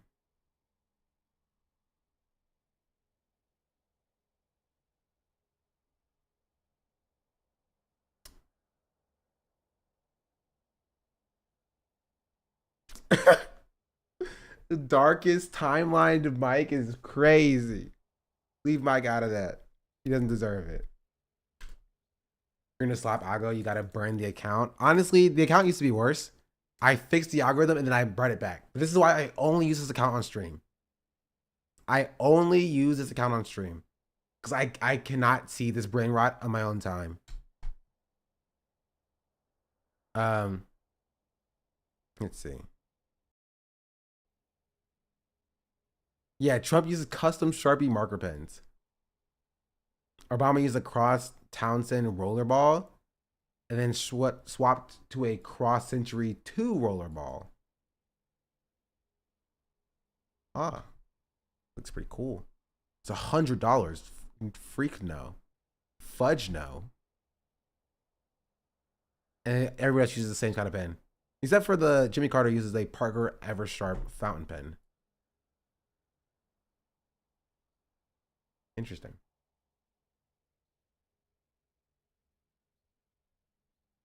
Applying for college financial aid, a $1.6 trillion portfolio of student loans. The administration insists these services won't be interrupted, that they will be taken care of by other agencies, though they haven't said which ones. Across the country, many educators are apprehensive. John Arthur teaches 5th and 6th grade at Meadowlark Elementary in Salt Lake City, a school where many students are below the poverty line. It's terrifying. The first thing that I want to acknowledge is the fact that nobody knows what's going to happen.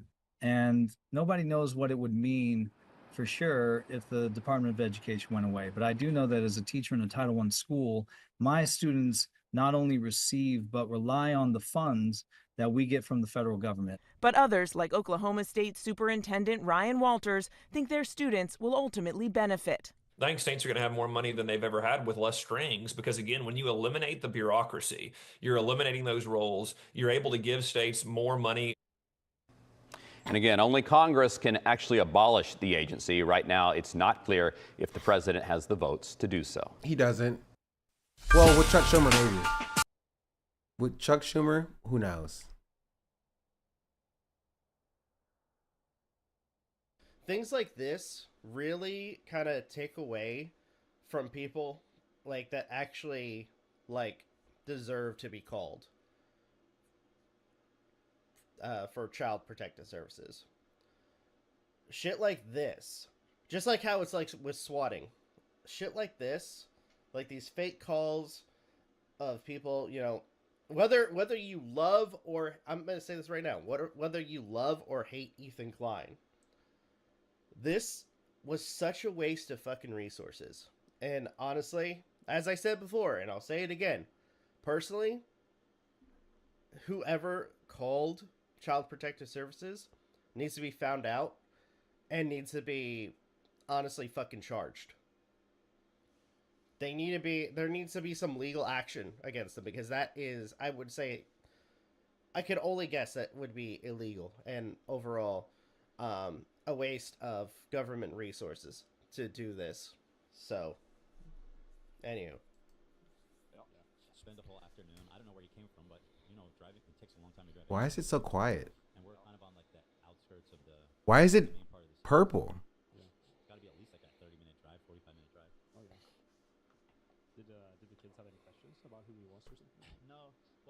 had this whole plan. I was like, oh, we have a friend coming today, and he talks to special kids to ask them questions and see what they say, just because you guys are so special. He wants to understand.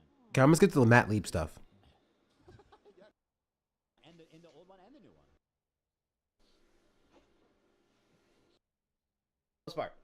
Anyway, so this is I guess their response to finding out that the cast member was part of the H3 Snark Reddit. This guy came up on my radar when he had Hassan on his show, and he was just like, yeah, everybody knows Ethan Klein is like thinks the Jews are more entitled to the land, and he's like a Jewish supremacist. Why I can't hear Ethan? You guys hear it just as well as I can. I'll turn it up. What do you want to say? 300%? Bro, what the? Never said that. Of course not. And then I found out that this guy works for Good Mythical Morning, the most family-friendly show on the internet. Yeah. And I'm like, listen, I like Rhett and Link. They should know that they're working with this brand risk guy who had bad empanada. Yeah. And laughed with bad empanada about how the Holocaust was nothing special. Yeah, I'm kind of wondering how they would react to that. Like, honestly. Especially when, you know, for a good long while, their brand has been very, very wholesome. I have to reiterate, that's not necessarily the case. Like, Rhett and Link had to deal with unimaginable hate early in their career, like probably like mid in their careers, actually. A few years after they like started blowing up.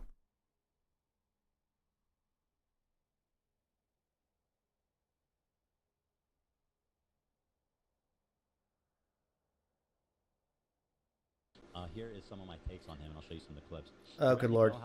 Know that Matt Leib conducted an interview with Bad Empanada? I mean, that alone. Why? Should be they did a lot of like reconstruction, and like they left their religion because of a way that their friend was treated when they were younger. There's a whole story about it, about like Rhett and Link, and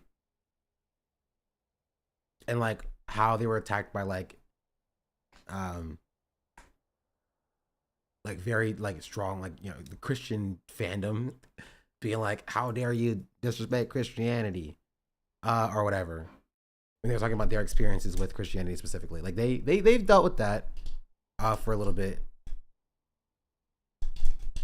but I'm saving them in the race war is crazy. At least in terms of like working with Rhett and Link. Like, you You didn't just say Matt Leib and Bad Empanada laughed and downplayed the Holocaust? Yes. I covered that a few days ago. But yeah, he did say that. He said Matt Leib and Bad Empanada laughed about how the Holocaust was nothing special. Right? Which I don't think that's what they said. Right? If they might have said that the Holocaust as an act of evil was not uniquely evil, and more a product of like evil that can be committed again and has been committed before from humanity. You know what I mean? It was more to bring up more horror than it was to bring down the Holocaust. I mean, like, kind of, but it's like it's a topic of discussion. Tecton was banned yesterday, chatter. The point is the Holocaust was not the only genocide in history. And the joking line is nothing special came. Yeah. That's just correct. I mean, it is correct. Tecton banned? Yeah, apparently he was streaming solo leveling, I think. They're one of the most normal white cishet men who've come out of YouTube, and I've been watching them since high school. I'm almost 30 now. And then continue. Old. What's solo leveling? Chat, I can't explain all of this to you. Oh wait, it's Tyler here. Math Wiz is back. And everybody knows it. That's the thing. Everybody knew it before October 7th. Everybody knew it. Hassan used to rant about how he's never gonna have Bad Empanada on his show because he's fucking insane. Because he has a ton of Reddit accounts and he harasses and doxes people and he's out of his mind. Then all of a sudden, everybody's bringing Bad Empanada on the show. Isn't that fucking interesting? So there's that one. Here it is from, I think this was just from 2 days ago. Here's Matty Boy sitting tableside with these two friends. These guys are so family gang friendly, man. Just look at them. Yeah, they are. Look how wholesome, and they're just handsome and they're tall. And I'm a little bit jealous of their setup, honestly. I forgot I was watching this guy. I always like looking at their setup. Okay, I'm not gonna. I'm not gonna spend all this time watching this. I love going to my homepage and just seeing the fun stuff that pops up like that. You know what I mean? Like Preach says goodbye. That's interesting. What is that? What's going on with that? I'm curious. H3 waiting room. This is like what is this? You know what I mean? He's live again. You screwed the crew, and that's doing another H3 waiting room. There are 8 people watching. You know what I mean? Like who are these people? It's so fun to find. This new hit piece on Ethan made no sense.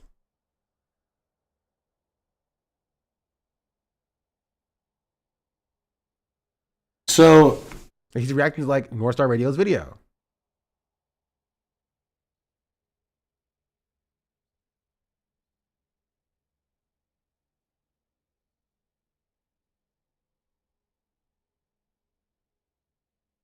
I'm not watching an hour 10 minutes of him watching this video, but like it's fun. You know? YouTube's launch, uploading the like it's just a good way to peek behind the mirror a little bit. You know what I mean?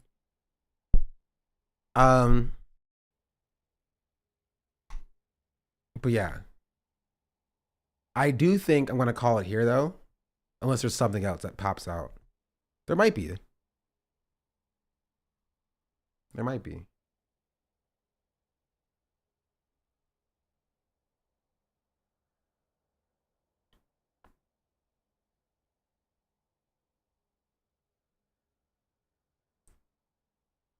I do have to wait for the ad to finish, I think. But can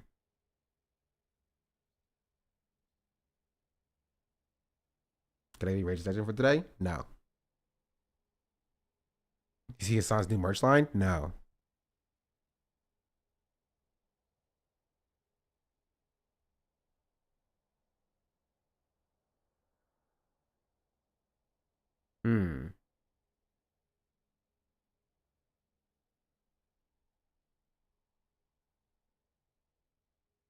He's Loser's new single? No.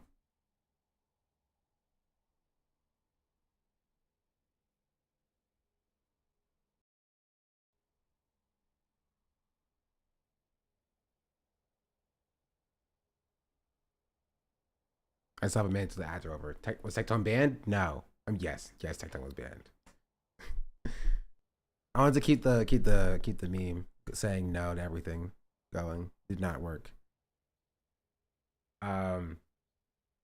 Thanks for the stream. No.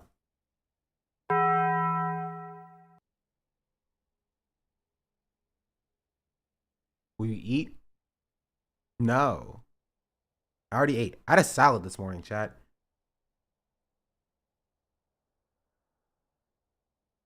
I think that's it.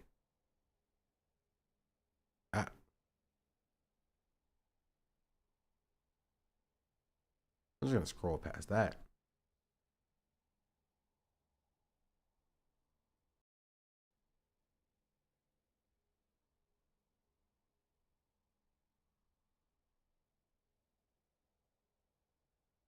Bro, 100,000 subscribers. I'm a mad hater, bro. I'm a super hater. Because what are we talking about? What are we talking about?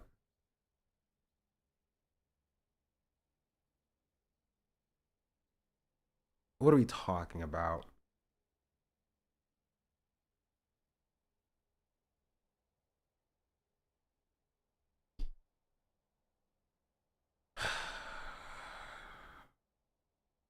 Whatever.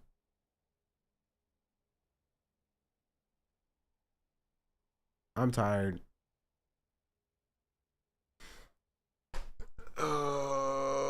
This is why I don't talk about politics on my stream, because it makes me tired.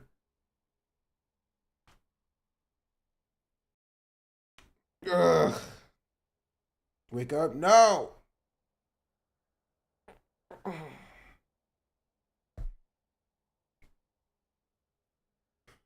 One of the videos on my feed yesterday, I never clicked blog channel so fast. I mean, you're a lib, so that makes sense.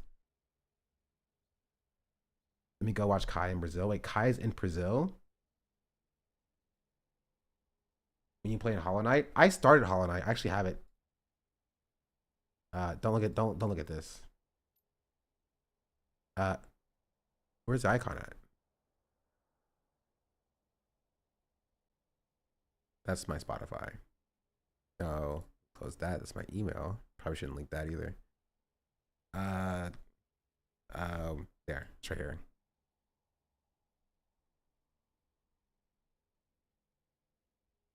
You just put crack on my screen? I did. You know what?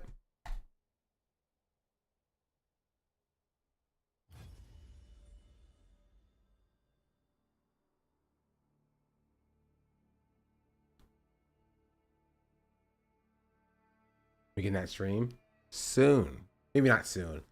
I played Hollow Knight on stream a little bit before. I'll do more gaming. I promise I'll do more gaming. If y'all promise to watch, then it's fair.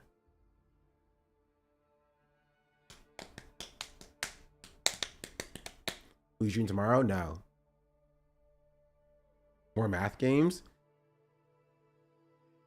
Maybe.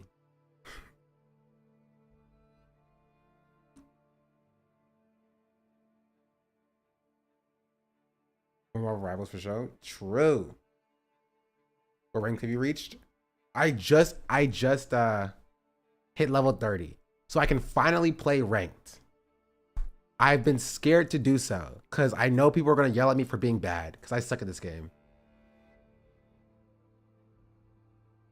So play Marvel Snap, not on stream. Oh my God, you're new. I told you I'm super new. Can I be playing Assassin's Creed off stream? No, I haven't even bought it. They would do way more than yell. That's when you hit the /mute all. /mute all, and then you just play your game. You know?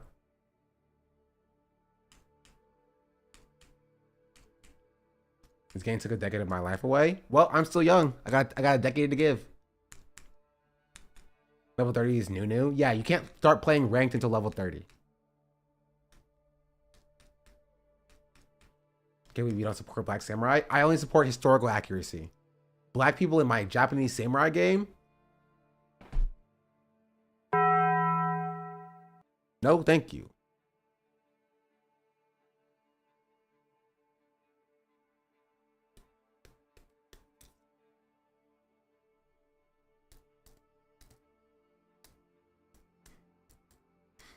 No DEI in my samurai game.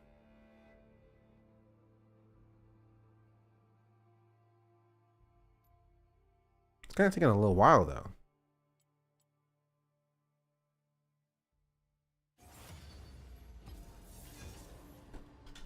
All right, let's go. Let's go. One game. One game won't hurt. One game won't hurt. We're playing against Jin Zhao. Never heard of that one before. We have a Kane on our team. Sick. Against a Misfortune and a Nafiri. Mel, I know her from Arcane. All right, let me cook, chat. Let me cook. Let me cook.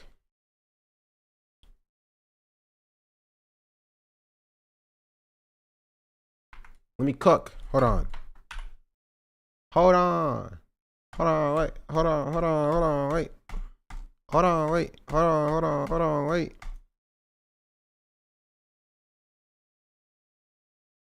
Walking around the Christmas tree in a happy holiday.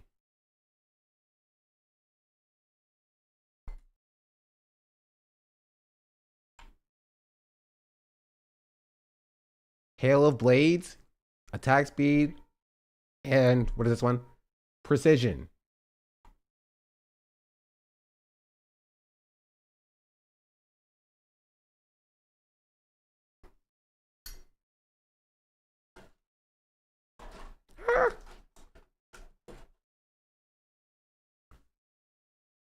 All right. That was a terrible flash. Great job. Get him. Okay.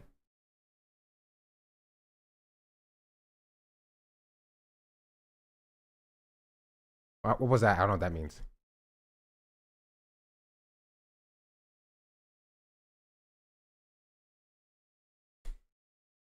Ah! That wasn't very nice.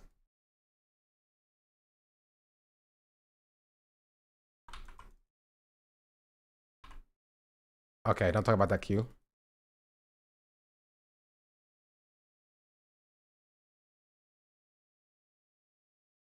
Okay, I missed that. Don't talk about that either.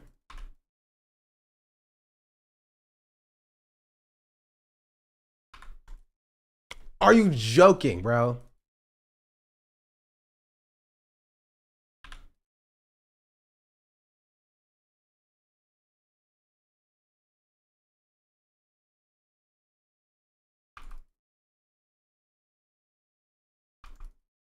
Okay. Don't talk about that either. Okay, don't talk about that either. I don't use my potion.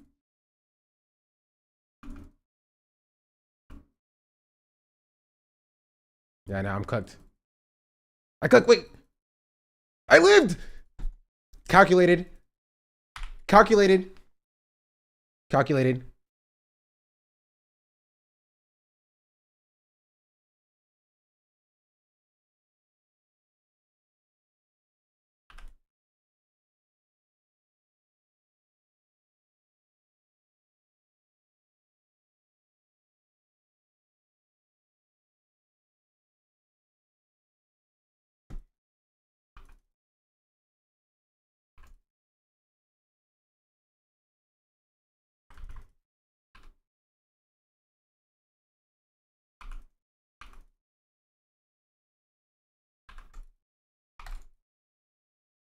Where you going?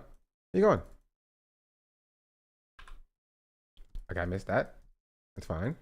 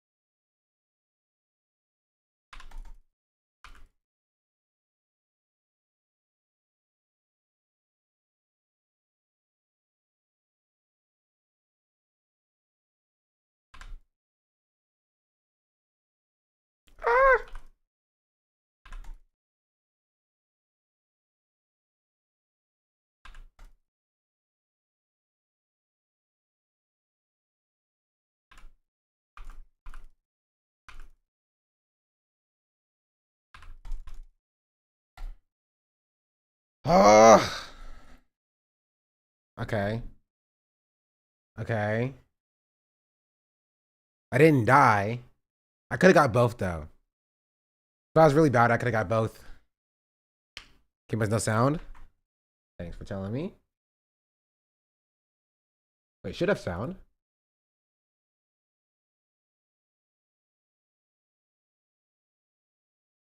This.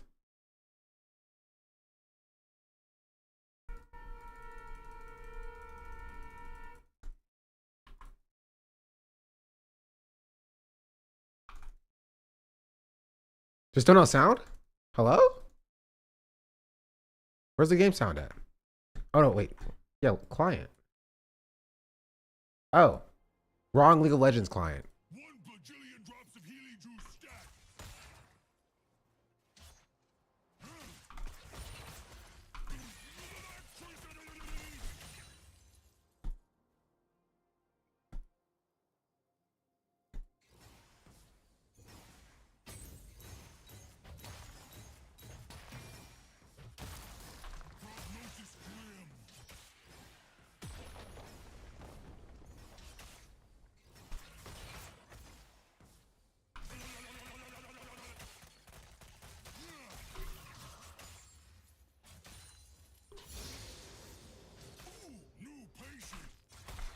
Ah, come on, bro.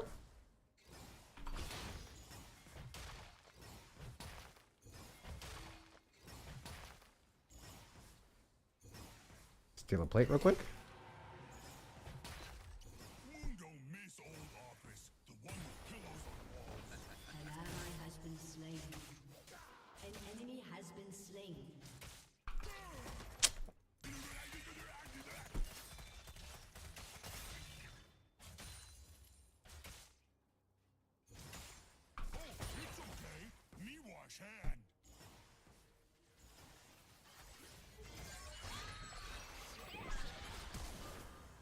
Flashed. That's something. Yeah, she's gone. I can help with this actually.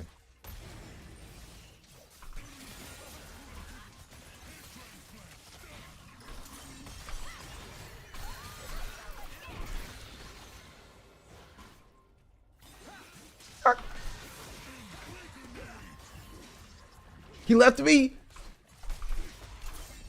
Bro, are you serious? Are you serious?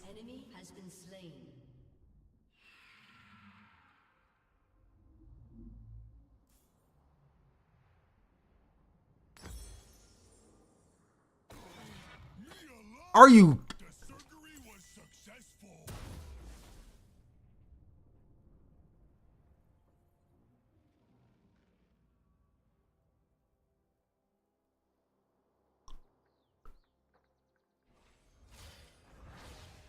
That's crazy. That's crazy. Are you?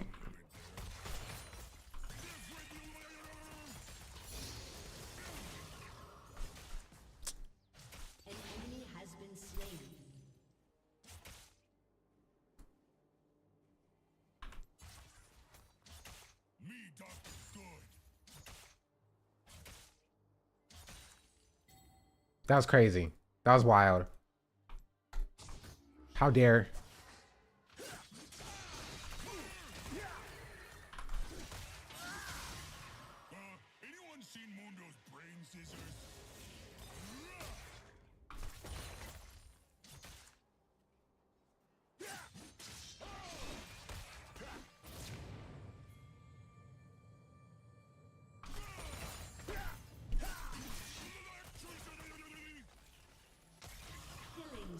Calculated. I'm back on teleport.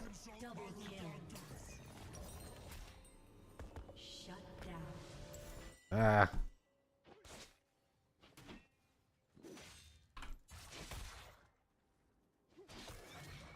My ult. I can stay here actually a little bit longer.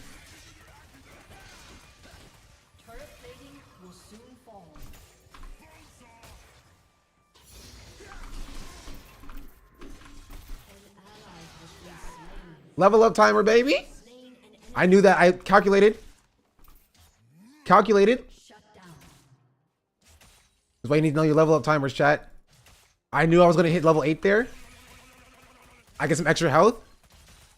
I could kill him. Calculated. Okay.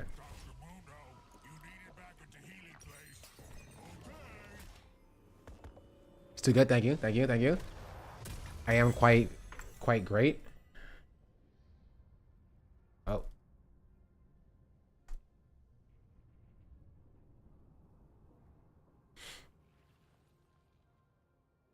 Put that so well. Thank you. Thank you. Dice to jungle here. Nah, I backed. What do you mean? I'm disciplined. I just want to keep pushing. No, I'm disciplined. I'm disciplined.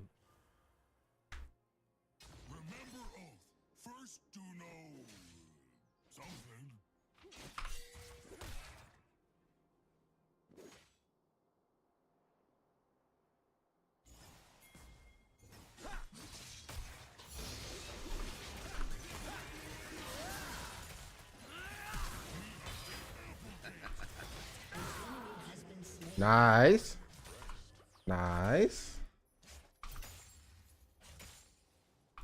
Nice gank.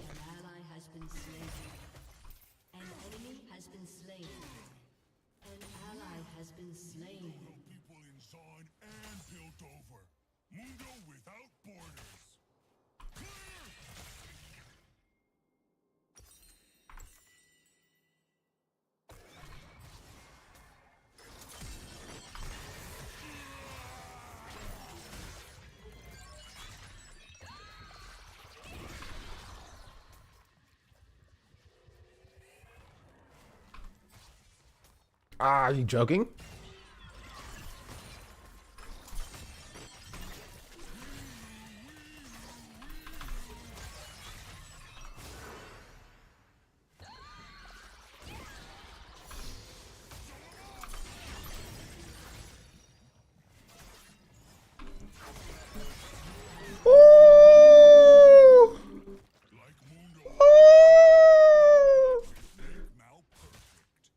Uh-oh.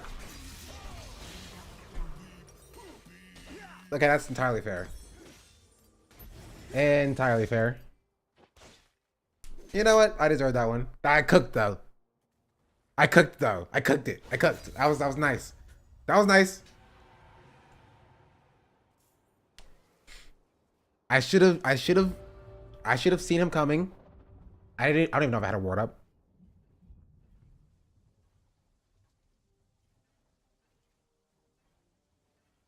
Is this ranked? No.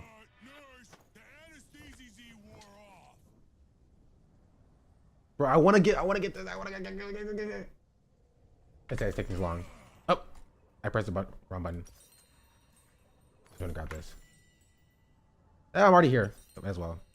Wait. Yeah, I'm greeting for it. I'm waiting for it.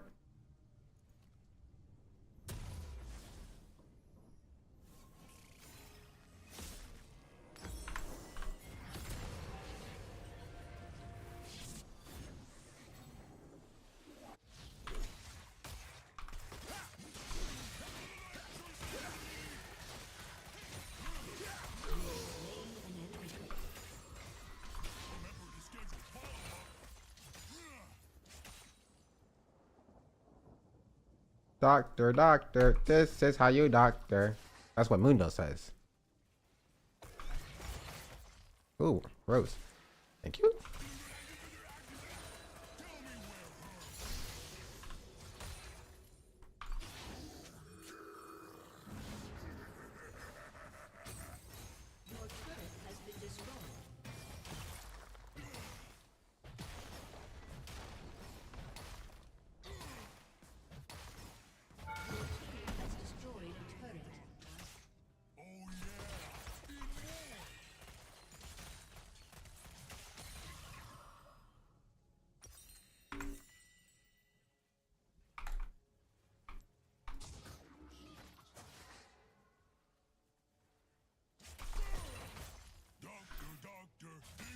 Hey, he said the thing.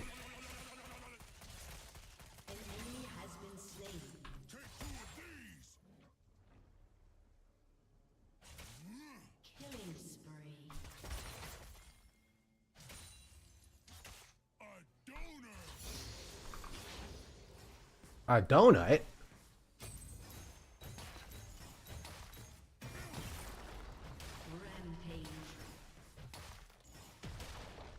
I mean, if they're not gonna push me, I'll take the entire tower. Thank you. Now I leave. Adios. An enemy has been slain.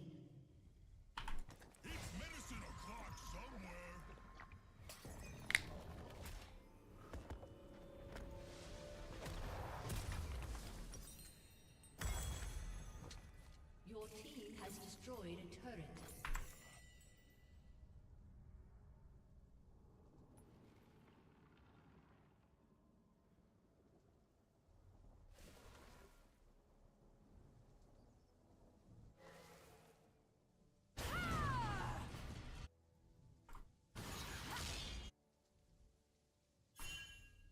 With 27 medical diplomas, your team has destroyed a turret. Killing spree.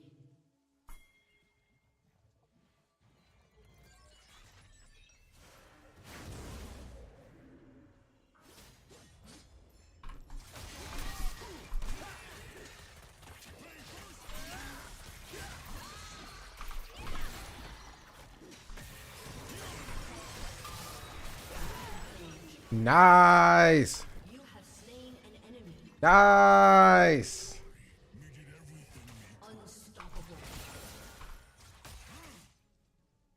Yo, we're cooking. We're cooking.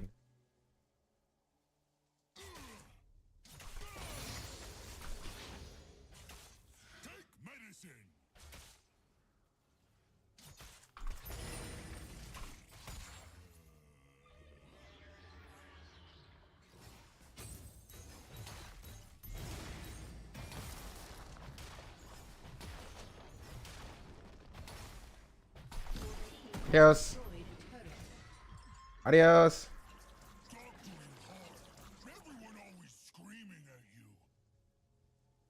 All right, at tier 3, I'm gonna go push the mid tier 2.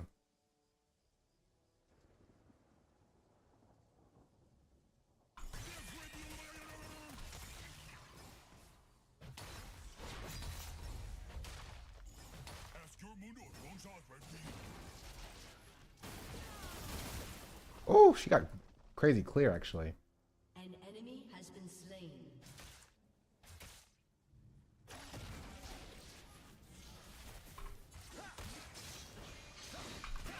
Again, really? Oh, that's another person here. I'm out. I'm out.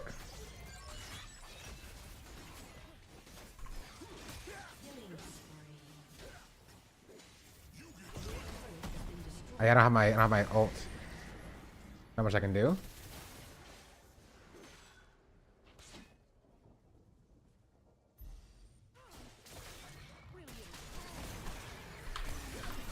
I missed.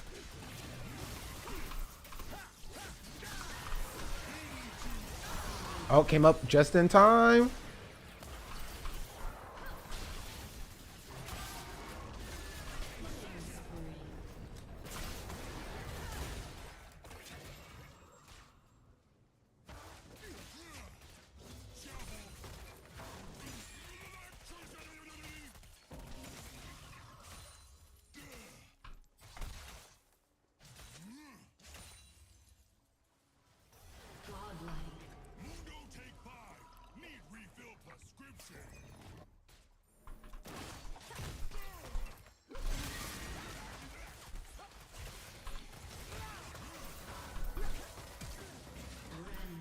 Nice. Okay, I'm backing.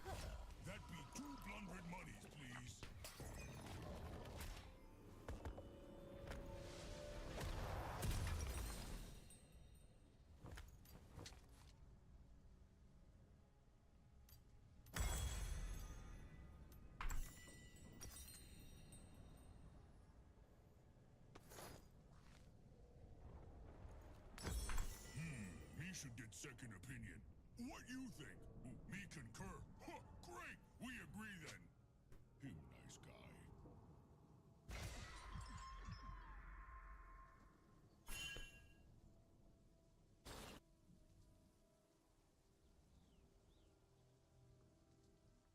Mm-hmm.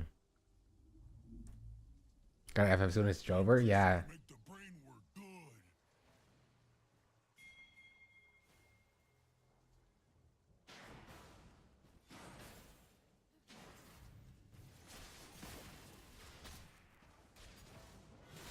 Hello.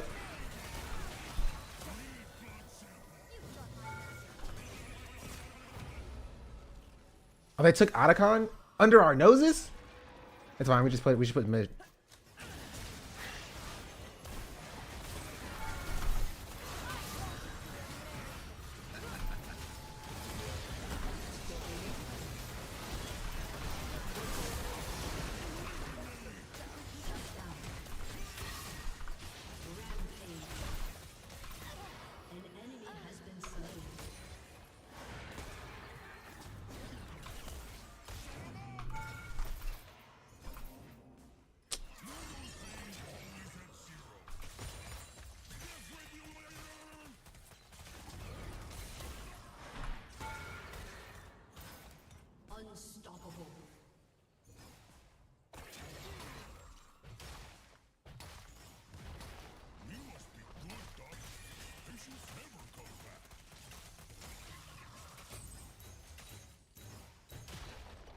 Nice.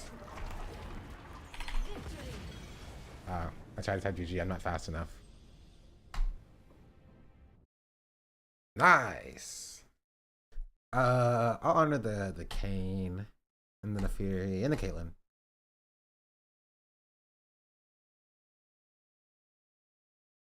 Ooh, I deserve that A little bit. I played well. I played well.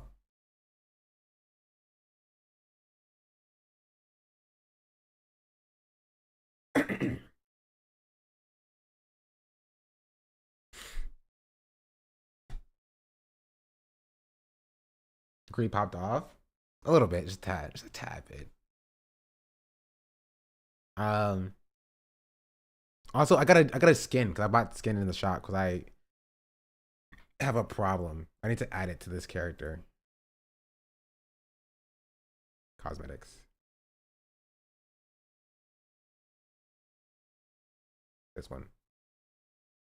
I also have a Misfortune skin too. I also have a Mordekaiser skin too.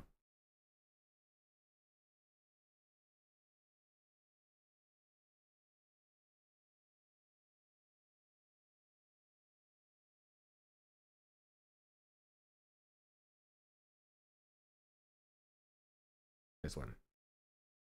Yeah. We're going to put it back on Mundo. Yeah, straight W. Well, thank you for watching, chat. I appreciate you all. It was a fun little thing. He's got a slight tad bit heated. But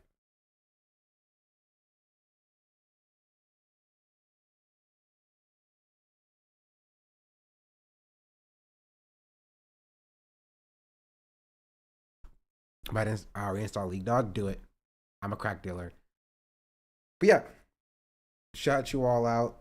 Oh, YouTube Frogs are still here. I forgot to end YouTube stream. Shout out YouTube Frogs.